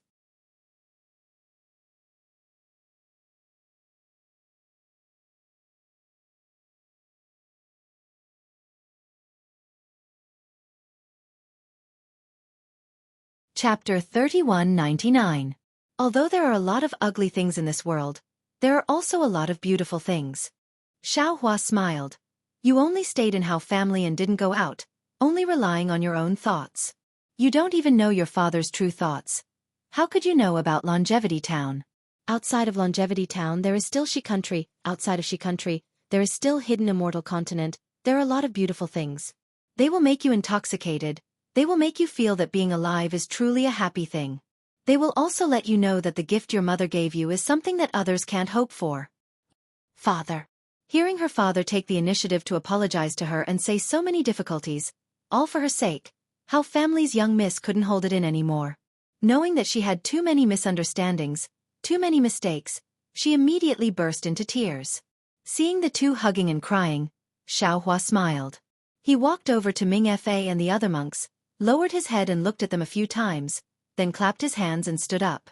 After that, he looked at the people lying on the ground near Embroidery House, then walked to Xiao Jian's side. The two of them whispered a few words, and the conversation between Little Black and the rabbit on the offering table ended. How was it? Xiaohua asked in his heart. Father.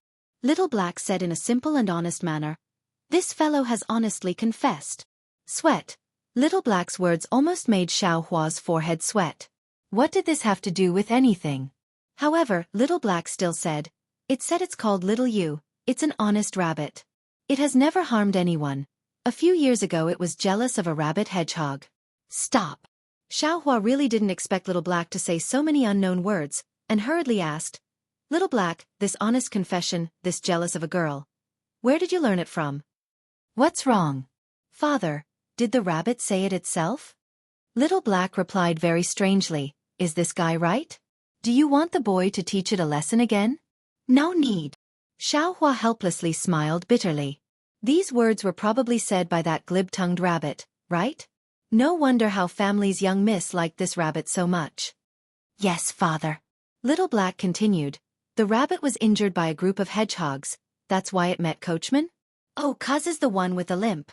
The rabbit's leg was broken by someone, but it slowly recovered under the care of this coachman. It felt that this coachman was quite good, so it stayed by her side. Get to the point.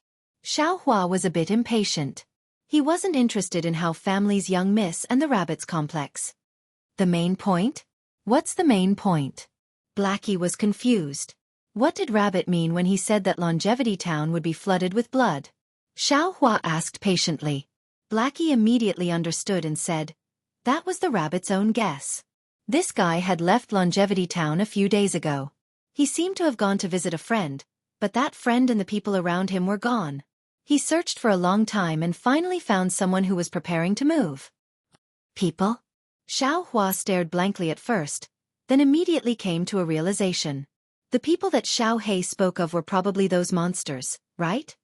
That person told Rabbit that they had received a message. Recently, a group of monsters would come to Longevity Town. These monsters usually eat humans and meat, so they didn't dare to stay in Longevity Town. They had to quickly go somewhere else. Blackie continued to explain.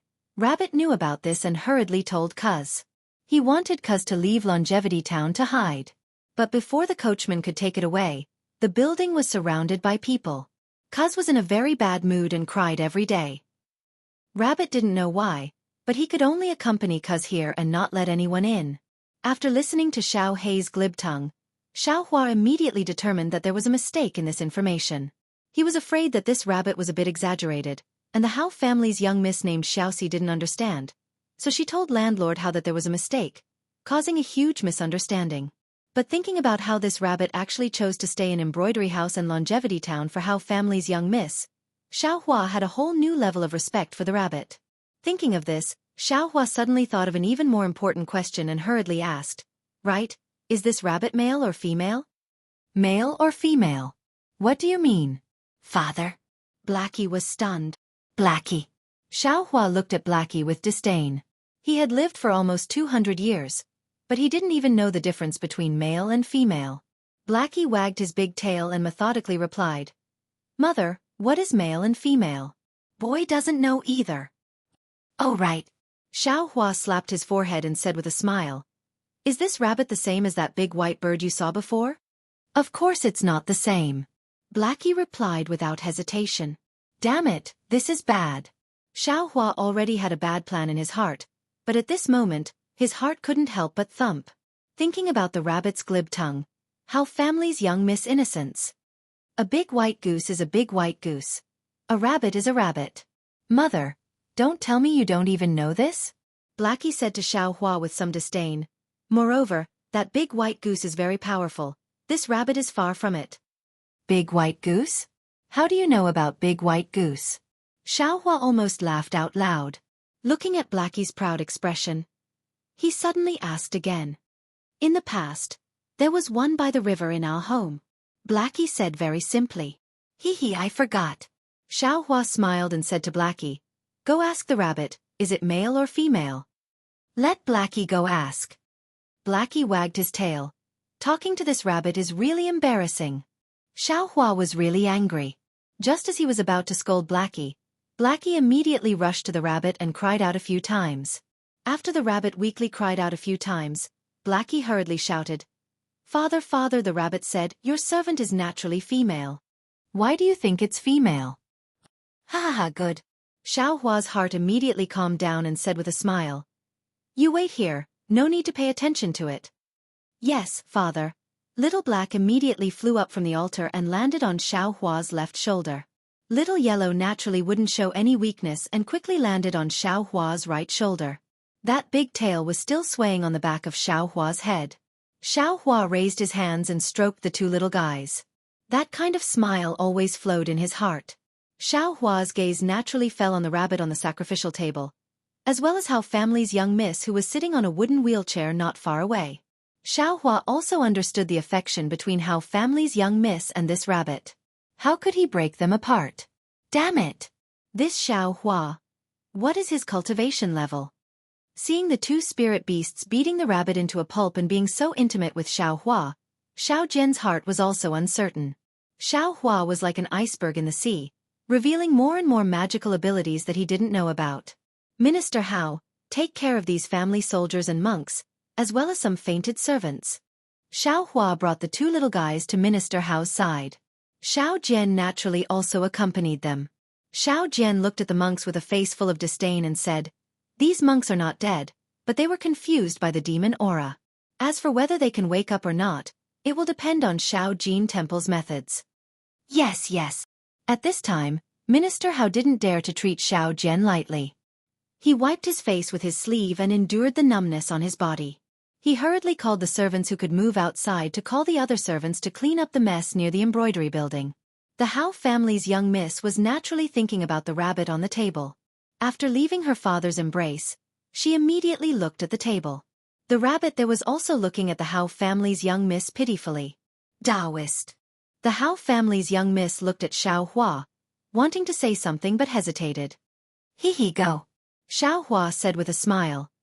This guy has been taught a lesson today. In the future, he will learn to restrain himself. Seeing the gloomy expression on Minister Hao's face, Xiaohua hurriedly said, "This is a female rabbit. It has nothing to do with the young Mrs. Innocence." Oh, hearing this, Minister Hao patted his forehead with a very regretful expression. It seemed that he had already neglected the fact that the rabbit was male and female. It was only because of his concern and anxiety that he thought the worst of things. Seeing the Hao family's young miss struggling to turn the wooden wheelchair towards the table, Minister Hao couldn't help but walk over and push his daughter.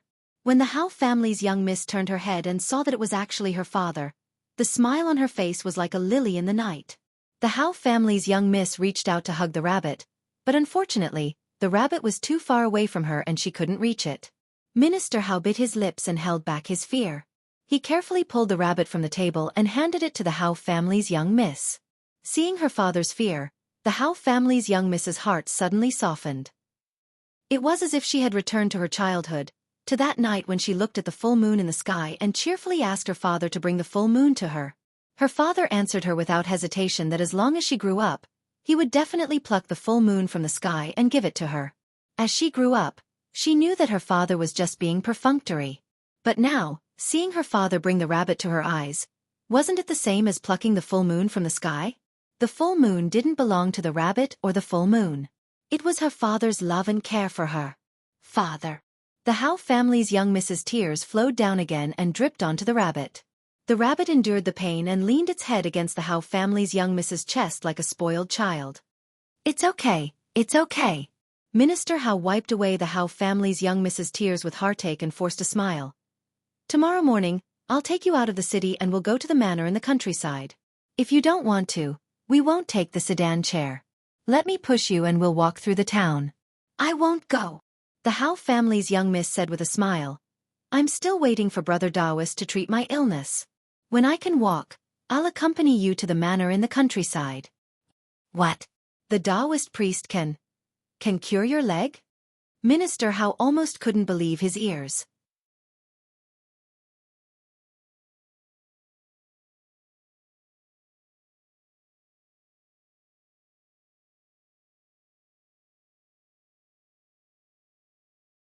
Chapter 3200.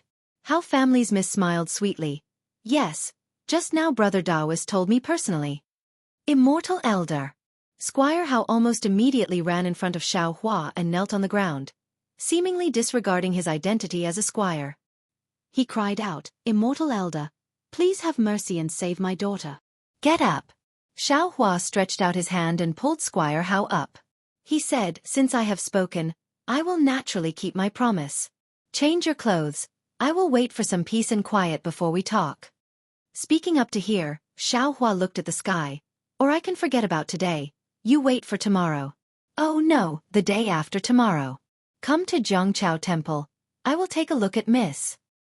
Immortal Elder, don't go. Hearing that Xuehua had the intention to leave, Squire Hao hurriedly pulled Xuehua's sleeve and said anxiously, "I will go change my clothes now, immortal elder, please wait a moment. My poor daughter has been paralyzed in a chair for so many years. Whether it is me or my daughter, we can't wait any longer." "Fine." Xuehua also didn't like to delay today's matter until tomorrow, so he nodded and said, "I will wait here, you go change your clothes." "Yes." Squire Hao hurriedly turned to Hao family's miss and said, "Daughter, you accompany immortal elder, father will be back soon." "Okay, father." Hao family's miss naturally didn't want to wait until the day after tomorrow. As the saying goes, the road to happiness is strewn with setbacks. She was really afraid. Also, Xuehua raised his hand and took out a thumb-sized pill and handed it to Squire Hao. He said, "Dissolve this pill in water, feed each monk a mouthful and they will wake up. In addition, if possible, please give them some money so that they won't leak this matter." "Yes, yes." Squire Hao happily took the pill and said with a smile, "I am also worried about this matter. If I send these monks back for no reason, Shaojin Temple's Zen Master Ming, you will definitely not let this matter go. He might even chase after us. Immortal Elder, by doing this, you have eliminated future troubles for me. Many thanks to Senior Immortal." Looking at Xuehua handing over the pills to Landlord Hao, Xiao Jian's face was filled with hidden bitterness. He originally wanted to watch the Shaojin Temple's monks get into trouble, but who would have thought that Xuehua would raise his hand and save these monks? His plan was in vain. However, Xuehua was now someone he could only look up to. He didn't dare to obstruct anything and could only watch helplessly. "Open your mouth." Xuehua looked at the rabbit in Miss Hao's arms again. He touched it with his hand and took out a scarlet pill that was smaller than a soybean. He said, "You were scratched by Little Yellow and your body has been poisoned. If you don't want to die, take this pill." That rabbit was originally lying weakly in the arms of Hao family's young miss, but when it heard Xuehua's words, it immediately became spirited. It hastily straightened its rabbit head, clasped its two paws in front of its chest, and bowed up and down. Why do these things look like street ruffians? How can it be a female? Xuehua looked at the rabbit's behavior and felt both angry and amused. However, he also knew that the rabbit would never dare to lie to Xiao He. Thus, with a flick of his hand, the antidote pill flew up. The rabbit very sensitively opened its three-petal-like mouth and deftly caught it. Then, in an instant, it lost all its strength and collapsed in Miss Hao's arms as if its spine had been pulled out. Miss Hao lovingly stroked the rabbit's slightly knotted fur. "Hi, this rabbit." Xuehua was speechless. Beside him, Xiao Jian also shook his head. Two immortals. Housekeeper Hao Yulong didn't dare to leave. However, he was still extremely afraid of the rabbit and didn't dare to approach. At this moment, he mustered up his courage and said, "Please follow me to the living room to serve tea. My family's master will accompany the immortals in a moment after changing his clothes." "No need to go to the living room." Xuehua looked at the embroidery building and said, "You all quickly clean up the embroidery building. I will help the young miss treat her injuries." Yes, yes. That housekeeper had watched Miss Hao grow up.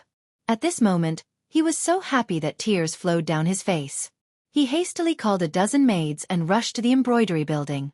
It didn't take long for them to finish cleaning up. At this moment, Squire Hao had changed into a new set of clothes and rushed over to accompany Xuehua to the embroidery building. After the maid placed Hao family's young miss on the bed, Xuehua carried a chair and sat in front of the bed. He smiled and said to Hao family's young miss, "Little girl, this old man didn't correct you just now. You have to remember that this old man isn't some Taoist brother. This old man is much older than your father. I'm more than enough to be your grandfather. Moreover, I'm also a doctor now. As the saying goes, a doctor has the heart of a parent. It won't affect your chastity." Immortal Elder. You're really that old? Miss Hao blushed and couldn't help but ask. Gee, the rabbit at the side naturally made a sound, seemingly agreeing with Xuehua's words. "I can't help it." Xuehua shrugged. "Time forgives no man. In the blink of an eye, I'm already so old. If I didn't have to treat your leg today, I wouldn't be willing to reveal my true age to a little girl." Hee, Immortal Elder is really interesting. Miss Hao couldn't help but laugh. Immortal Elder. Squire Hao at the side smiled and said, "I'll accompany you here. You're the savior of my Hao family. What you're worried about doesn't exist. That's right, senior. Please do it. Xiao Jian knew that there was no need to hide anything at this time. He said in a low voice, I'll wait outside the embroidery building. Yes, Yulong. Accompany Taoist Xiao to eat in the front hall. Squire Hao seemed to have thought of something and hurriedly shouted. Taoist Xiao has been busy all night and hasn't eaten a single grain of rice. My Hao estate really doesn't have any etiquette. Yes, I understand. Hao Yulong woke up and hurriedly asked Xiao Jian to follow him downstairs. Immortal Elder, please. Squire Hao smiled and said, once Immortal Elder is done, I'll accompany Immortal Elder to eat. There's no need. Xiao Hua waved his hand. I've already abstained from eating. You just need to accompany Taoist Xiao well. Yes, I understand. Minister Hao's face was filled with admiration. Xiao Hua looked at Hao family's young miss and said with a serious expression, Young Miss Hao, this old man wants to take a look at your legs. Are you willing? I'm willing. Although Miss Hao knew that what Xiao Hua said was true, she still couldn't help but blush when faced with an 18-year-old youth's face. Xiao Hua heard Miss Hao's answer and didn't hold back. He waved his hand and said to the servant girl beside him, Take Miss Hao's clothes. At this point, Xiao Hua's heart moved. He looked to the left and said, Forget it, you can all leave. Only Squire Hao can stay. Immortal Elder. Miss Hao naturally knew what Xiao Hua was thinking. She said shyly, I'm not good at walking. My daily bathing is done by Huan Er.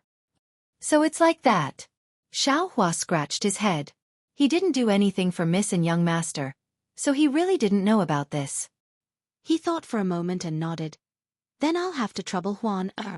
Rabbit, you can go out with them. Come back in a while. Hearing Xiao Hua's instructions, Rabbit obediently followed Little Yellow and Little Black out of the embroidery building. Seeing Xiao Hua so attentive, although it was a bit inappropriate, Squire Hao was already convinced in his heart. The confidence in his heart increased by a bit. All right, Huan Er, roll up Miss Hao's clothes to the injured area. Xiao Hua ordered. Yes. That servant girl was the one who accompanied Miss Hao to talk to Yuan Ya in town that day.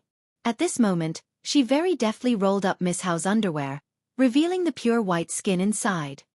Hi. Xiao Hua looked at the pure white jade-like legs in front of him and couldn't help but sigh. Although Miss Hao's legs had extremely good skin, they were still thin and small. They couldn't even compare to a 10-year-old child. An ordinary person could easily grab this thigh. Moreover, the muscles near the thigh had long withered and shrunk inwards. It looked very frightening. My daughter's legs were crushed by a carriage when she was young. Squire Hao's eyes were red as he explained. That carriage was carrying heavy goods. My daughter's leg bones were completely shattered. This one looked everywhere for doctors, but they were helpless. Later on, I asked someone to secretly visit Chongqing Academy. The teachers in the academy also didn't have any good methods. However, they said that although the academy couldn't do it, their sect should have pills that could treat it. However, at that time, this one didn't have such a large family property and couldn't take out the primordial stones they wanted. Later on, this one worked hard to earn money and obtain such a large property. However, my daughter had already grown up and missed the best time to treat her. The immortal masters of Chongyun's sect only heard this one time and didn't see my daughter at all. They only said that they didn't have a shred of certainty. Therefore, this one gave up on this idea. Hi, father. Forgive your daughter for being unfilial. Only now do I know what father has done for me. Miss Hao also sighed. You are still young. I'm afraid you don't remember these things. It's fine. In the eyes of parents, how could a child be at fault? Squire Hao immediately found an excuse for Miss Hao. I have a way. Xiao Hua stretched out a finger and pressed on Miss Hao's leg a few times. He then stretched out a few fingers and pinched a few times. He nodded and said, but... Squire Hao and Miss Hao's expressions were first overjoyed and then anxious when they heard Xiao Hua's words. They cried out, but what? Immortal Senior, please speak. Miss Hao. Xiao Hua said solemnly, your father has done enough for you, but because of your willfulness, it has caused so many misunderstandings. Although your father doesn't care, you have to bear the responsibility for all these mistakes. I can treat your legs, but you have to bear the pain with a clear mind. You must know that your stubbornness has brought much more pain to your father than all of this pain. You have to experience your father's pain. Thank you, Immortal Senior, for your help. Miss Hao clenched her teeth and said, This one has long had this intention. Immortal Senior. Squire Hao said anxiously, My daughter is weak and sickly. I'm afraid she can't bear too much pain. This one is willing to bear it for her. An unpolished jade can't be made into anything, Xiaohua said indifferently. Miss Hao's willfulness and narrow-mindedness are all related to you. This is a good opportunity to let her know.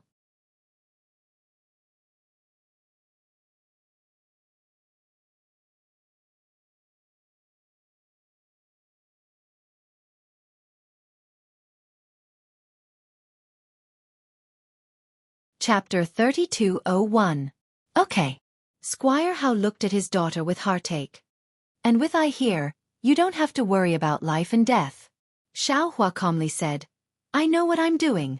Immortal Elder, please. Miss Hao couldn't bear to see her father's affection and urged. Okay. Xiaohua agreed and waved his hand. A dozen silver needles appeared in his hand. Then, like lightning, they pierced Miss Hao's face and head one by one. Although Squire Hao didn't know why Xiaohua pierced Miss Hao's head with these silver needles, he didn't dare to say a word. After Miss Hao's head was pierced with the silver needles, Xiaohua pierced them into the various acupuncture points on her legs. Finally, he rubbed his hands and said indifferently, Are you ready? Yes. Miss Hao nodded, and the maid Huan Er obediently took out a handkerchief and put it between Miss Hao's teeth.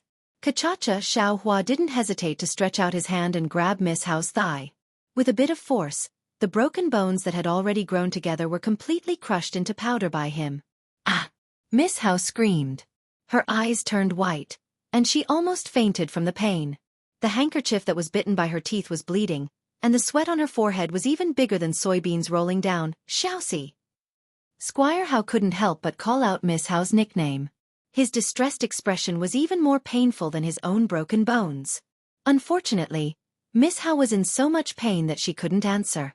After the time it took to drink a cup of tea, she groaned and said hoarsely, Immortal Elder. Is there another time? Yes, there is another time. Xiaohua's eyes flashed as he replied, Immortal Elder. Immortal Elder. I beg you. Squire Hao couldn't bear to see his daughter suffer.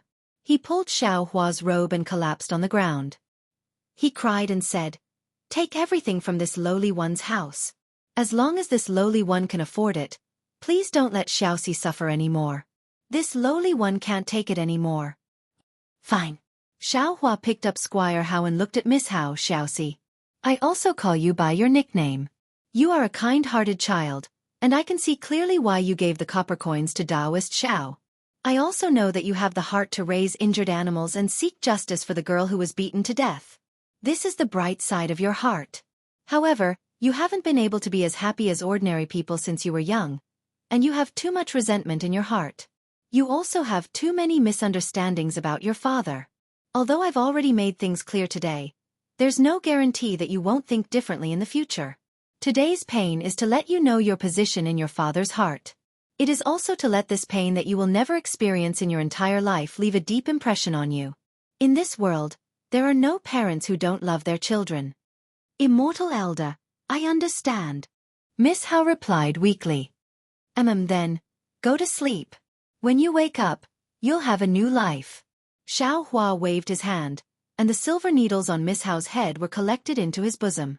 Miss Hao's face immediately turned pale again. Xiaohua then reached out and pressed her sleeping acupuncture point, and Miss Hao immediately fell asleep. Kacha, Xiaohua then reached out and crushed her other thigh bone.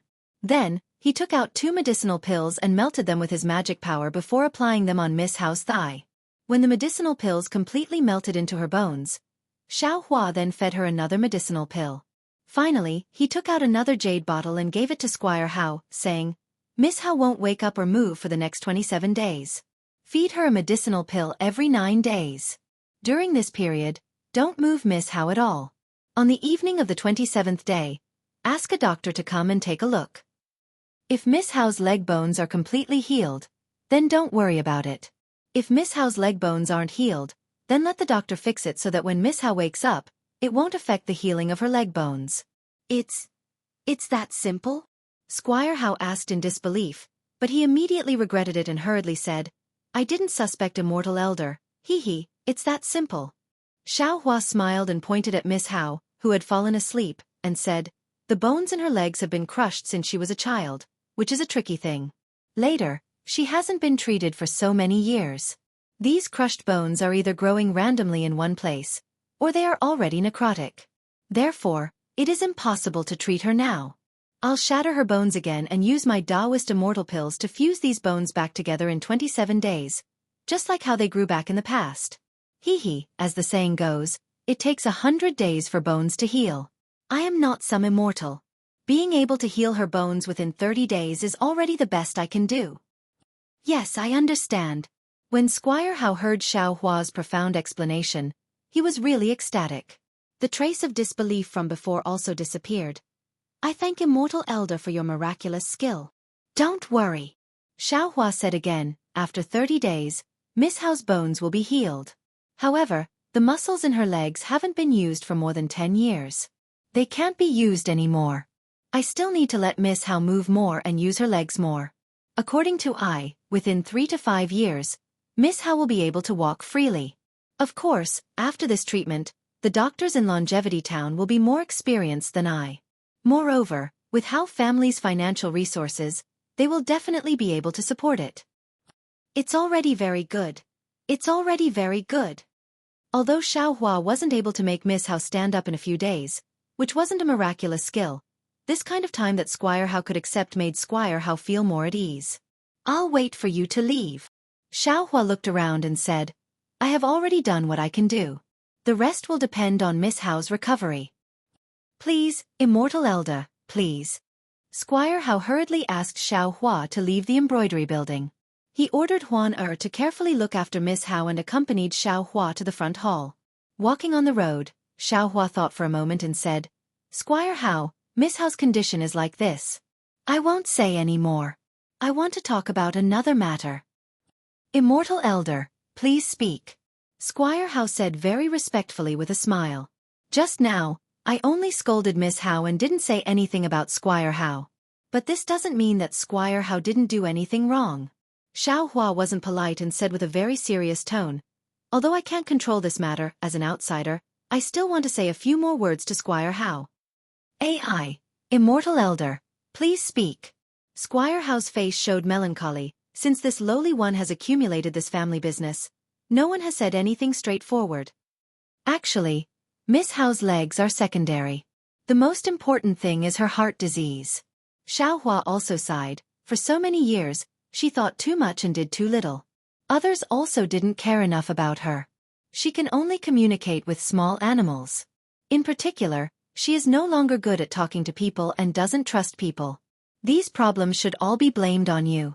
A person's face is indeed important. For the sake of the child's future, you should arrange some means. But remember, the child belongs to you, but the child isn't you. Your thoughts aren't the child's thoughts, and your actions can't replace the child's actions. If you blindly force your thoughts on the child, it will only make her feel suffocated and powerless. Actually, if you let the child come into contact with outsiders when she was injured, she would be able to accept her condition with peace of mind. Now, even if her legs can't be cured, her heart won't have any problems. Speaking up to here, Xiaohua said seriously, at least, she won't be obsessed with a rabbit. She won't make things difficult for you. Right, I still want to say something. You should believe her. At least from today's matter, the child didn't do anything wrong. She still thought about this family and told you a dangerous matter in advance. It's just that you didn't choose to believe her and caused such a big misunderstanding. Yes, this lowly one will change a lot in the future. Squire Hao nodded and said hesitantly, then, should this lowly one listen to the child and hide in the countryside first? Her legs. Others might hesitate about this matter, but for you, it's necessary. Regardless of whether there will be danger or not. This is the first step for you to gain the child's trust. Xiaohua said without hesitation, as for her legs, as long as she doesn't move them, it'll be fine. You can just move the entire bed away, right? Yes, many thanks for the immortal's guidance. Squire Hao nodded like a little chick. He didn't expect that a Taoist immortal would understand the thoughts of these children so well. While talking, they arrived at the front hall. A banquet was set up in the front hall. Xiao Jian was accompanied by Hao Yulong, drinking wine to his heart's content. Seeing Xiao Hua come in, the two hurriedly got up. Xiao Jian even used his Taoist robe to wipe the oil on his mouth and respectfully asked, "Senior, Miss Hao, it's already fine." Xiao Hua waved his hand and said carelessly, "Have you eaten and drunk well?" Xiao Jian was a little embarrassed and said with a smile, "Senior knows that this disciple has eaten his fill. Since you've eaten well, you and I should hurry back. In a few hours, we will be preparing to go to the Xiao Jin temple." Xiao Hua said indifferently, "Yes, this disciple understands." Xiao Jian now only followed Xiao Hua's lead. He hurriedly left his seat and said respectfully, "Immortal Senior, don't be anxious." Squire Hao hurriedly pulled Xiao Hua's Taoist robe and said anxiously, "Immortal Senior has worked so hard to save my daughter from the fire and water. This lowly one has to give Immortal Senior 3 times the respect." Seeing that Squire Hao was very sincere, Xiao Hua said with a smile, "I don't like drinking wine, let Taoist Xiao drink it on my behalf." "Very good." Squire Hao hurriedly gave Hao Yulong a look and raised the pot to toast Xiao Jian 3 times. At this time, Hao Yulong also came in with a plate full of more than 10 small gold ingots.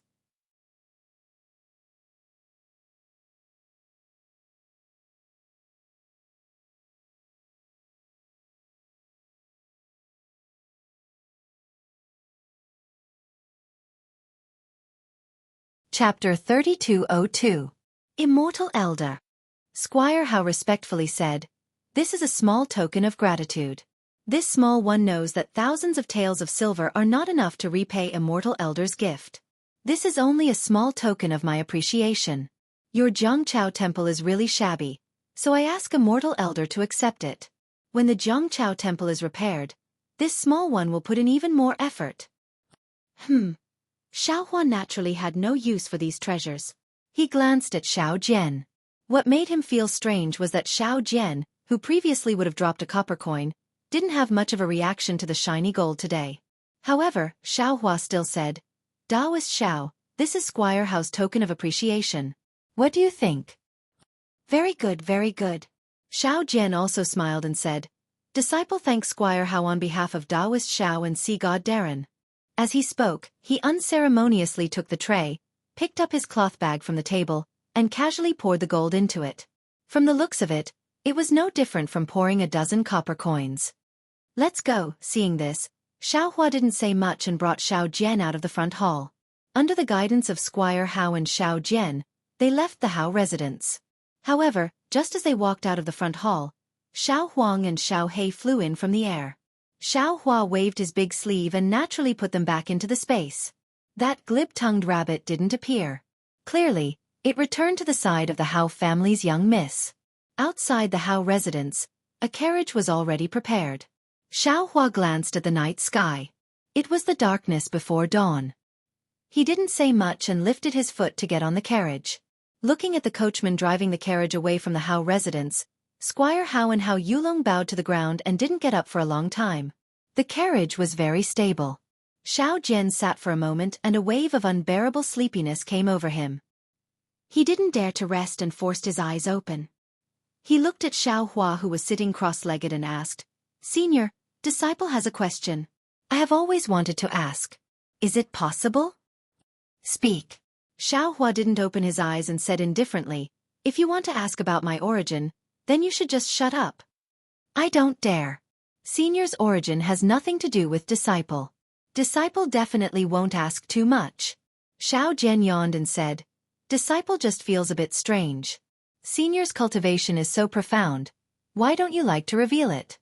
When this disciple first met Senior, perhaps Senior had some restrictions that prevented him from revealing his cultivation. But later on, it was obvious that Senior's cultivation had recovered, so why did he keep hiding it? Especially when I came to the Hao residence tonight. Actually, this disciple needs to rely on Senior. But why does Senior have to pretend to be this disciple's follower? In the end, wasn't it Senior who took action to deal with that rabbit? Moreover, Senior's cultivation has also been exposed. Since that's the case, why must Senior hide behind me? Xiao Jian's words were originally unintentional, perhaps because he wanted to get close to Xiao Hua, but in Xiao Hua's ears, It was like a sudden clap of thunder. That's right, when Xueqi was in the Dawn Rain continent, he had yet to obtain a cultivation method.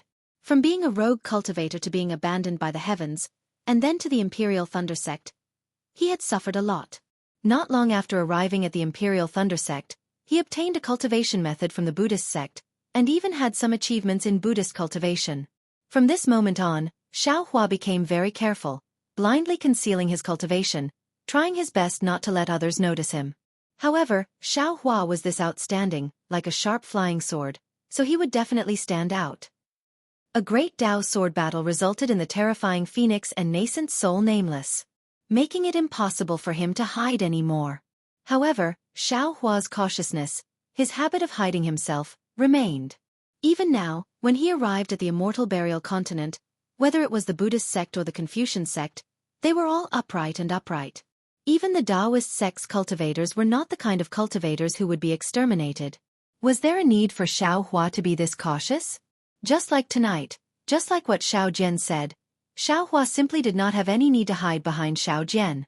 Even if it was to deal with that rabbit, a few fire talismans and a magic tool would be enough to deal with it. There was simply no need to go through so much trouble. If Xueqi's magic power was not enough, but to deal with an inferior little rabbit, just a yellow talisman would be enough, right? A habit, it's a habit. Xueqi bitterly smiled. Just as he was about to open his mouth to explain, he already heard Xiao Jian's snoring sound. Hee. Xueqi's mouth hung a smile, and secretly said in his heart, "This Xiao is hiding something. Aren't you also hiding something?" Previously, when you saw a few copper coins, your eyes would open. Today, when you saw so much gold, you didn't lose your composure. Those high-grade spirit stones, ordinary people simply do not understand. You also properly receive them. That so-called single Yang country, King Xiaojun, it seems like they are all real. Xiao Jian's sleep naturally reached the Zhangqiao Ridge. Only then was he awakened by Xueqi. Rubbing his eyes, Xiao Jian did not say anything, jumped down from the carriage, and followed Xueqi up the mountain. When he arrived at the door of the Taoist temple, he still turned his head to look at the sky that was already somewhat bright in the night. He cupped his fists toward Xueqi, yawned, and entered the east wing, as if he had full confidence in the upcoming challenge. Xueqi raised his head to look at the banyan tree, and saw Yuanya jumping over like a spirit ape. He waved his hand, and walked into the west wing. Everything in the west wing was no different from before he left. Xiao Yun was still lying in the wooden barrel, except for her head which was still exposed. The rest of her body was soaked in water. Xueqi stretched his hand out to test the temperature of the water, but it was still somewhat cold. He knew that Yuanya had just changed it. Then, he stretched his hand out from the water and took Xiao Yun's wrist out. After examining it for a moment, he shook his head slightly. What's going on with this child? Xueqi sighed. If she's sick then right? From her pulse, everything is normal. But if she's not sick, then the heat in her body hasn't decreased. Moreover, her pulse is different from ordinary people's. This child. Thinking, Xueqi looked at Lu Yi who was sleeping soundly. When Brother Lu came to the Zhangqiao temple, he was already seriously injured. Although he had Xueqi's spirit pills, his mental and physical exhaustion was not something that could be replenished by spirit pills. Tonight, he really couldn't hold on, so he fell asleep in front of the wooden barrel. It's rare for there to be love in this world. Xueqi looked at Lu Yi's tightly knitted black eyebrows with deep worry, knowing that he was worried about Xiao Yun even in his dreams. This girl has nothing to do with him, but he was able to give his care because of the girl's loneliness. Although he is a thief in the marketplace, his heart is so bright and pure. Compared to How Family's young miss, he is much better. Poor How Family's young miss, if she could meet Brother Lu when she was young, perhaps she wouldn't have isolated herself from the world, only living with a rabbit. Rabbit. Xueqi thought of the rabbit and suddenly froze. That's right, the Shi country of the hidden immortal continent is different from the Shi country of the Dawn Rain continent. Not only are there Confucian and Buddhist cultivators here, there are also demons. Since the rabbit can enter the boudoir, and Xiao Yun's pulse is different from ordinary people, could it be that she is also a demon? Xueqi originally wanted to use his Dharma eye, but at that time, Lu Yi was beside him, so Xueqi felt that there was no need, so he stopped. At this time, Xueqi carefully looked at Xiao Yun's face, but he couldn't see any difference between her and ordinary girls. However, Xiaohua also knew that there was a little duck in his space. How could he tell when Dai-er was still in her human form? Of course at this time Dai-er had completely recovered after 100 years of cultivation, but Xiaohua still didn't think of how to explain the space to Dai-er. So he threw her in a corner of the space, isolating her from other things, waiting for an opportunity to let her out in the future. As for the matter of the 10,000 Demon Realms Empress, Xiaohua wanted to ask Dai-er first, but when he arrived at the hidden immortal continent, Xiaohua simply didn't ask. Who knows when he can return to the Dawn Rain continent? It won't be too late to ask when the time comes. There was also the multicolored conch. There were also some changes, but Xiaohua didn't dare to look. If it was really Minghua's body, then who knows what was so special about it? If he was careless and fell for it, it would be too late to cry. Everything depends on the opportunity. Xiaohua sighed, then thought again. Maybe I can see some clues with my heavenly eye? Thinking, Xiaohua closed his eyes again, and a faint light flashed on his forehead. Layers of green light were produced in the white light, but, just when the Dharma eye was about to open, Xiaohua suddenly frowned, patted his forehead, and said with a bitter smile, "What time is it now? How can I still think of this? What the rabbit said may be true. Since this Xiao knows, I naturally have to investigate. Let's talk about Xiao Yun's matter in a few days." Immediately, the light on Xiaohua's forehead disappeared, and Xiaohua hurriedly walked out of the east room. Xiaohua sat cross-legged in front of the Taoist temple, looked at the gradually rising sun, and was about to send out his divine sense, but just as his divine sense was sent out a few li, he withdrew it again. Divine sense can't be subtle. If it's to investigate something, it's better to use Buddhist sense. Under the puzzled gaze of Yuan Ye, who was lying on the banyan tree in the distance, Xiaohua released his Buddhist sense, and began to carefully investigate the surroundings of Longevity Town. The little gold temple in the night still had the noise of the day, and inside the great strength hall, it was still brightly lit. On the incense table in front of the Buddha, incense sticks were burning fiercely. In front of the incense table, a dozen monks wearing monk robes were chanting some unknown sutra, and in their hands were a wooden mallet, lightly knocking on the wooden fish in front of them. Only, in this night, the chanting of sutra was somewhat vague, and the sound of the wooden fish was also somewhat low. "Stop!" An angry roar sounded in the main hall. Immediately, the chanting of sutra and the sound of the wooden fish stopped. What was extremely disharmonious was that the main hall was only silent for a moment, and the dang-dang sound of the wooden fish sounded again. "Abbot, please forgive me." The crisp sound of the wooden fish was knocked twice, and the monk who was dozing off in time hurriedly got up and knelt on the ground, looking at monk Mingyu in front of the incense table, who was wearing a kasaya and had a face full of anger, and was glaring at him, and hurriedly called out.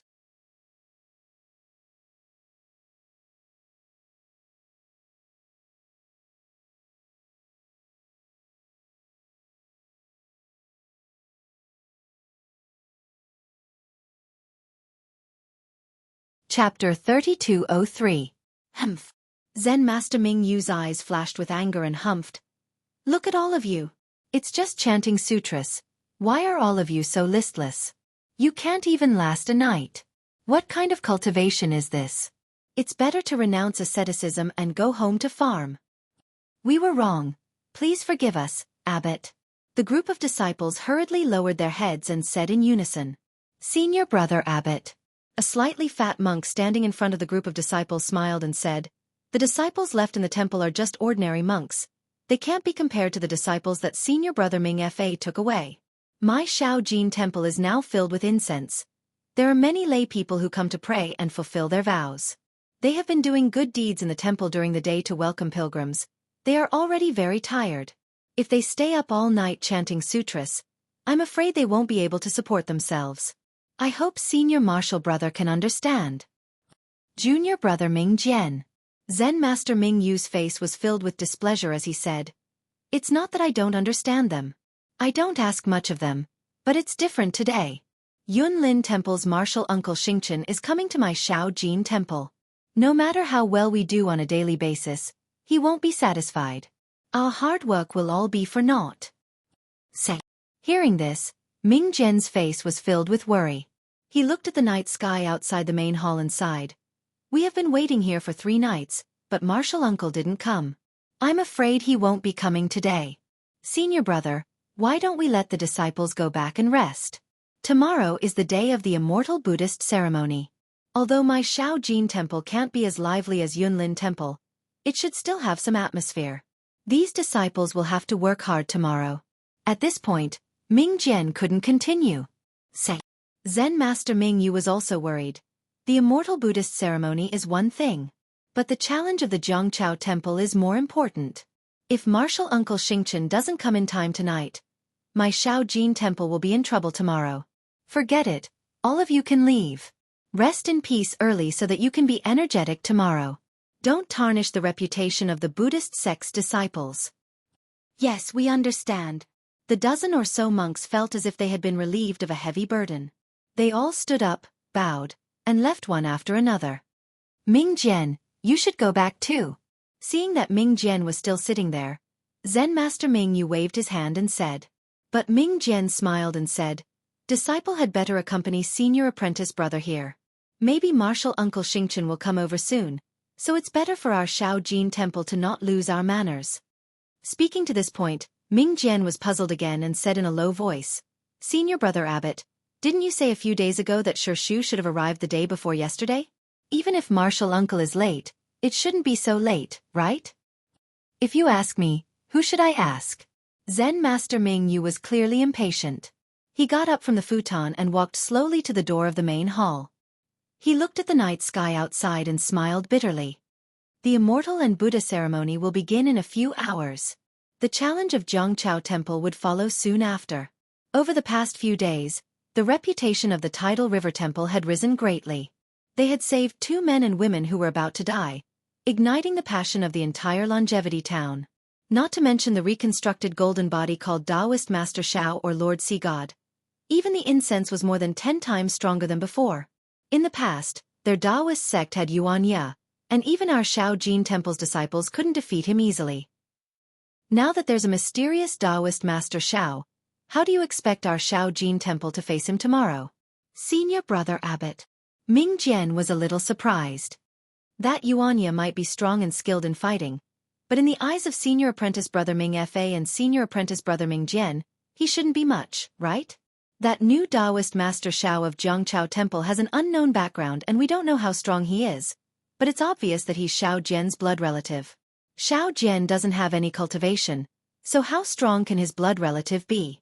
If I could easily kill Yuan Ya, would his Zhongchao Temple still exist today? Zen Master Ming Yu replied in a low voice. Although Yuan Ya doesn't have any Taoist techniques, his fighting skills are all sure kill techniques that put his life on the line. I've only just formed a good relationship with him. If I really put my life on the line, I'm definitely better than Yuan Ya in terms of punches and kicks. Besides, how can I, as the head of a temple, directly face off against Yuan Ya? Tezke, then we're in trouble. Ming Jian's expression changed as well. He smiled and said, I thought that senior apprentice brother Abbot had always been hiding your strength and didn't want to lower yourself to the same level as Zhongchao Temple. Humph, that might not be as serious as you think. Zen Master Ming Yu narrowed his eyes. If it really involves the survival of my Shaojin Temple, I'm not afraid to use my Buddhist secret technique. Oh? What happened to Shaojin Temple? You're actually going to use a secret technique? At this moment, a Buddhist sense swept past them. Similarly, a surprised voice sounded in their ears. Martial Uncle Xingchen. Hearing this voice, Zen Master Ming Yu almost shouted out loud. He hurriedly looked towards the source of the voice and the Buddhist sense. Not long after, 4 middle-aged and old monks of different sizes stepped on faint clouds and floated down from the night sky. Disciples Ming Yu and Ming Jian greet martial uncles. Zen Master Ming Yu and Ming Jian tidied up their clothes and respectfully bowed. Amitba, martial nephews, please rise. In front of him was a thin old man. His eyebrows were already white, and his hands were abnormally dry. However, the old man's eyes flashed with an extremely bright light. He glanced at the 2 of them and chanted the name of Buddha. Yes. Zen Master Ming Yu and monk Ming Jian replied and straightened up. The old man was Xingchen. After greeting Ming Yu and Ming Jian, he waved his hand and said, Behind me are Xing Kong, Xing Min, and Xing Fan. Martial nephew Ming Yu. Have you met them in Yunlin Temple before? This disciple greets your martial uncle Xing Kong. As for martial uncles Xing Min and Xing Fan, I have only heard of your name and have never seen you before. Monk Mingyu smiled and greeted Ming Jian and the other three martial uncles. Where's Ming Fa? Xing Chen clearly had some understanding of Shaojin Temple. Although I'm late, the other ordinary disciples can rest. He can't sleep early, can he? Haha, of course not. Zen Master Mingyu smiled and said, I've been waiting for martial uncles with more than 30 disciples of Shaojin Temple for 3 days. The other disciples just left a few minutes ago. As for Ming Fa, today's dusk, Counselor Hao of Longevity Town is in some trouble. It seems that there's some demon there. I can't go, so I sent junior brother Ming Fa over. Looking at the time, he should be back soon.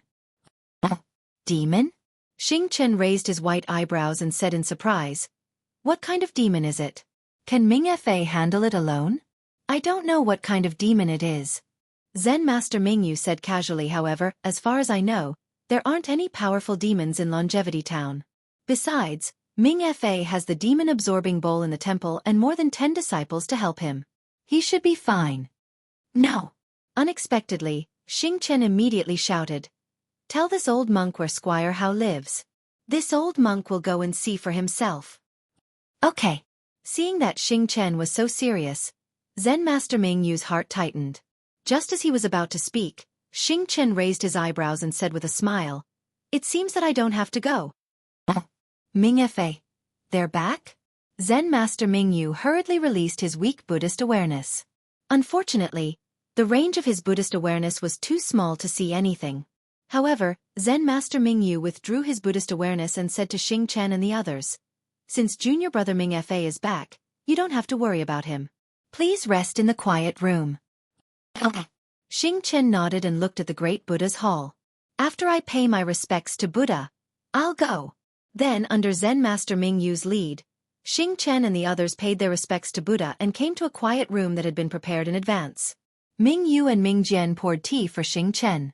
Before Xing Chen could take a sip, Ming Fa returned to Shaojin Temple with more than 10 embarrassed disciples. Ming Fa and the others were injured by the rabbit's demonic qi and their primordial qi was damaged. They looked dispirited and listless. Ming Fa ordered the disciples to go back to their rooms and rest. Then he came to see Zen Master Mingyu alone.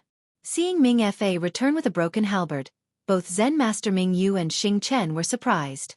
After Ming Fa told them what had happened, Zen Master Mingyu's face changed greatly. Looking at the frowning Xing Chen, Zen Master Mingyu got up and walked to Xing Chen. He knelt on the ground and said, Martial Uncle, please save Shaojin Temple from destruction. Why is that? Xing Chen seemed to be thinking about something else. Seeing Zen Master Mingyu bow to him, he hurriedly stretched out his hand and said, Martial Nephew, stand up and speak. Martial Uncle, this is very important. It concerns the survival of Shaojin Temple. If Martial Uncle doesn't agree, I'm afraid I won't dare to stand up and speak. Zen Master Mingyu said bitterly. It concerns the survival of Shaojin Temple? Xing Chen was even more surprised. After thinking for a while, he nodded and said, As long as it's something that I can do, just say it. Since it concerns the safety of Shaojin Temple, how can I not agree? After Zen Master Mingyu told him about the challenge between Shaojin Temple and Jiangchao Temple, as well as the Immortal Buddha ceremony at Chongqing Academy, Xing Chen smiled and said, I thought it was something important. Since it concerns the prosperity of Buddhism, even if you didn't say it, I would have volunteered myself. It's not a difficult task. Thank you, Martial Uncle. Seeing that Xing Chen didn't blame him for taking matters into his own hands, Zen Master Mingyu was overjoyed.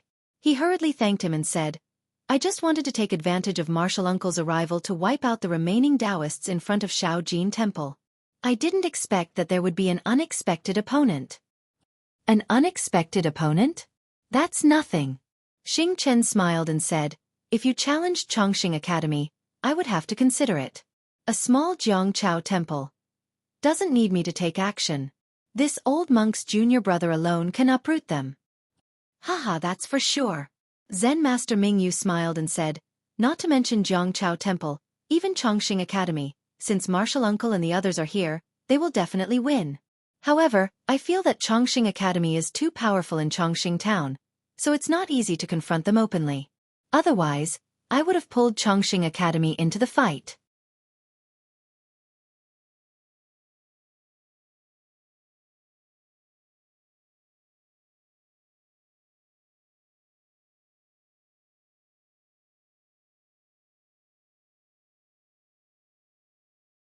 Chapter 3204. Hee, what do you know? Xing Chen sneered. It's not worth it to sacrifice Chongqing Academy for a bet. We can't challenge the bottom line of the Confucian cultivators. We can only try our best to develop the power of the Buddhist sect. What's more, Old Monk and the rest are not the only ones who have come to Longevity Town. The Chong Yun sect has also sent a few literary masters. I may not be able to win. How many literary masters have come from Chongqing Academy? Zen Master Ming Yu was surprised. He looked at Xing Chen and said anxiously, did something big happen in Chongqing Town? Not only did Liao Chen of the Buddhist sect come, but also a literary master of Confucian cultivation? Ming Fa, come here. Xing Chen didn't answer Zen Master Ming Yu's question. Instead, he waved his hand and asked Ming Fa to come to him. After Ming Fa sat on the praying mat in front of Xing Chen extended a finger and placed it between Ming Fa's eyebrows. After the time it took to drink a cup of tea, Xing Chen opened his mouth and said, it seems that the so-called monster of the Hao clan is just a rabbit that has turned into a spirit. However, Ming Fa, you didn't wake up on your own. What kind of elixir did you take? With your cultivation, you can't escape from the rabbit. That's... Zen Master Ming Yu was shocked. He looked at Ming Fa and asked, did the sun rise from the west? Shao Jian of Zhongchao Temple actually helped our Shao Jin Temple? If Shao Jian didn't know how to do it, then it must be another Taoist. Xing Chen laughed. Impossible. Ming Fa shook his head quickly. It was always Shao Jian who did it. That Taoist was just a follower. But speaking up to this point, Ming Fa also came to a realization. He looked at Ming Jian and Ming Yu and said, but, from the things that happened in the past few days, this Taoist priest with the same surname Shao is really possible? What happened to Zhongchao Temple? Xing Chen's interest was piqued again. As far as I know, this dilapidated place can no longer pose any threat to the Golden Temple of our Buddhism sect. Why are there so many things happening today? Zen Master Ming Yu recounted everything that had happened in the past 10 days. Do you still need to say it? It must be that Taoist priest Zhao's doing. He must have some kind of Taoist elixir. Xing Chen sneered. The awakening of Ming Fa and the others, as well as the subduing of the rabbit spirit, are all related to Taoist Shao. That's right. If this Taoist priest Shao didn't want to reconcile with my little gold temple, he wouldn't have been able to save Ming Fa and the others. Zen Master Bright Moon nodded and said, given Shao Jian's harsh temperament, he could only send the unconscious Ming Fa and company back to Little Gold Temple and use this to humiliate our Buddhist sect. Ba, if that's the case. Ming Fa had already thought things through on the way here. Upon hearing Zen Master Ming Yu's words, he blushed slightly and pressed his palms together. I've made things difficult for senior brother Abbot. It's all my fault for being too weak. It's fine. Zen Master Ming Yu glanced at Xing Chen and said with a smile, my Buddhist sect has always been merciful to people. Whether they are secular people, Confucian cultivators, or Taoists, I have never really attacked Yuan Ya, have I? Those small fights were just a joke to the Zhongchao Temple. Since the Zhongchao Temple was the first to show goodwill, Little Gold Temple shouldn't be petty. Shao Jin Temple couldn't be petty. Who didn't know how to return a favor? Tomorrow. I should say today, at the Immortal Buddha ceremony, we only need them to admit defeat and forgive them. Fool. Unexpectedly, just as Zen Master Ming Yu finished speaking, he thought Xing Chen would clap his hands. However, what greeted him was Xing Chen's cold face and scolding. Ming Yu, you have been the abbot of Little Gold Temple for so many years. You have received the high hopes of our Yunlin Temple's elders. Seeing Xing Chen so angry that he didn't even address him as martial nephew, Zen Master Ming Yu panicked and hurriedly stood up. Please enlighten me, martial uncle. You don't understand the conflict between Buddhism and Confucianism, much less the conflict between Buddhism and Confucianism. You don't know the greatness of my Buddhist sect. Why did my Buddhist sect travel millions of miles to build a Yunlin temple in the country of Xi? Why did my Yunlin temple send you to Longevity Town to become the abbot of Little Gold Temple? Xing Chen said coldly, to shine the Supreme Buddha's light on the 3 continents is what we, the thousands of bodhisattvas, should do. This is our lifelong obsession. Your hypocritical benevolence can only be blinded by worldly grievances, throwing our Buddha's greatness into the sea of blood. Today you let go of Zhongchao Temple, Tomorrow you will let go of Longevity Academy. But what about them? When they bare their sharp fangs and drive you out of Longevity Town, I'd like to see where you'll end up. Previously, when I saw that you were able to deal a fatal blow to the Taoists of Zhongchao Temple when I came to Longevity Town, I thought you were a promising talent and was delighted. However, after hearing what you said just now, hearing Xing Chen's words, Zen Master Ming Yu put his palms together and said, Ba, Martial Uncle's teachings are right. I've learned my lesson. I won't dare to use my little mercy to block the Buddha's great ambition, and I won't dare to use worldly favors to block the glory of my Buddhist sect. It's good that you know your mistake. Xing Chen's expression changed, and he nodded. Actually, your goal in Longevity Town isn't Zhongchao Temple. I'm sure you know that. Yes, I understand. Zhongchao Temple is just an ant compared to Longevity Academy. Zen Master Ming Yu lowered his head. My Shaojin Temple still doesn't have the strength to compete with Longevity Academy. Do you think Longevity Academy agreed to participate in the competition and hold the so-called Immortal Buddhist ceremony at Shaojin Temple on Zhu Juanfeng's whim? Xing Chen's right hand sneered. Longevity Academy wants to see our Buddhist sect's attitude towards Taoism, whether we're tolerant or cold. Don't forget what the Immortal Buddhist ceremony is. If you're tolerant today, not only will Zhongchao Temple's Taoist sect grow stronger, even Longevity Academy will bully you and trample on you. The conflict between Buddhism and Confucianism is like a tiger and a wolf. Yes, I understand. Seeing that Xing Chen actually brought out the conflict between tigers and wolves, Zen Master Ming Yu hurriedly nodded. Then tomorrow's matter will depend on Martial Uncle. Since Longevity Academy sent someone here, they must be prepared. Zhongchao Temple also has Taoist Xiao who can subdue demons. It won't be easy to deal with them.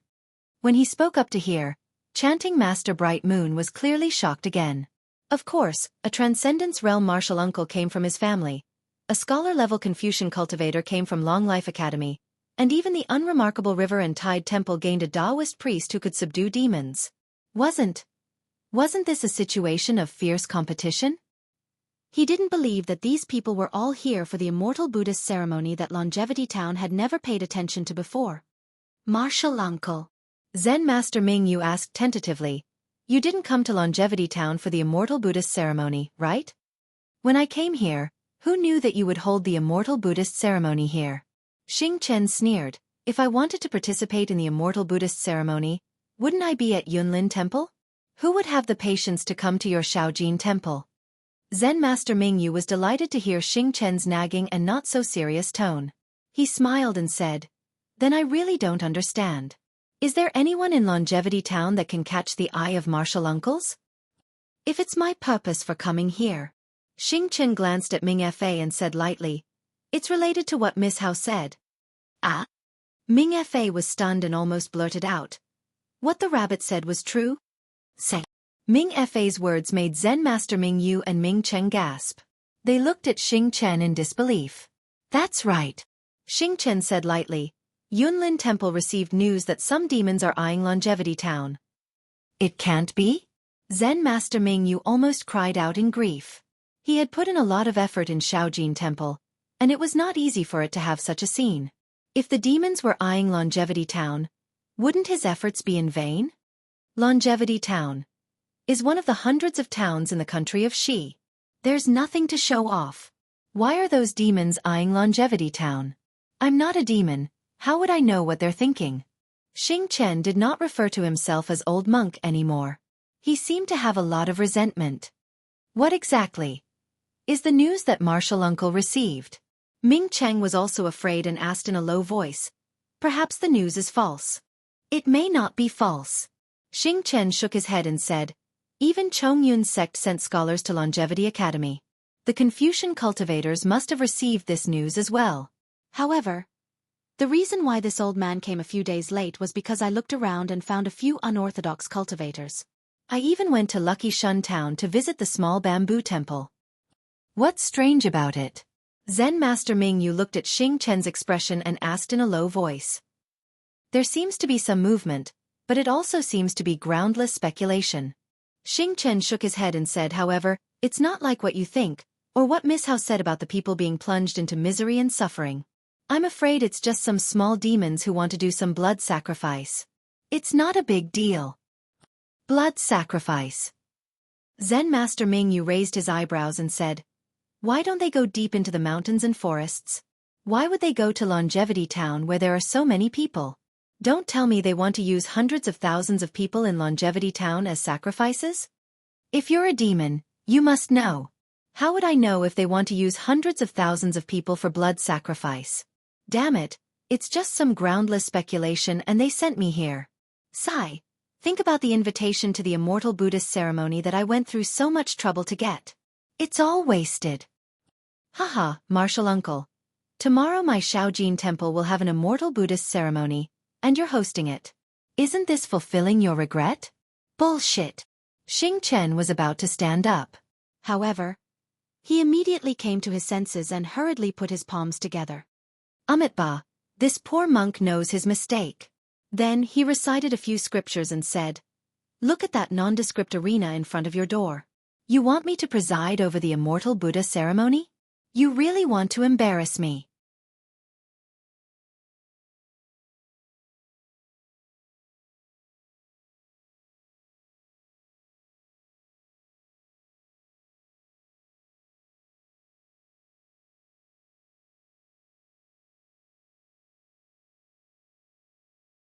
Chapter 3205.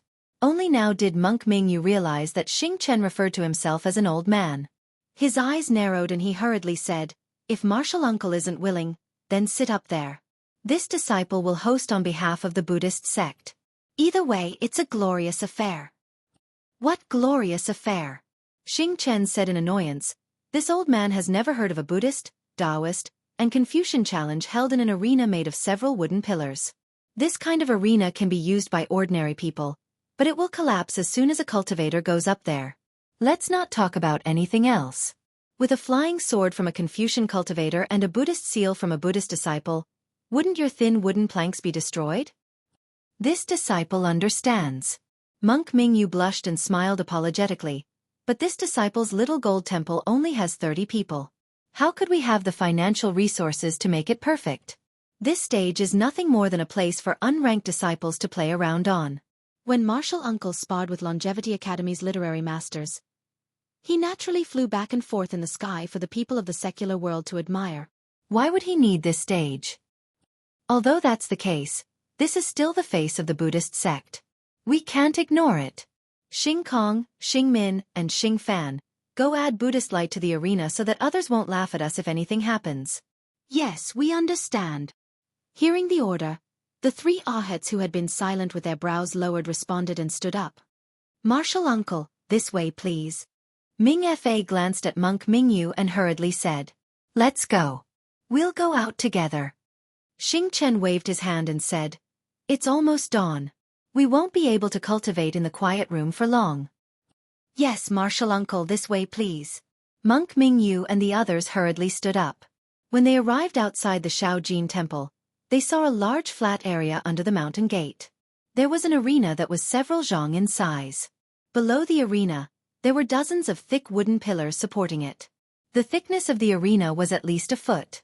It could be considered extremely sturdy. On the two sides of the arena were two sheds. They were empty inside, without any tables or chairs.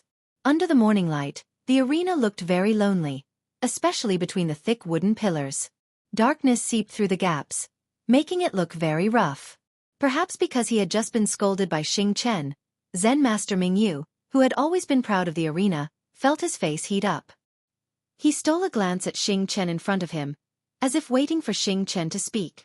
Unexpectedly, Xing Chen only glanced at him indifferently before raising his head to look at the Longevity Town in the distance. Nobody knew what he was thinking. Zen Master Mingyu didn't dare to say anything. He only accompanied them quietly. On the other hand, Xing Kong, Xing Min, and Xing Fan discussed in a low voice for a while. Then they stood at different parts of the ring and waved their arms.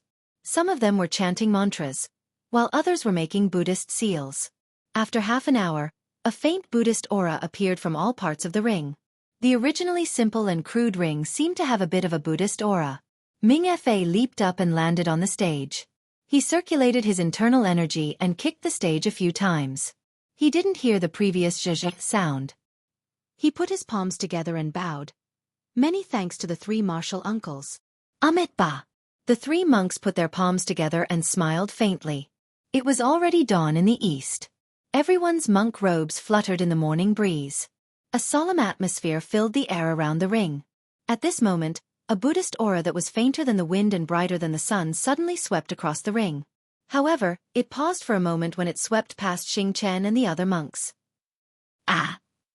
Xing Chen and the other three monks were in the transcendence realm. They were at the second and third tier of elemental energy. How could they not notice the Buddhist aura sweeping over them? Xing Chen was shocked and almost lost his voice. Which martial ancestor is here? Xing Chen didn't hesitate. A cloud appeared under his feet and he flew towards the source of the Buddhist aura. He wanted to welcome the owner of the aura. Xing Kong, Xing Min, and Xing Fan didn't want to stay. They hurriedly flew up as well. Martial uncles, martial uncles. Zen Master Ming Yu was anxious. He was only at the first and second tier of elemental energy and couldn't fly. He didn't have a Buddhist weapon in his hand. He couldn't help but shout. However, Xing Chen and the others didn't seem to hear him. The figures in the air became smaller and smaller. Senior brother Abbot. Ming Cheng and Ming Fa turned pale with fright. Their Buddhist aura was weak and almost inaudible. However, they also noticed the abnormality of the Buddhist aura. They walked over to Zen Master Ming Yu and asked excitedly, Which martial ancestor's Buddhist aura is this? Are there other seniors coming over? How would I know? Zen Master Ming Yu replied unhappily. Even martial uncle Xing Chen doesn't know. How would I know? Then, Ming Fa said softly, What's this martial ancestor's cultivation level? Can the old man block the demon's blood sacrifice? Senior brother Ming Fa. Ming Chung smiled. Since martial uncle Xing Chen calls him martial ancestor, then it must be Ru Ni's cultivation level. He was at the fourth tier of elemental energy in the hidden immortal continent. What Ru Ni's cultivation level? Zen Master Ming Yu rolled his eyes at Ming Chung. That's Ming Ni's cultivation level. Yes, I know. It's Ming Ni's cultivation level. Ming Chung said embarrassedly. A martial ancestor with this level of cultivation? I'm afraid he's on par with the abbot of our Cloud Forest Temple? No, he should be stronger than the abbot of Cloud Forest Temple. Why did he come to Longevity Town? Naturally he has the same goal as martial uncle Xing Chen. Haha, that's good. Ming Fa laughed. With him around, we don't have to worry anymore. Hi, senior brother Abbot, you didn't go to Hao Clan so you don't know. That demon is really powerful. Even my Shao Jin Temple's Buddhist artifact couldn't do anything to it. If there's an even more powerful demon coming over, my Shao Jin Temple. Humph. Zen Master Ming Yu snorted coldly and said, It's because my Shao Jin Temple doesn't have that kind of power that martial uncle Xing Chen and the rest came to Longevity Town. Now that a Ming Ni's martial ancestor has come, my Shao Jin Temple has nothing to worry about from now on. That whatever rabbit, whatever radish, they're just methods for us to spread Buddhism. Yes, we understand. Ming Fa smiled and said, with martial ancestor, what Tidal River Temple, what Longevity Academy, they're not enough for my Shao Jin Temple. Zen Master Ming Yu waved his hand to stop Ming Fa and ordered the two. Quickly go and inform the disciples in the temple to prepare for the martial ancestor's arrival. Yes, we understand. Ming Cheng and Ming Fa left excitedly. However, after an hour, the sun had risen and the 30 or so people in Shao Jin Temple were already waiting in front of the Shao Jin Temple in their monk robes. Xing Chen and the other three flew back. There were no other monks in front of them. Martial uncle. Zen Master Ming Yu frowned slightly. He looked at Xing Chen who had landed on the ground and said in a low voice, Is it because martial ancestor doesn't want to stay in my Shao Jin Temple? No. Xing Chen frowned even more tightly than Zen Master Ming Yu. I didn't find any trace of martial ancestor. He seemed to have passed by here. His Buddhist awareness swept past, so it's not easy to find him. Zen Master Ming Yu was extremely disappointed. He opened his mouth but didn't know what to say. Oh, of course. Xing Chen raised his head again and looked into the distance. Perhaps he's in Longevity Town. And he has the same purpose as me. But he's not from Yunlin Temple, so he doesn't want to meet us.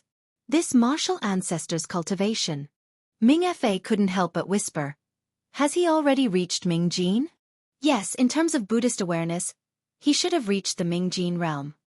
Xing Chen nodded. However, Buddhist disciples don't pay much attention to Buddhist awareness. They only focus on refining relics. If I'm not mistaken, this martial ancestor has just stepped into the lotus realm. Pseudo-lotus? Ming Fei was dumbfounded. Of course, Xing Chen said proudly. This is just a feeling based on my Buddhist awareness. It can't be true. If martial ancestor is Ming Jin, he could even be Rugu. Martial uncle Xing Chen. Ming Fei smiled and said, how many realms are there in Buddhist cultivation? I haven't entered the rank yet, so I really don't understand. Martial uncle, please enlighten me. Hee little guy. Xing Chen laughed. You haven't entered the rank yet, but you want to know the 9 realms? Aren't you biting off more than you can chew?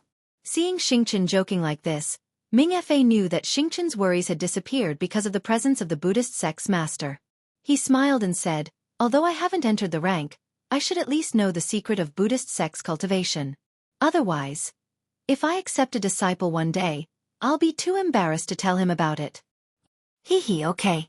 Xing Chen was in a good mood. There are 9 realms in Buddhist cultivation. They are benevolence, transcendence, Rugu, bright gene, pseudo-lotus, canopy transformation, embryo formation, stationary spirit, and living Buddha. The mysteries within can only be comprehended when one cultivates. This old man doesn't know either. You just have to remember it well. Thank you, martial uncle. Ming Fei was overjoyed. Forget it. Let's go into the temple. The immortal Buddha ceremony is about to begin.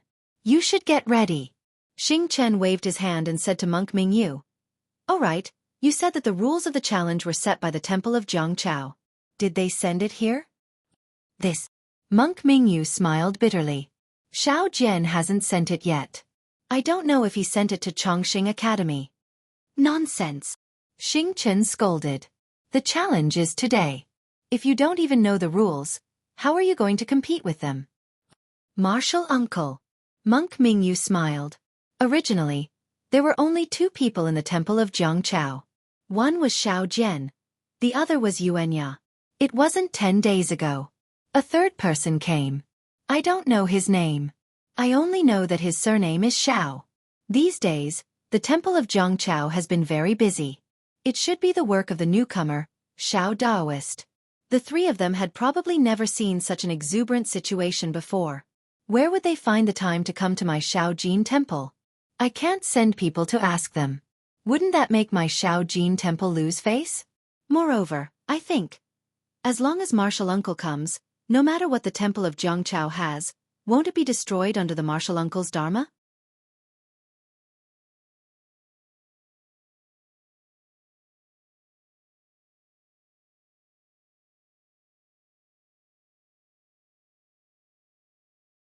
Chapter 3206.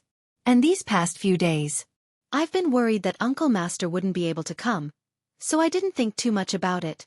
Zen Master Mingyu added, let the monastery of Jiangchao bring it on.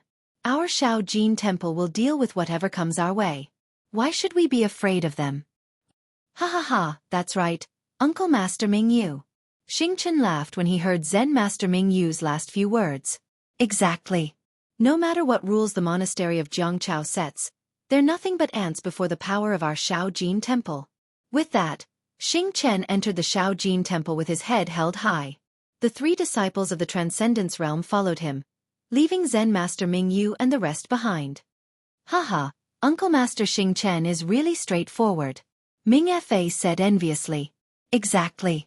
Zen Master Mingyu said in a low voice, if Uncle Master can stay at our Xiao Jin temple for a while after the Immortal Buddhist ceremony, we'll definitely benefit greatly. Abbot, just as Zen Master Mingyu was thinking about how to keep Xing Chen, a disciple called out softly from behind him. Someone seems to be coming from the foot of the mountain. When Zen Master Mingyu heard this, he hurriedly turned his head. Indeed, there were a few horse carriages slowly approaching the small gold temple on the mountain path about 1 mile away. Beside the horse carriages were several burly men on horseback guarding them. This is Manager Feng from the Green Pine Drugstore in West Town. Ming Cheng looked at him for a moment and said with a smile, when I passed by the Green Pine Drugstore that day, I heard him mention that the Immortals and Buddha's ceremony is a rare event in the Longevity Town. Today, he will definitely come to support the Shaojin Temple. Zen Master Ming Yu didn't know whether to laugh or cry.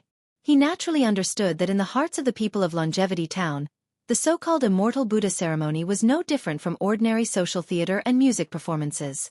Shopkeeper Feng came to support. Just to watch the show. Forget it.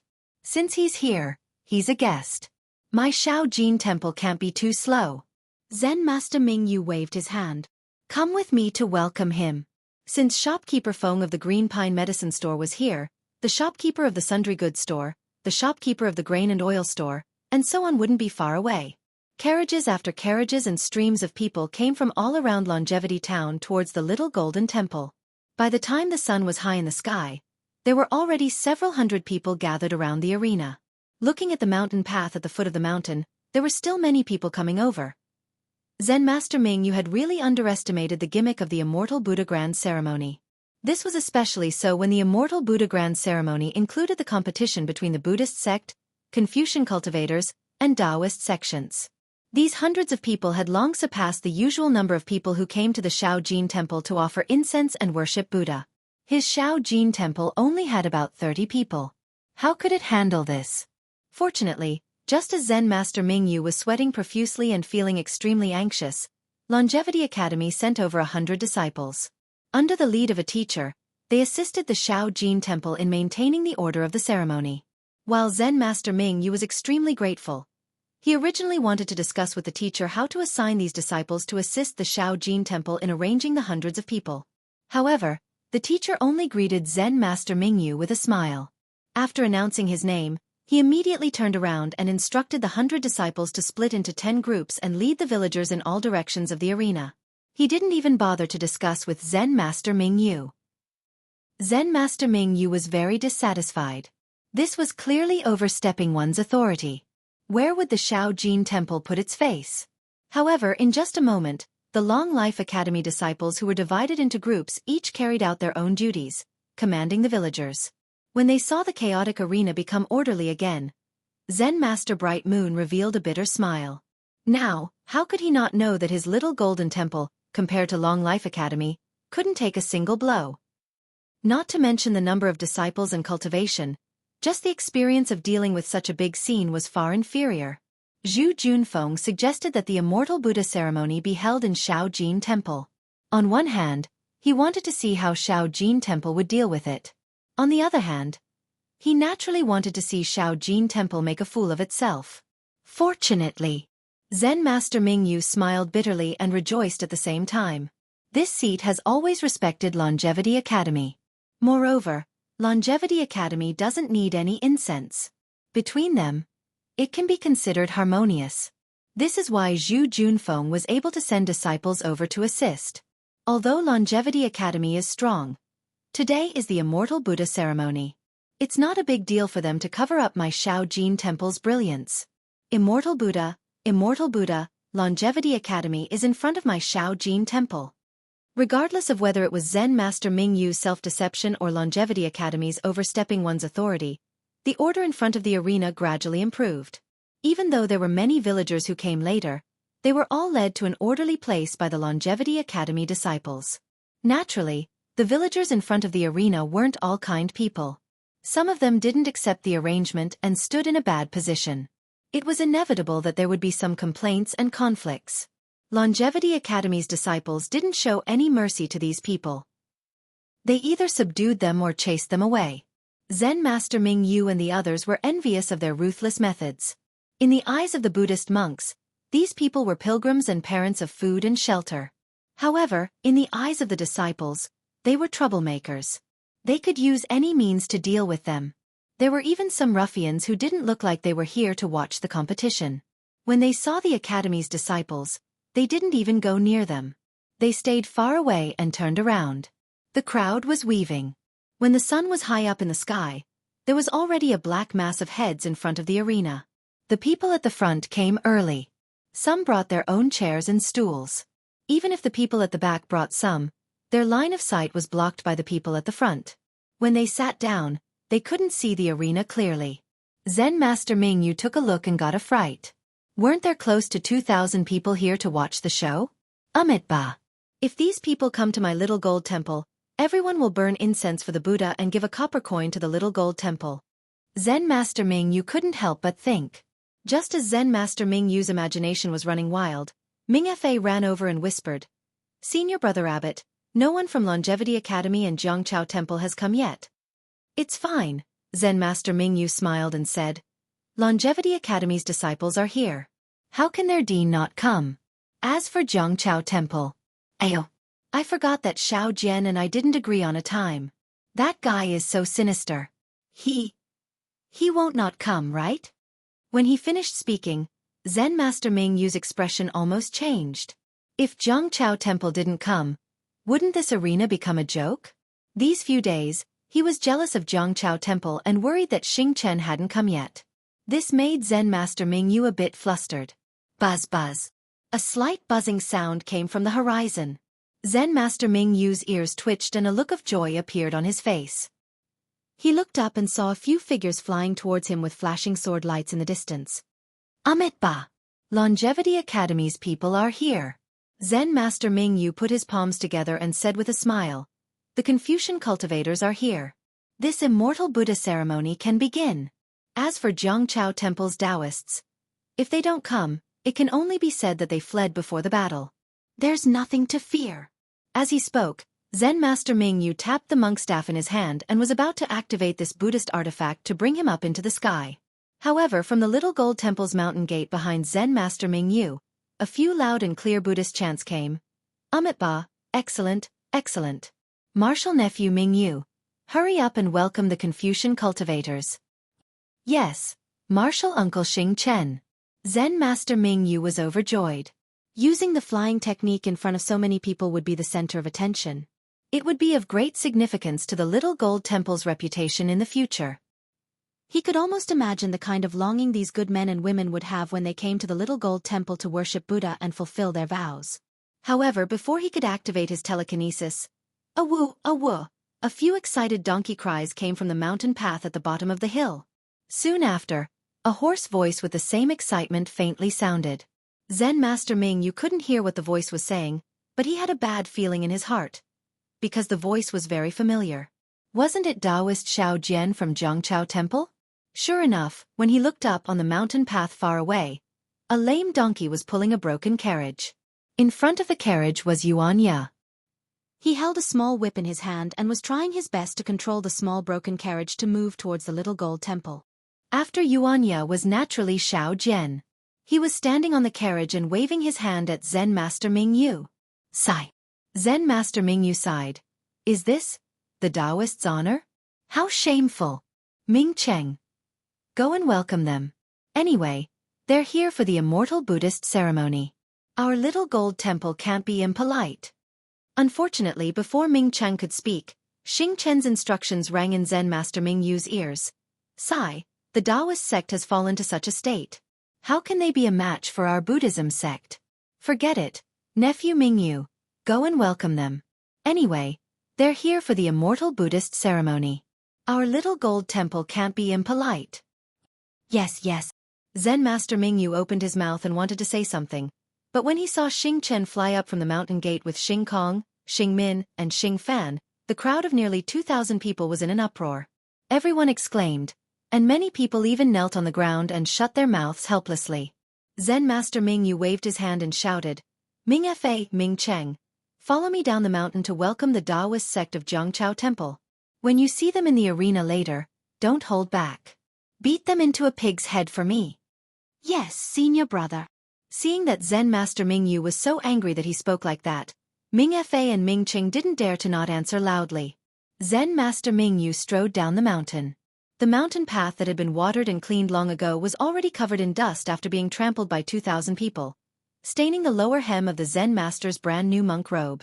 The little stains were hard to hide, just like Zen Master Ming Yu's mood. However, seeing that the donkey carriage was approaching, Zen Master Ming Yu took a deep breath and passed his monk staff to Ming Cheng. He put his palms together and bowed.